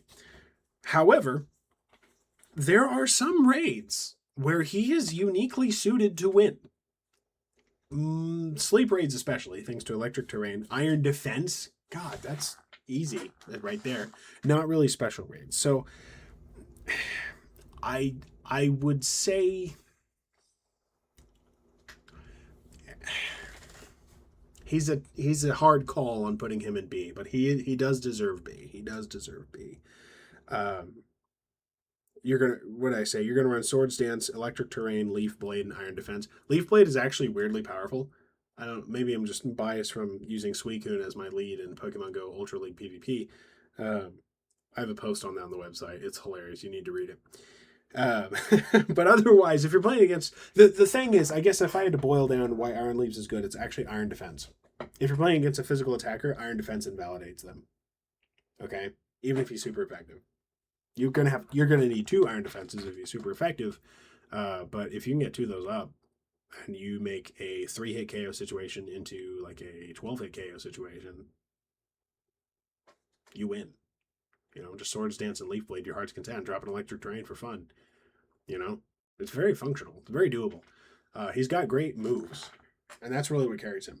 So, all right, I've rambled on and on. Let's get to C+ special. C+ special. I'm going to see if I can't finish off the rest of these in one shot. Okay. Eternatus.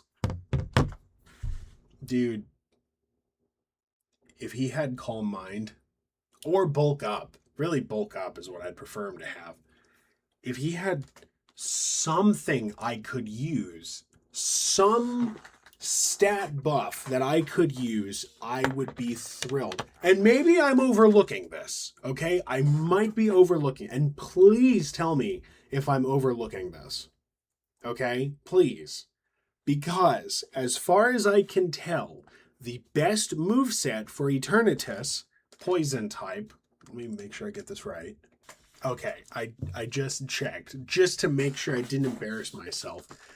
And the only stat move that Eternatus has to boost himself is Dragon Dance. And like he has Cosmic Power and other stuff. But as far as damage output, he only has Dragon Dance. And he has an 85 attack stat. Now, you might be able to get something out of that. I haven't tried. I saw his 145 special attack. I saw that Veno Shock, when the user is poisoned, is going to do 130 base power. And I thought, that might be good enough. I'm not thrilled about it, especially not since Dynamax Cannon is special, but that might be all we get. So, I would say, subject to future revision, although his stats clearly favor going one way, he needs to run Sludge Wave, Venoshock, Cosmic Power, and Recover. He just can't do any real damage without getting a poison. He just can't do it, okay? There are 2 situations in this stinking game where poison status is actually helpful when it's on your opponent, not on you, obviously. And that's Pecharunt, who will be added in the sequel video. I'm going to have to do another one on this. Lord knows it's not long enough as it is. And Eternatus with Venoshock, okay? Because at that point, then you're doing some good damage. In the meantime, you're not doing good enough damage. I'm sorry, I hate to tell you. It's just not how it works. The thing is, though, you can't choose your Tera Raiders, and you can't choose what they do. And half the time, they're just going to get a status if they get a status, and they don't if they don't. I mean, you don't know when that's going to happen. What, Bellybolt uses Discharge. Was there a 30% chance it's going to paralyze? And then it does, right? Weavile, Ice Punch, 10% freeze. This is the one time in your life you're going to regret that they did that. You know what I mean? And Eternatus is reliant on that not happening. So if they get poisoned, you basically lose, because now you're doing 65 base power. You can't boost your own special attack. You're out of luck. But I haven't tried the Dragon Dance build. It was on my to-do list to do like a year ago, and I just never touched it. Blood Moon Ursaluna. Okay, everybody loves Ursaluna, which is stupid, but Blood Moon Ursaluna, actually not bad. Calm Mind, Earth Power, Taunt, and Fake Tears. Fake Tears is up for debate. So his typing isn't great, but you know what this brings you? Special attack ground typing. It's the only time you're going to get it. Don't get greedy, all right? He does have the special attacker stats to do it. He has Calm Mind. He's got Earth Power. I mean, it's fairly straightforward. It's nothing as sexy or exciting as Belly Drum Ursaluna, but the difference between this and Belly Drum Ursaluna is that this can win a 6-star Tera Raid, and Belly Drum Ursaluna has significantly harder of a time. So, Sylveon.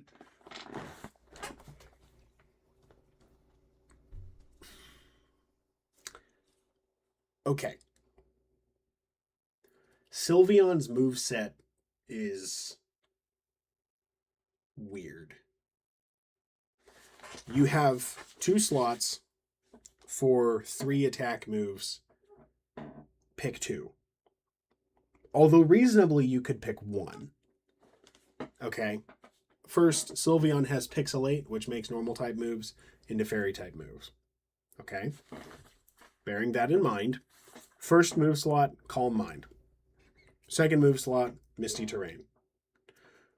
Although, you know, with Misty Terrain, that's really more of a status preventer, so if you see something else, go for it. Third move slot and fourth move slot, pick 2 of these 3. Hyper Beam, Moonblast, Draining Kiss. Doc, which one should I get? Sylveon is very physically frail on the physical side. Special side, she's got Calm Mind. She'll be fine. But on the physical side, that's a problem. Okay? And that is not an easily mitigated problem. I'm pretty sure she has screens. Pretty sure. Don't quote me on that. And if she doesn't, Draining Kiss can sort of pull your nads out of the fire if you're really having a hard time keeping your HP up. Because if you have a Calm Mind under your belt and Draining Kiss, you're going to heal almost all the way back to full. Within reason. Okay? But we don't want that. We would prefer that you be more cannon than glass. And so to that end, if you need Draining Kiss, do you then run Hyper Beam? Well, look, fairy type stab Hyper Beam, that's nothing to sneeze at, okay? That is powerful, and that is going to heal you back to full. But the problem is, on the turn that you use it, you're going to get hit. Okay, now whether you outspeed or not also will play a role in this. And then on the next turn, you're not going to be able to move. So you're going to get hit then too. So if you're going to run Hyper Beam, are you willing to take 2 shots before you can move again? You can try. It's up to you. Or you could go with Moonblast, which is weaker. It's not as exciting. It's 95% accurate. So you're probably going to miss it at least once in a raid. But it's still Moonblast. I think Moonblast is 95. I think it's 95%. I don't know. I've probably misstated a couple of stats here. That's the trade-off. Decide which one you want, I guess. I don't really have great advice on it, to be honest. My Sylveon is a Moonblast Draining Kiss because I'm not that much a fan of Pixel. Sorry, I have mosquito bites that are driving me crazy. Oh yeah, Cute Charm doesn't work in Tera Raids. Don't try it. I'm not a huge fan of Hyper Beam, I guess. I've kind of fluctuated on this. I think in the post that I'm referencing for my notes, you can do Moonblast and Hyper Beam, but I don't know, man. I'm just, if you're going to run Sylveon against a physical attacker, first, don't, and second of all, tread lightly if you do. Jirachi.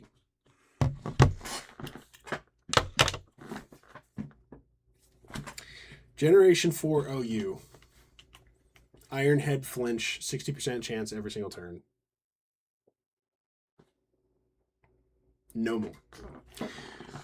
You cannot flinch the opponent in Tera Raids.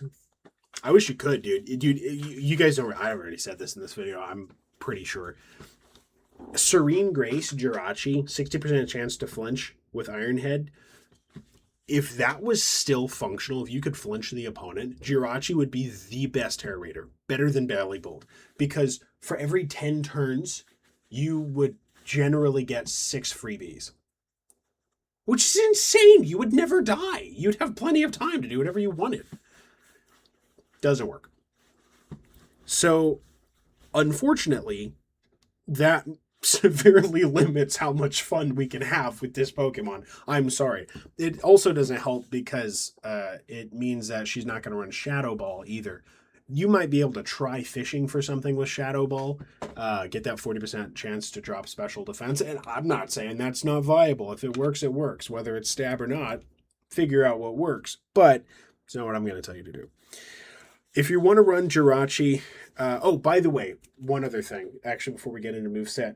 Jirachi is Steel Psychic, Goldengo is Steel Ghost. In terms of what is super effective against them, they're identical, okay? But in terms of what they resist, they are not identical. So Jirachi, Goldengo has a 4 times bug resistance that Jirachi doesn't have, and also he's immune to fighting a normal, right? Whereas Jirachi has a 4 times resistance to Psychic. Okay, so let's say you're struggling with, I don't know, the Reuniclus raid. Jirachi's better, right? This is the trade-off between Tera Raids of what do the raid builders do. So even though you're wanting to run Jirachi Steel and you're considering Goldengo Steel instead, well, maybe Jirachi Steel is better in this case, right? There's a lot of, that's part of the fun of Tera Raids. That's why I love this stuff.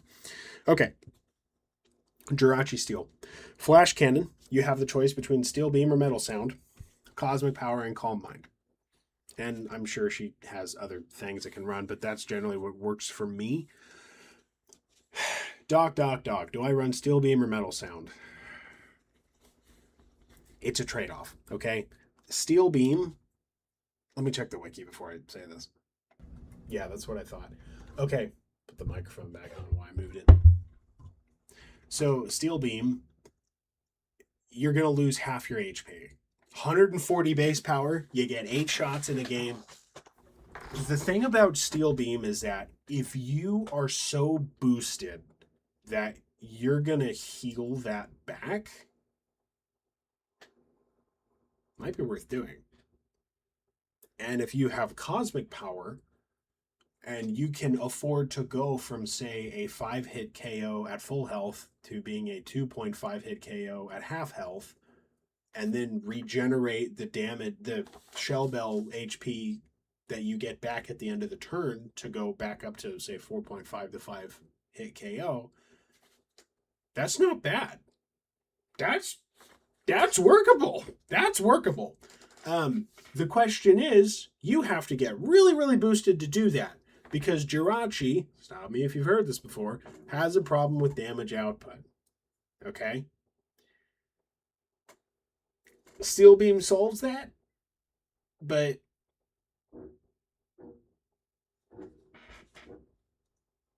I am on the almost the top of the building. How are you? Did you hear that? The motorcycle in the street? Motorcycles are too loud, man. If you're a motorcycle person, don't. Okay, anyway, so the trade-off between that and Metal Sound is like, well, Metal Sound is going to... Okay, so let's talk about Metal Sound real quick.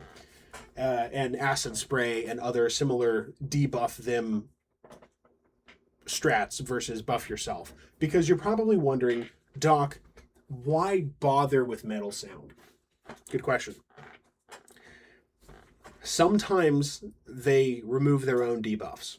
And they actually remove their own debuffs much more often in the raid scripts than they take yours out. Because they're going to take out your positive buffs usually once, in very rare cases, twice per raid. I think there's only a few raids where it'll happen twice. Right? I think Garchomp is one of them, actually. I don't know why that came to mind. Whereas they're going to get rid of their own debuffs sometimes 2 or 3 times in a raid. Okay? So why do you want to still debuff them? Because they happen asynchronously. Okay? Maybe they debuff themselves first, but then 20% of the timer goes by before they or maybe they rebuff themselves first. They wipe their own stats, we'll say. 20% of the timer goes by, and then they remove your buffs. Well, in that 20% of the timer, here's what you're thinking. You're thinking, okay, he's not going to wipe his own stats again. So anything I put on him until that Terra Shield goes up is going to stick. Okay? Now, if it's Metal Shield, or if, sorry, let me rephrase that. Because Metal Sound is blocked by the Terra Shield, you have until that window to apply debuffs now that he's wiped. Okay? If you're looking at the raid scripts. So if you're thinking, gee, I'm going to need to self-heal enough HP after he wipes my stats, how do I do that? I'm going to remove his special defense stat stages. I'm going to debuff him so that I can do more damage. Because if you can debuff his two of his special defense stat stages with something like Metal Sound, that is, and I'll admit, my math on this is not great, but that's roughly equivalent to having a special attack, a +1 special attack boost in your favor. Because it takes them down to 2/3 their defense, which boosts the damage that you're going to do by about 50%, which is roughly equivalent to one stat stage, right? Is that I think I'm correct. Somebody in the comments tell me otherwise. Okay. So it's not a bad idea to just buff your own stats. All right? But they're going to get wiped, so you can put that onto them. That's the trade-off with Steel Beam and Metal Sound. Okay, Steel Beam works better if they're never going to debuff you, or if they're always wiping their own stats, or if it's a Terra Shield from beginning to end kind of raid. That's not actually how 6-star raids work, although that is how some 7-star raids work, which is stupid. Metal Sound works better if you're playing a little bit more tactically, but it only works in some raids. Very situational. Okay, Cosmic Power. Cosmic Power synergizes much better with Steel Beam than with Metal Sound. If you're going to run Metal Sound, you want to not really be wasting your time on defense. You want to be going for offense because you need to maximize the amount of damage that you can do between when you apply the Metal Sound and when he's going to remove that stat debuff, right? So Cosmic Power, it kind of goes one or the other, but it's the best defensive move in Tera Raids, bar none. It's not even close. Okay, Cosmic Power is like a plus 50% existence boost. I mean, it just makes you live way longer. It takes a 3-hit KO Pokemon and makes it into a 4.5 hit KO Pokemon. You know what I'm saying? Like it's a game changer, and it's very rarely distributed. So make use of it while you have it. But like I said, it's damage output that's holding her back. So offensive Jirachi, defensive Jirachi. Offensive Jirachi wins. You can't win Tera Raids by playing on defense, but you also can't always be on the offense because you might not self-heal enough HP and then you die. That's the trade-off, and that's why Jirachi is C+ tiers, because, like it or not, she has damage output issues. Actually not the last thing on Jirachi. I have a lot to say about Jirachi. We'll just put it that way. Doom Desire is not here. Doc, why is that? Well, if you avidly read my website, then you would know. But you probably don't do that. That's why I cry myself to sleep sometimes. I don't cry myself to sleep. Okay, so Doom Desire and Future Sight have a bug. And there's probably more moves like this, but I've only noticed it with these two so far. They don't work. So they rarely actually do damage. When they do, and I'm not sure if this is just on the Switch 2 version of the game either. I need to look into this more. I completely am not sure. When they do damage, you don't get a Terra Orb charge from it. You don't get Shell Bell healing from it. Okay? There's also no acknowledgement of the fact that it happened. So I'm not sure what the deal is with that. I just think they're unfinished moves. I don't know. Either way, Doom Desire, which would be fantastic if it helped us and if it worked like you would expect it to, because then you could just like input Doom Desire, next turn input a Calm Mind or Cosmic Power or something else, and then get the self-healing from Doom Desire. Like, it'd be a perfect setup. Instead, you don't. So, cry a little bit. Okay, we're going to run through Jirachi Psychic and then keep going. Jirachi Psychic runs Psychic. I am shocked as well. Psychic Terrain, Calm Mind, and Cosmic Power. Okay. The only real change there is Psychic and Psychic Terrain over Steel Beam, Metal Sound, and what was the other one? Flash Cannon. The idea of them is basically the same. So if I'm shooting you straight here, a lot of Jirachi's strategy is either +4 Calm Minds or getting a special defense proc on Psychic or Flash Cannon. I'm sorry, that's just how it is. It's a little bit RNG because otherwise he's still gonna have damage problems, but it's gonna get much easier if he can get that special defense proc or metal sound. So, okay, that was like 10 minutes on Jirachi. Superior. I have said this 8,000 times, and I'm going to say it again. I hope you like glass cannons, because you've got glass. And there's a little bit of cannon. It's mostly glass. So, Superior is going to run Contrary. This is exactly the same idea as in Amorous Incarnate, by the way. Contrary, Stellar, Terra Type, Terra Blast. Kind of speaks for itself, if I'm being honest. I mean, it's fairly straightforward. He's going to run Terra Blast, Giga Drain, Taunt, and Light Screen. Taunt and Light Screen are discretionary, but he's so freaking weak that you kind of want to prevent them from getting off whatever it is that they're going to get off as far as stats. Will-O-Wisp, whatever. That's a really common move in Tera Raids as well, as Will-O-Wisp. I don't know why that is. And of course, Light Screen has its own obvious utilities. Screens are always helpful.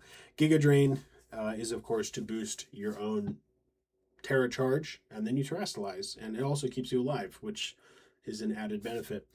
The problem with Superior is that until you get him up to about +4, you are just not going to do enough damage.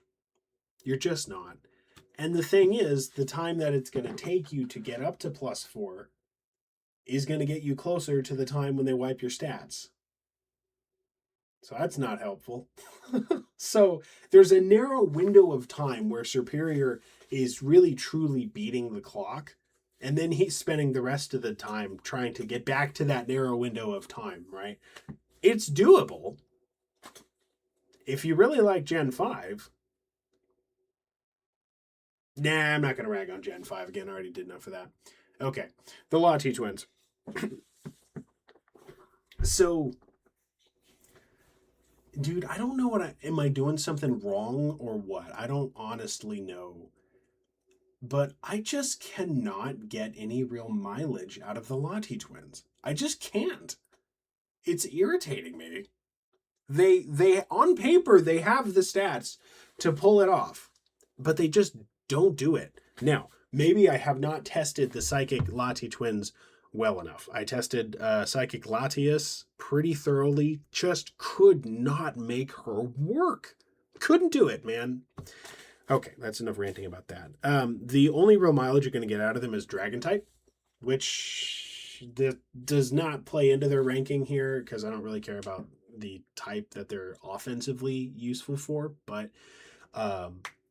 Dragon type sucks. Aside from normal, it's the worst offensive move type in the game because when do you need to attack as a normal type? Never. When do you need to attack as a Dragon type? Only if they're Dragon type. Okay? Worst two in the game.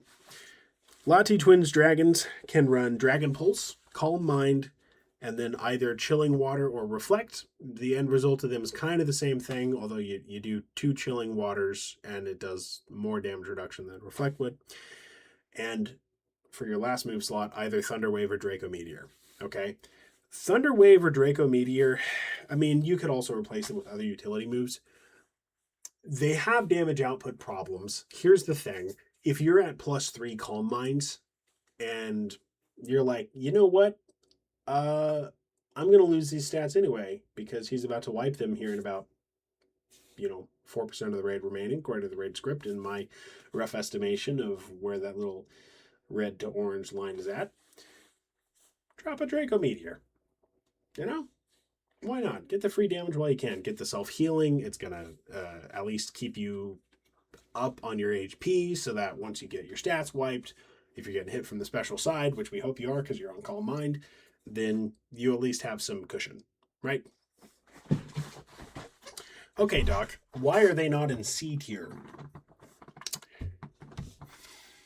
Mamma Mia is their typing good, which you wouldn't see coming, okay? Dragon Psychic resists fire, water, grass, electric, fighting. Oh, and they also have levitate, so they're immune to ground. At first glance, you wouldn't really think anything of that. But if you consider that fire, water, and grass and psychic, and well, probably not ground, but oh, and fighting, 5 of those 6 moves are pretty darn common in Tera Raids. Most Tera Raids have one of those moves, okay? Part of the game of defensive typing selection in Tera Raids is not just about what do you resist. It's about what options do you close off for the opponent, okay? For example,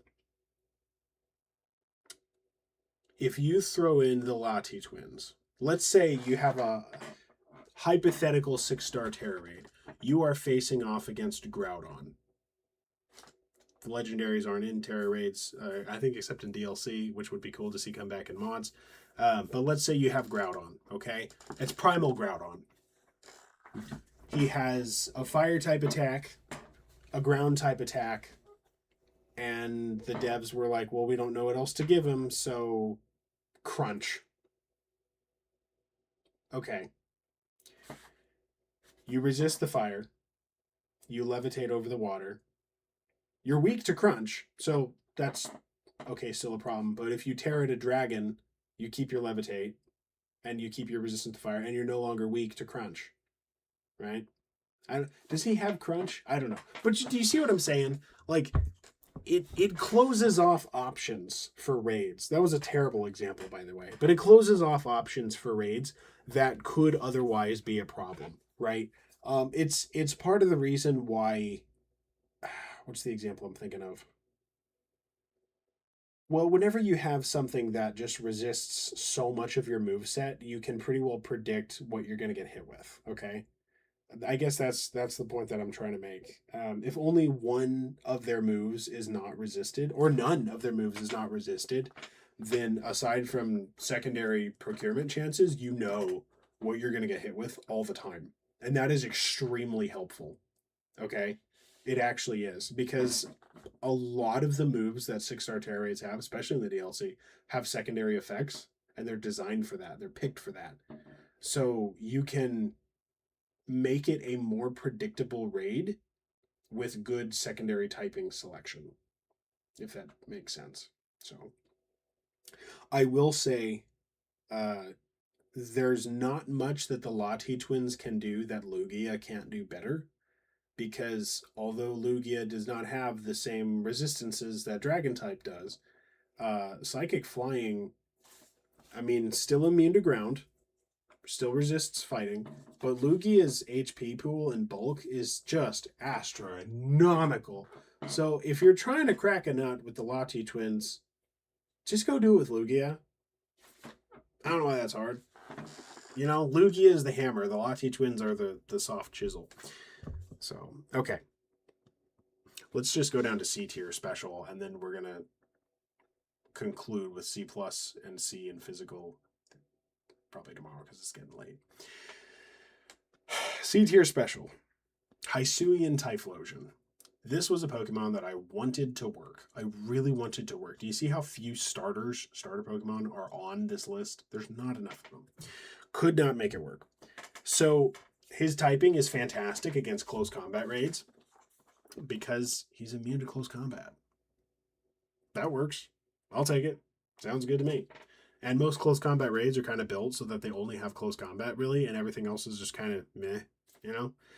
But dude, that fire typing is not doing him any favors, okay? He has the right moveset. He has the typical A-OK, this is what we want for a fire type attacker. He runs Eruption. Oh, did I even go through? Yeah, I did. I was just making sure I went through the Latte Twins moveset. And Superior as well. Okay, good. High Tie is going to run Eruption, Calm Mind, Flamethrower, and Will-O-Wisp. Obviously, Flamethrower is the crux of that moveset. And then when he's at high HP, just like Kyogre, just like Kyogre, I just mauled someone's heart with that pronunciation. He's going to run Eruption, right? Kyogre has Water Spout. He has Eruption. Same idea. Will-O-Wisp is also nice because it cuts the physical attack of the opponent. That's what we want. We like that. Burn stats is extremely helpful. You don't have to rely on it. Flamethrower has a 10% chance to do that as well. But that is not the most important thing in the world. If that makes you feel any better. So, okay, Doc. Oh, and for his ability, run Blaze, so that when he's at low HP, he does more damage. Because he's going to be at low health often. That's the reason he's so stinking low, is that even when he's super effective, dude, this guy, you know in the Rocky movies how Rocky likes to block with his head? Yeah, this guy blocks with his whole body, and man, does he suffer for it, okay? He just dies. Way too much. There's really not much rescuing him. His fire ghost typing, just you're not going to see that many raids where he's the best option. So, okay. This is not on the viability ranking, but it is on the tier list. So let me switch tabs. That's the physical attacker. And I didn't otherwise miss anyone. Okay, good. You're gonna see Arceus plate builds. Okay, can you see those? You can't see those. There you go. Now you can see them. All the way in C tier. So Arceus plate builds.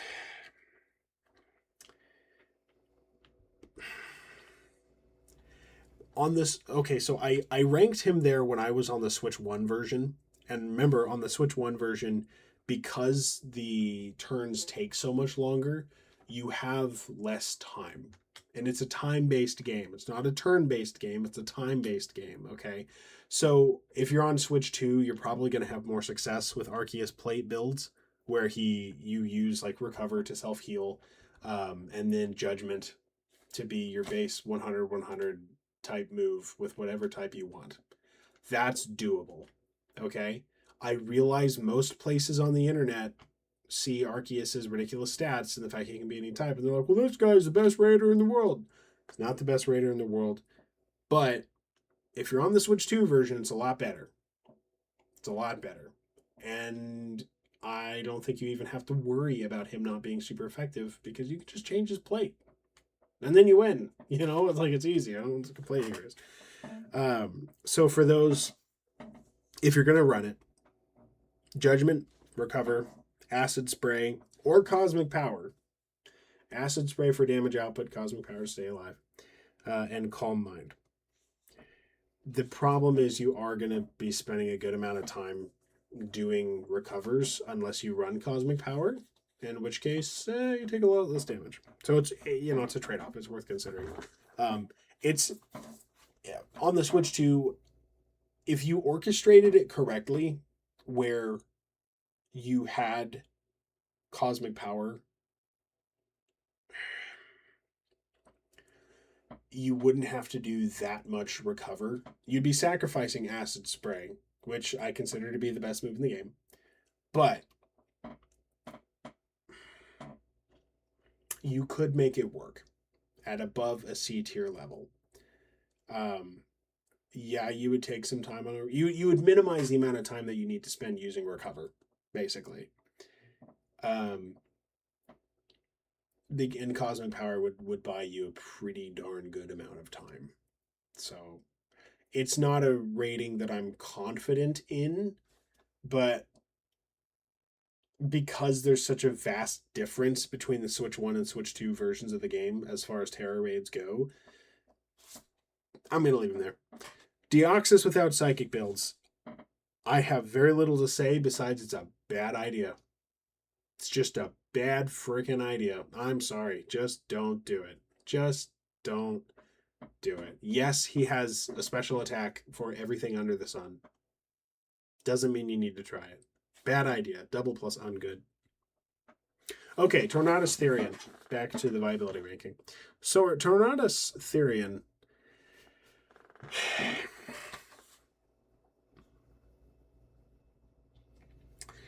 Let's say there's no weather wars, and he resists what's being thrown at him, which he's a pure flying type. So I want to say that's only going to be what, fighting and grass, probably also bug. Safe to assume that something resists bug, pretty much.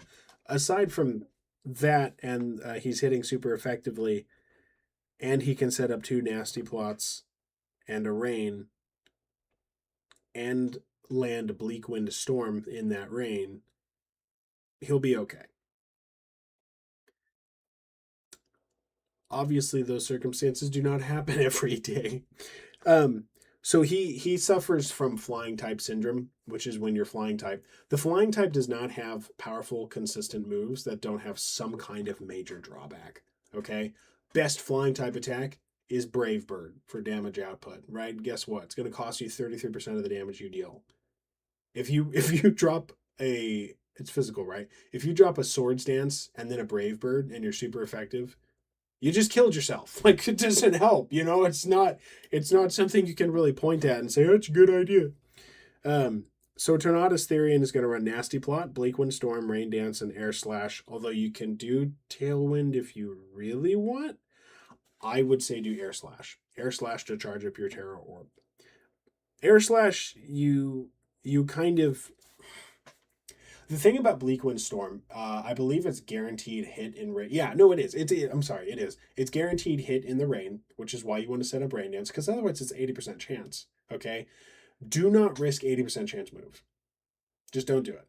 All right, it's not worth it. Take the guarantee. Take the extra turn. It's a powerful move, reasonably. Just, play it safe. Play a little bit safe. And that's the closest you're going to get. I've tried doing it without Bleak Wind Storm. With your luck, yes, you're going to miss it twice in a row and die. Okay? And he's already super weak in terms of defense. He just doesn't have it. And he doesn't even have Calm Mind or Bulk Up to give him defense. Like, he's just dead. It's kind of a bummer. So, don't, don't get too cocky about this guy. There's a reason he's in C tier. Alolan Ninetales. Okay, first, yes, you have to run Snow Warning. Don't complain to me. When Alolan Ninetales spawns in, she spawns Snow, which, A, is kind of fun to fight Weather Wars with, although you don't really want to do too much of that with her if you can, which allows her to then use Aurora Veil. Hooray! Aurora Veil is like having both screens up at the same time, which is fantastic. Great. Problem is it goes away when the snow goes away. It takes a turn to do that. You're taking a hit during that turn. You're Ice Fairy type, so you're weak to like everything. And you're really weak to steel. And you now only have 4 turns remaining of snow. So does that actually help? Could. It might, right? If you're fighting against an opponent who can't really kill that easily, okay, that's acceptable. But what's the point here? Alolan Ninetales is gonna. And alternatively, sorry, the other ability, you have Snow Cloak, which raises your evasion to 1.25 in the snow. That's not as helpful as Aurora Veil because Aurora Veil is more consistent. Obviously, it's the question of safety versus RNG, which is, that's everybody's question all the time, right? So, don't get too caught up in, well, what if I run the evasion chance? Then if I'm willing to try it 5 times in a row, then eventually the evasion thing will really work out. It's like, yeah, it will, but the whole reason we're doing this is you don't have to try it 5 times in a row. I can just tell you how to do it, and you're not gonna waste your life on Tera Raids. Not like I did. Alolan Ninetales runs Nasty Plot, Ice Beam, Aurora Veil, and Snowscape. That's all fairly straightforward. Now, the added benefit of Ice Beam, freeze chance. Hey, if you can get a freeze chance, you can set up another Snow and an Aurora Veil. Good on you. But I wouldn't bet on it. Why does it have Arceus Grass in Deoxys Defense? I need to fix that. That's annoying. Okay. Well, it's almost 10 o'clock, so it's my bedtime. I am going to go to bed. And tomorrow, I think we're going to finish this very long video that took me a long time to make. So thank you very much for putting up with all of the real life shenanigans and nonsense that occurs. I haven't done a vlog in a long time. So anyway, yeah. All right. Today is now tomorrow, or tomorrow is today. I don't know. I realized at the end of that last segment that I had totally moved the browser window so that you couldn't see the tier list. So sorry about that. Although this is more of a listening video anyway. Okay, last 2 tiers. C+ physical. Dude, Cleaver. Let me pull up my list here. Cleaver is the bug type that really, really wishes he could, right? Like, if Slitherwing is the wannabe, Cleaver is the never be. You know what I mean? Slitherwing, you're at least going to have a very light amount of success with, but I'm sorry, not Cleaver. You're going to get hit by 1 special attack, and then you're going to die. So Cleaver is going to run double team, light screen. You'll notice the defensiveness that we're employing here. X Scissor and Swords Dance. It's kind of sad that the bug type has no real strong moves. They have U-turn, which in competitive is strong. Okay, good for you. But otherwise, they ain't got nothing. Bubbler. It's not healthy, but I don't care. So, the thing about Cleaver is that he is bug and rock type, which some people might call, let me check the jargon here, bad. Even if he's not getting hit super effectively, he's so stinking weak that it can be a problem. And he doesn't have a way to raise his own defense, at least not that I recall. So that's the point of double team and light screen. Double team, dude, if you can get 1 freebie on average every 3 to 4 turns, that is so invaluable. Seriously. I would recommend for most raids, start with double team. Just start with it. It's more so than Swords Dance. It is the single move that is going to have the largest payoff over the course of the raid. Okay. Obviously, you're going to have to reset it once your your Pokemon stats are wiped. But dude, if you can survive the 3 turns, because you're going to get outsped, right? So if you can survive the 3 hits that you need to get a double team down, a Swords Dance down, and then an X Scissor, you should be okay. You should be able to survive the rest of that raid. But man, is it going to be annoying. Terrakion. Okay, Terrakion is a fighting type. You have the option for fighting type attacks. Even with his best fighting type attacks, he does not come close to most of the other fighting types, Galarian Zapdos being the exception. The thing that Terrakion brings to the table is rock type. He doesn't bring it very well, but he brings it. It's there. Even if you're running him as fighting type, though, just as Drain Punch spam, he's still rock and fighting. Okay? A lot of weaknesses there. Not a lot of strengths there. So you're not, and I'm bringing up the typing. Yes, we know that you're not going to get hit super effectively because you're going to be a smart raider. You're going to check the raid scripts before you raid. You're going to find something that works. It's not going to get hit super effectively. Good for you. But you're also not going to resist hardly anything, and that actually is a problem. That's a concern. With pretty much every raid, they have Bolt Beam combos on every 6-star raid, so it would be nice if you could resist some of the worst problems, right? Usually the way that they set these up, these 6-star raid opponents, is that they're going to have one move that really well synergizes with their typing, then another move that, you know, if the first move is resisted, then the second move can come in, and then a third move that's just a just in case, right? Dragonite's a good example of this because he has what? Outrage, Extreme Speed, and then Aqua Tail. Why Aqua Tail on a Dragonite? Well, it's really simple. There's nothing in the game. You can have a Pokemon, excuse me, that's going to be immune to both Outrage and Extreme Speed. It's Flutterman. Ghost Fairy, right? But he's not immune to Aquatail. You know, it's rock, paper, scissors, shotgun, right? It's oh, you're not willing to play rock, paper, scissors? Bang, you know? So anyway, so that's a side note, though. That's where I feel like typing matters the most, because even though you're not getting hit super effectively, you still want to be able to plan for that. So the problem is, Terrakion is going to run Swords Dance, Rock Slide, Reflect, and Terra Blast. Terra Blast Rock is the only 100% accurate rock type attack that is going to hit for enough damage that it's functional. Problem is, Rock Slide is 90% accurate. So if you're anything like me, you're going to miss it right when you need it to charge your Terra Orb. I'll drink to that.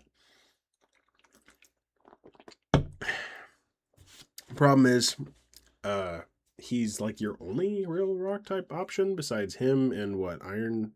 Did I say Iron Thorns for the other one? Is there a Pokemon called Iron Thorns? I put Iron Thorns in my note. Okay, I gotta look this up. Hold on. I completely forgot that Iron Thorns existed. That's embarrassing. He's on the tier list. All right, whatever. I didn't see him. I always just thought of him as Electric Tyranitar, which is basically what he is. Okay, Muck. I'm very proud of myself for coming up with this. So, I watch a lot of Jimothy Cool. Like a lot. Pretty much every new video that comes out. And I've watched a lot of his backlog as well. Great Pokemon YouTuber. You should go watch him. He's very funny. For my work and for my personal life, I do a ton of driving. Although that's fortunate now that I've moved. That's hopefully going to decrease a bit. And Jimothy Cool was usually what I would... Either Jimothy Cool or lectures from the American Naval War College. Or what I would listen to on the way down, which two very different topics. Anyway, you have 2.5 hours in a car one way, so you're going to listen to some Pokemon. Jimothy Cool loves Muck, and so that's what inspired me for this build. Okay, so like I said earlier, hold on. Sorry about that. Didn't want to sneeze into my mic. Okay. Muck has access to Curse, which is just bulk up. Yay! The downside of using Curse is that if you use... There is a ton of Pokemon that have access to stuff like Curse that I have not put into this tier list, okay? Like I said earlier, I have about 50 Tera Raid builds that I've come up with. I think about half of them I've actually tested. I just haven't implemented them into this tier list or written up things on them yet, okay? So there's probably going to be... if this video gets some traction, there's going to be a second one. Muck, however, because Curse is just attack and defense up and speed down if you're not a ghost type, first of all, don't run Ghost Terra on Muck. I don't know why you would. But second of all, it's just free bulk up. But you're going to get outsped. You're always going to get outsped. You were going to get outsped with Muck anyway. So he also has one of the best defensive stat boosters in the game. Haven't talked about Stockpile yet. We are now getting into the land of alternate options of good moves. I've said several times, especially with like Jirachi and Arceus, Cosmic Power is the best defensive move in the game. Guess what? So is Stockpile. Stockpile you can only use 3 times per raid. Cosmic Power you have infinite uses. Functionally, there's not really a difference. Now, if your stats are getting wiped a lot, okay, you might have to ration your stockpile usage, okay? But if you don't have Cosmic Power and you do have Stockpile, that's a functional option, okay? And Muck is a great example of that. I have pulled off some pretty insane things with Muck. One time, who was it that I beat? It was a Fairy Terra. Dang. You wouldn't expect Muck to win a lot of the raids that I've won with Muck. Okay, you have to play him slow, and he does have damage output problems, but unlike some of the ones in B and basically everyone in C plus and C, he actually has more damage potential than you would think. If he's super effective, of course. The reason for that, I don't really know. Like, I wish I could explain. I don't know. You have to play Muck very slowly and steadily, though. That's the thing, okay? You got to check the raid scripts. You got to figure out, okay, if I'm getting stat wiped at 75% HP, and then after that I'm not getting stat wiped again, then I'm just going to drop a curse, maybe 2 curses, and then I'm going for that 75% HP mark. When I'm going into that, I'm going to make sure I land a really strong hit right beforehand, so I'm at full HP. I might even drop a defense cheer. I haven't strategized hardly at all around cheers, because cheers are kind of your last ditch effort. They happen very first thing in the raid. I think I asked this earlier and I didn't know. I want to say it's Tera and then cheer. Actually, yeah, it is Tera and then cheer. I know this. Why am I anyway? But cheers, I don't strategize around a lot, because they're kind of they're too situational to know, basically. But if you're slow and steady with Muck, you can actually pull it off, okay? And because he has Stockpile, Curse, Poison Jab, and Confuse Ray, he can kind of do it. As far as his abilities go, you're not gonna care about them. Stench normally would give you a free flinch if you were able to make contact with the opponent. Doesn't matter here. You cannot flinch the opponent. Poison Touch is actually a hindrance, because Poison is the least helpful status affliction in raids. So which ability should you run? Not Poison. It's better to have nothing than to have Poison Touch. If that makes sense. I'm sorry, it's true. It's actually true. So I guess run Stench if you're serious about Muck. So but yeah, so the strat Confuse Ray is kind of optional. He just doesn't really have anything else. Confusion is a very powerful status affliction. I think Tera Raid RNG is kind of rigged. At least, well, not rigged, but it's kind of biased. I've actually looked into this quite heavily. I wasn't going to say this until the end, because I didn't want to sound like I was a complainer, but in instances where you have had a status affliction on you, that would be thematic to the raid. So generally, I don't think Tera Raid RNG is rigged, okay? But let's take a raid where a status affliction move is kind of built into the raid, okay? Jolteon Thunderwave, for example. I have done 12.5 Jolteon Thunderwave raid tests, like where the opponent is Jolteon, because remember, Jolteon has Thunderwave in his raids, right? About half of the time we lost turns to paralysis, okay? Not just me. Sometimes, because of the abilities of the NPCs, Jolteon would use Thunderwave against them and end up paralyzed. And Jolteon lost about as many turns as I did. About 40 to 55% of the time, I was losing a turn, or he was losing a turn, to paralysis. Okay? Which is ridiculously above odds. Alternatively, in some other instances, it was only at about 20%. And there was not really any in between on that. Okay? So, and this is something until we break down the mechanics of each of the game in detail, this is something we're never going to know for sure. I think in some raids, I want to be very, very clear about the fact that it was either all or very little. Okay? There wasn't a lot of in between. So I think in some raids, the RNG is weighted so that things like confusion, paralysis, if they're thematically appropriate to the raid, typically because the raid opponent has a move that would inflict that, it can be a lot more likely that you're going to lose a turn from that. Okay? And I've encountered this with a couple other raids as well. I have a post on this on the website that I update periodically with my findings on this. I can't believe, I haven't even talked about the snowscape glitch. I need to talk about the snowscape glitch. Yeah, so that's my theory. The reason I bring that up for confusion is because you might find raids where that's really useful. You don't really get hit with confusion hardly at all in Tera Raids, so I don't think Confuse Ray would be that helpful. You're mostly just going to have the probably the bad RNG set, if my theory is correct. But, I don't know. And the thing is, there's always the explanation of RNG of, well, it's just your perception, bro. But it's like, I don't know about that, because I've done, I think, 17 Jolteon Tera Raids, and I had very consistent results with this. It was either in one set or the other set. It wasn't in between. So you would expect, if it was random, you would expect that there would be a lot of space in between, and there just wasn't. So, okay. So that's my rant. Before we get into C tier, physical tier, I am going to explain the snowscape glitch to you. So, sorry, the caffeine is kicking in, dude. In a lot of raids, let me actually pull this page up. I'll just read this since we're probably going to have people listen to this. For as long as I've done Tera Raids, there's been a glitch of some kind revolving around the AI selecting Snowscape. I don't honestly understand quite how it works, but the issue seems to be that when a Pokemon has Snowscape as a regular move, it will repeatedly use Snowscape even when it's already snowing. Sorry, I'm going to slow down.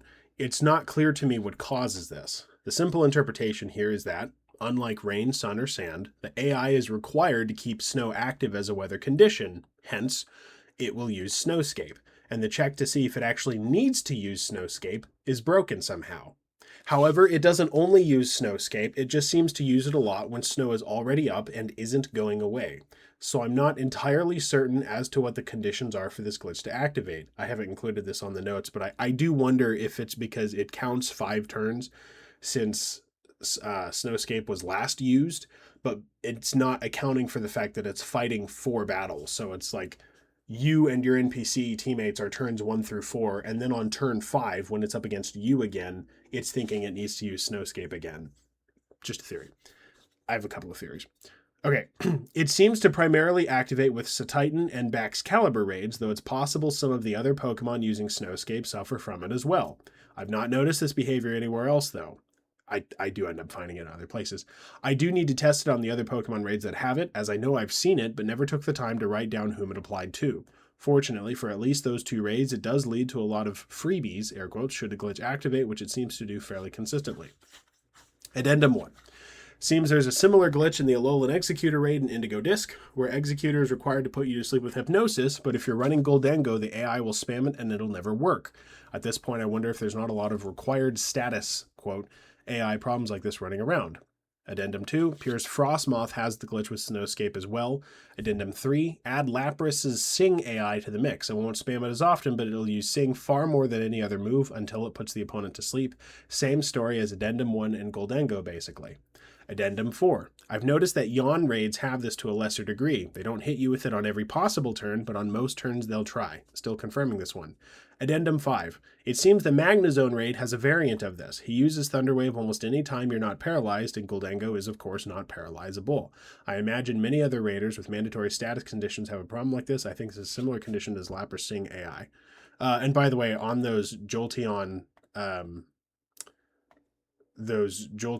raids I mentioned, I didn't test Jolteon with the Snowscape glitch, but I'm sorry, I'm modifying my OBS layout, but I'm sure it's probably a similar case. So Goldengo's ability really screws up the Snowscape, or really screws up the AI requirement stuff. I realize it's probably a different glitch than the Snowscape glitch because one is about weather, the other one is about inflicting status conditions, but really it's about when the AI is required to set a condition, and for some reason that condition can't be set because of in-game mechanics. That's the Snowscape glitch, okay? And so there are some raids, like I said, Satitan, Baxcalibur, Frostmoth, Lapras's Sing, etc., that are just free, absolutely free raids because you can't, it's just going to spam Snowscape, or with Lapras's Sing because you can't be put to sleep. It's just free. Because they're still going to use it. They're still going to use their turn for it. It just doesn't work. So, okay.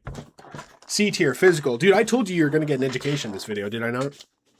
Iron Thorns, Electric Tyranitar, that I definitely did not completely forget about. Iron Thorns is one of the worst still viable raiders I've ever found. He's only useful for Rock type. Yes, you can use him for Electric type. Don't bother with that. He's going to run Swords Dance, Rock Slide, Electric Terrain, and Terra Blast. Fairly straightforward and obvious what he's up to with that. Yes, he's double weak to ground, and he's weak to water, fighting, and grass. It's just garbage. As always, you want to start with Swords Dance. Electric Terrain is a nice boost. It's helpful against sleep raids, although you have significantly better options for sleep raids. I mean, you know, you're probably better off using a second Swords Dance unless you're worried about getting your stats wiped here in a little bit, right? So then it's just very simple. Just like Terrakion, you're going to Swords Dance, you're going to hit Rock Slide, you're going to keep doing that until you get Terra Blast. And then once you get Terra Blast, Terrastalize and start hitting with that instead, because it's slightly, I want to say Rock Slide is what, 90-90, whereas Terra Blast is 80-100. Go for the 80-100. You don't need to be missing 1 out of 10 shots. It's ridiculous. Zarude. God. I really wanted Zarude to be useful, and it is not working. He would be useful a lot more if there were more raids that required Sun to be set on the field. Off the top of my head, I think only Armor Rouge does that, so that's annoying. He relies on Sunny Day to maximize his damage output. So what you're going to do, serious damage output problems, extremely bad damage output problems, and no jungle healing is not useful here. It's going to heal your statuses, good for you, but it's also only going to heal 25% of your HP. You're going to be getting hit for more than 25% of your HP every single turn. I'm sorry, you just are. The man is dark and grass. Good luck. So what you're going to do is you're going to drop as many Swords Dances as you can afford until you absolutely have to start self-healing. Then you're going to put Sun. Okay, so maybe this is probably going to end up just being like 1 Swords Dance and a Sun. And then you're going to use Solar Blades. So he's going to run, by the way, Sunny Day, Solar Blade, Swords Dance, and then you kind of have options for a 4th move. Although he has the opposite of 4th move slot syndrome. Solar Blade is useless without Sun. It's useless, okay? It is physical Solar Beam, all right? Solar Beam and Solar Blade are 1-turn moves if Sun is up. Sun has to be up. In terms of real-time cost of Sun not being up and you use Solar Beam, it doesn't actually take that much. You don't actually miss that much time from your raid, but you get hit again. And this Pokemon cannot get hit again. It's not gonna work. Don't try it. I don't think he has Giga Drain either. That's the sad part. So he's got to hit 3 times with Solar Blade, unless I've missed something in his moveset, which is possible, to really be able to Terrastalize. And then once he's Terrastalized, then he can do damage. But he still has to spend turns keeping Sun up, keeping Solar Blade down to 1 turn. Oh, and he still has to have Swords Dance. It's just way too much setup. You know what I mean? Ogerpon Water. What did I say about Ogerpon? I said run him as a grass type. What did you say? I want to run him as a water type. If I could reach through this camera and slap you, I would. But since you asked. Ogerpon Water strips the Shell Bell in favor of the Wellspring Mask, which means your only way to self-heal is through Horn Leech, which is still a grass type move. However, Ivy Cudgel is now a water type move. Doc. What the heck? Okay. This is going to be useful against ground types. Just ground types. Nothing else. But it's still going to be useful against ground types. And you have Water Absorb, which is actually a tremendous asset against some water-based Tera Raids. So it's extremely niche. Like, I cannot emphasize enough to you how niche it is. But, you know, it's got situations.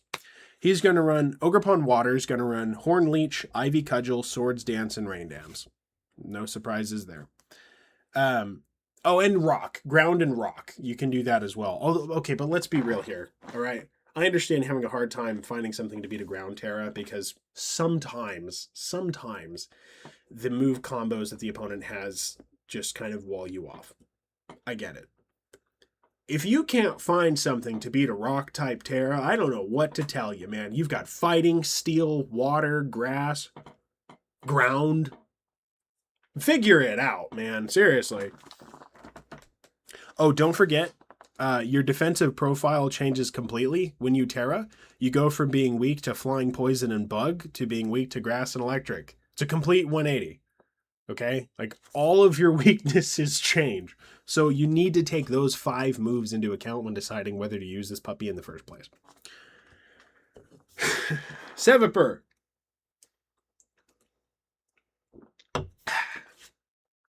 I cannot describe to you how proud I am of the fact that this works. And the fact that I've pulled it off. As you can see, actually, in the image for... No, that's not it. Oh, where did it go? Well, I guess it's not in this post.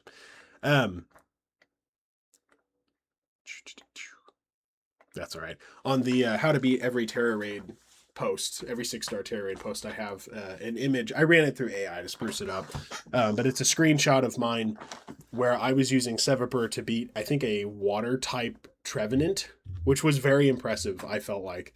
Now, Trevenant also has a problem with, is it Forest's Curse that changes the opponent into a grass type, where he'll just spam that when you're terastallized endlessly. So there's a little bit of that as well. But anyway, Seviper, he's one of the few Pokemon this low that don't actually have to be super effective. If you're good at Tera raiding, you don't have to be super effective to make this work, okay? So he is a fantastic Tera raider, subject to a few conditions. As always, he's not being hit super effectively. That is a given. He outspeeds the opponent on turn 1, or at least they miss on turn 1, which you can't gamble on, but you can know whether you're going to outspeed or not. And the opponent is not especially aggressive with stat wipes. Here's the deal. Seviper runs Stockpile, Swords Dance, Poison Jab, and then you have 3 options for your last one: Gunk Shot, Scary Face, or Breaking Swipe. As far as statuses go, he has Shed Skin, which means there's automatically a 1 in 3 chance at the end of every turn to just remove whatever status he has, okay? That doesn't make him viable for sleep raids, but if he gets burned, paralyzed, whatever, that's a problem that's going to solve itself. That's going to give you freebies, by the way, if we are looking at a raid where they have to use Will-O-Wisp or something like that, okay? That is very helpful to have. It's actually extremely helpful to have, because a 1 in 3 chance that, yeah, you're going to get status afflicted next, okay, but the status afflictions that you're taking care of on your own are basically free. It's a free turn. We love freebies. Here's the problem. That's a pretty narrow set of circumstances, and Seviper is not usually going to run well. When you're using him correctly in exactly the right circumstances, he's A tier. I'm serious. He's that good. The problem is, if he gets hit with something special attack, you're probably going to die. So, okay. Basically, the reason you need to outspeed on turn 1 is so that you can hit Stockpile. And then hit Stockpile again. You're going to need probably minimum 1, at least 2 at some point during the raid. I recommend having 2 up when the Tera Shield goes up. If you let the Tera Shield go up, he'll wipe your stats, and then you put up 2 stockpiles. That's the very, very important part of that, because as always, your self-healing is going to be reduced when the Tera Shield is up. So, stockpile, you need it. Everybody else that I know who Tera raids wanted to use Coil, which I understand why. It's basically bulk up. But you have Swords Dance. Do you know what you don't need when you have Stockpile and Swords Dance available to you? Bulk up. There's no real point. As far as going between Gunk Shot and Scary Face, having a speed advantage is useful. Don't get me wrong. Obviously, this build hinges on it, but you need the speed advantage most on turn 1, which is when you actually can't give yourself the speed advantage. So it doesn't help that much. As far as Gunk Shot goes, it's a powerful move, but it's 80% accurate. So it's like, I don't know. The safe option here is Breaking Swipe. If you don't want to use a Stockpile, which you only get 3 per raid, even if your stats get wiped, by the way, don't forget that. Then, I mean, Breaking Swipe is easier to pull with. So, if you really want to prove yourself as a Tera raider, raid with Seviper. I'm serious. Raid with it, win with it, first time. It's going to be fantastic. You'll know that you can read a raid script and make a good raid build decision when you can start pulling out wins with C and C plus tier Pokemon based on skill. You can always get lucky, okay? There's always the possibility, although this has only ever happened to me a few times in literally thousands of raids that I've done, um, that you get like 2 crits in a row and then, oh, the raid is just easy from there, right? It just doesn't really happen. They'll get 2 crits in a row all the time. It's really annoying. It's bugging the hell out of me. But you're not going to get that. Bummer. Boo-hoo. Well, yeah, I don't know. I guess that was pretty much all I had to say. So, okay, Seviper. Last but not least, Iron Valiant. So Iron Valiant does not deserve a C tier physical placement, but it's a physical attacker, even though it is the only one on this that I would say should exclusively be used against special. Doc, why is that? Iron Valiant runs Swords Dance, Spirit Break, Light Screen, and Electric Terrain. Okay, if we were going to rank him as a special attacker, he'd be A plus or S tier. Spirit Break, 75 base power, but it lowers their special attack by 1 stage. Okay, might I remind you, Armor Rouge has a similar attack. Maybe I should just put Iron Valiant in the special tier. Maybe I should. I guess I did that for Armor Rouge. I don't know. Anyway, that is fantastically useful. Okay? That's just breaking swipe, but it's your main attack and it's for special attacks. Doc, why do you care this much? We have breaking swipe and chilling water. Yes, those are widely distributed. We do not have equivalent options for special attack. Okay? Most of the mechanics in Tera Raids are rigged against physical attacking. There's not many that are to the detriment of special attacking, right?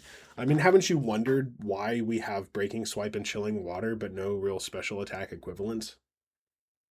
There's not many of them. There's plenty of like individual, not widely distributed moves that lower special attack. Excuse me. But there's not really equivalents to those two, right? This is an example of that. So if you're gonna, I would say if you're gonna run a build, first of all, like I said, Iron Valiant, not really deserving of its C tier placement, but I kind of have to put it there because if you're going to use it to fight physical attackers, it's garbage. It's just hot garbage against physical attackers. So I guess there is a good argument for putting him in the special. Otherwise, yeah, I don't know. I guess I consider him kind of outside the tier list. I don't know. So, oh, and of course, Light Screen, fairly obvious. He is a bit frail, I will say. He's usually about a 4-hit KO against most opponents. And it's a 2-hit KO if they're physical. So there is that. And Electric Terrain, obviously that's roll compression right there. Not only is that an attack boost that is not going to get wiped by a stat wipe, but that is also going to prevent sleep. So there's that as well. He's actually a pretty darn good raider, I feel like. I just wasn't sure where to place him. So I don't know, maybe later I'll put him in the special tier list. So okay, well, that's that for right now. Sorry this video turned into kind of a vlog. I was dealing with a lot when I started filming.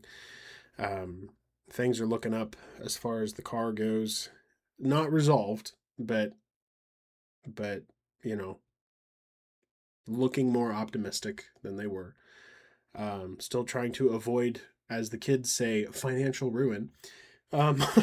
So yay! These are the problems of life, man. These are the problems of life, you know. But I'm in a situation where I just have to deal with stupid crap for like another couple of years and then smooth sailing from there for the most part, at least in terms of finances.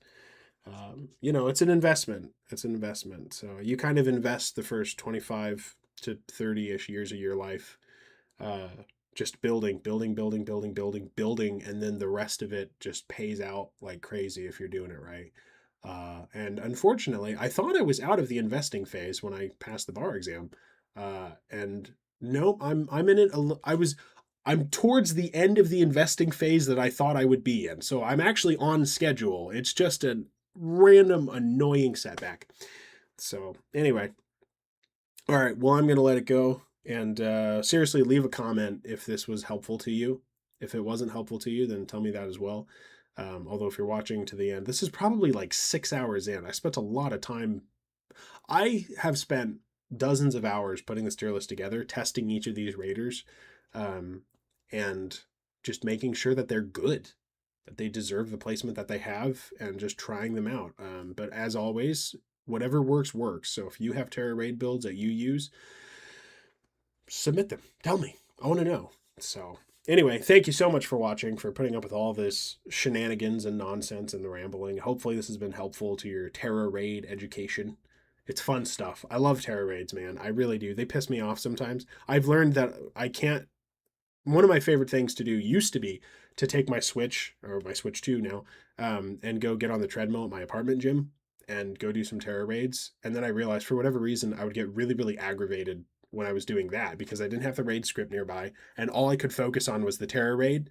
And it was just like every little unfair thing really irritated me. And so I had to stop doing that because that was annoying. I love Tera Raids. It was just really annoying when you're running and you have a critical hit just land on you. So anyway, all right. That is going to be the end of that. And again, thank you for watching.